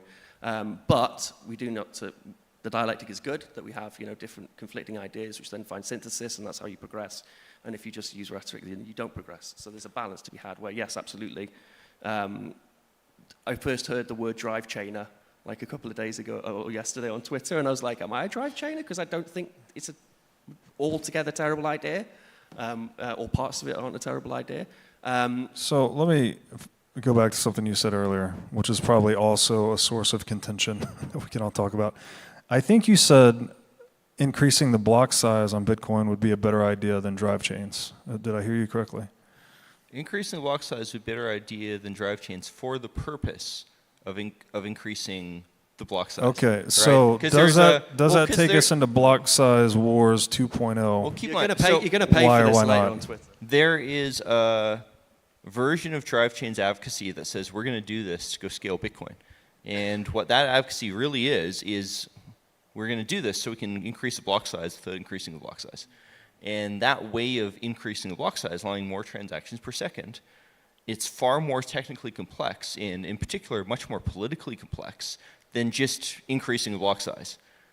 In a way, Peter's jokes is a little bit like Paul's dark move. The blockstream version of miner-based SPV fraud-proof-based sidechain was so complex, and it trusted miners anyway. So Paul said, let's just do something more obvious, which does the same thing, trusting miners. And Peter says, okay, that will create basically a block size increase. At this point, you could basically just increase the blocks. So I think that it was Adam maybe today in another panel saying that eventually, in some years, the long tail, social long tail of the block size war will basically begin to evaporate, and we will be able maybe to discuss block size limit again a little bit. For example, most of the people disagree with the gigamech idiocy of big blockers, but some more nuanced takes about, I remember Rosie Manningfield proposing elastic block size based on minimum fees. There were some proposals that were not completely retarded. So maybe some people will start discussing them again, but the principle of not creating bad precedents, of minorities, organized minorities taking over the rules for everybody, and the principle of keeping the network rules reliable, predictable, honest, backward compatible, that's really the point of the fork wars, even more the block size. I think that many participants of the block size will not be opposed to, actually, most of the people agreed to go to basically 4 megabytes with SegWit. So most of the people were not really small blockers. They were like, do not change Bitcoin, especially under the false pretense of some kind of emergency. if we don't have the buy-in of all the economy for certain reason, predictable times, and after a lot of thinking and testing and discussing. Of course, also, I mean, okay, thank you. You shouldn't apply. That means I'm popular and I'm losing here. Yeah, that was not unpopular. You also gotta remember, like, SegWit was basically 4x block size increase. 4x is not very big. I mean, in a system like Bitcoin, you would expect to have safety margins. You would expect the engineering to work still if the block size was like 10x bigger, because you want to have a 10x safety margin on all this stuff. I mean, this is, like what, $500 billion worth of value right now? You want big safety margins on this. And the thing with drive chains is you get that safety, like, look at it this way. Could you go and run your node with maybe a 10x bigger hard drive? How much more would that really cost you versus now being distracted by a whole bunch of bullshit political crap about doing UASFs to go and save people's funds? The latter occupies much more value in terms of your time, your attention, than a slightly more expensive computer. That's the real issue here. And it's easier to hijack politically. It's like Much when easier. When shitcoiners debate weak subjectivity. Like even if your node doesn't know the right sequence of transaction, if it's slow enough, you will just go on Twitter and make it out socially. But that's actually the part which is easier to manipulate. You can have any kind of gatekeeper of the social discussion can easily create a campaign in which you think, if you read, you know how the block size wars ended, but if you read Reddit during the peak of the block size wars, everybody was a super giga mega big blocker. It was just completely derailed. So moving the consensus from the automatism of my node to some kind of social awareness that will magically spread around is very risky because it makes Bitcoin highly susceptible to politics. Don't forget you're susceptible to legal too. I mean, right now I have 2 lawsuits against me from Craig Wright, and one of them is to go recover his allegedly stolen coins.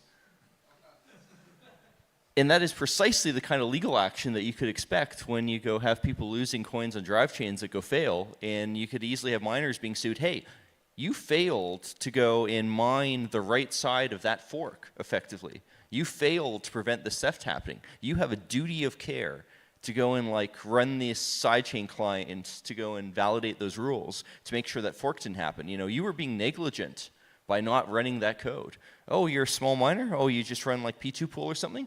Well, I mean, you're being very irresponsible here. Why don't you go mine at a proper pool that can afford to go and do its job?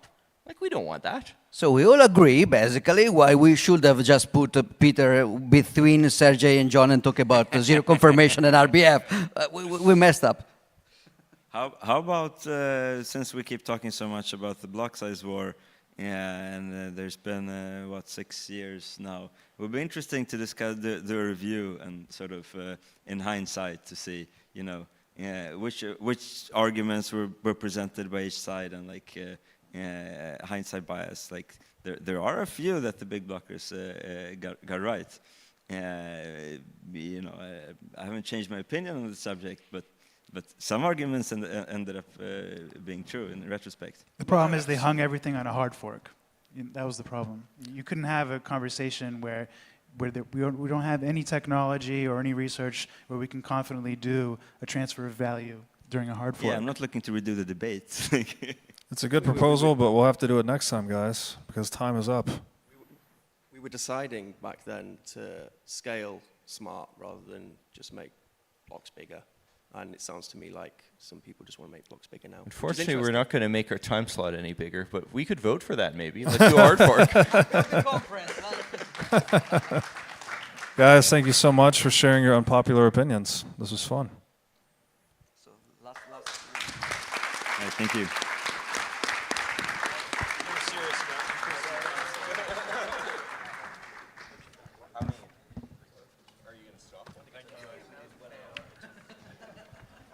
Thank you, guys. Rob, great job. You asked one question. He flew all the way from the US to ask one question. Robert Breedlove, ladies and gentlemen. Right, nobody leave, nobody leave. I see you're all leaving. This is the final closing thoughts from Max, who is the CEO of Hodl Hodl, who has put on this whole damn weekend, this whole show. So please put your hand together for Max. Thank you, brother.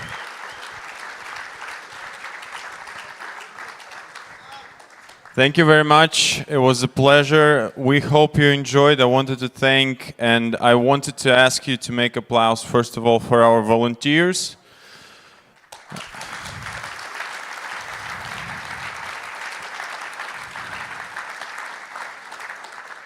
Speakers, security, tech team, food court, everyone who've been organizing. Also, special thanks to Anna because she did it again.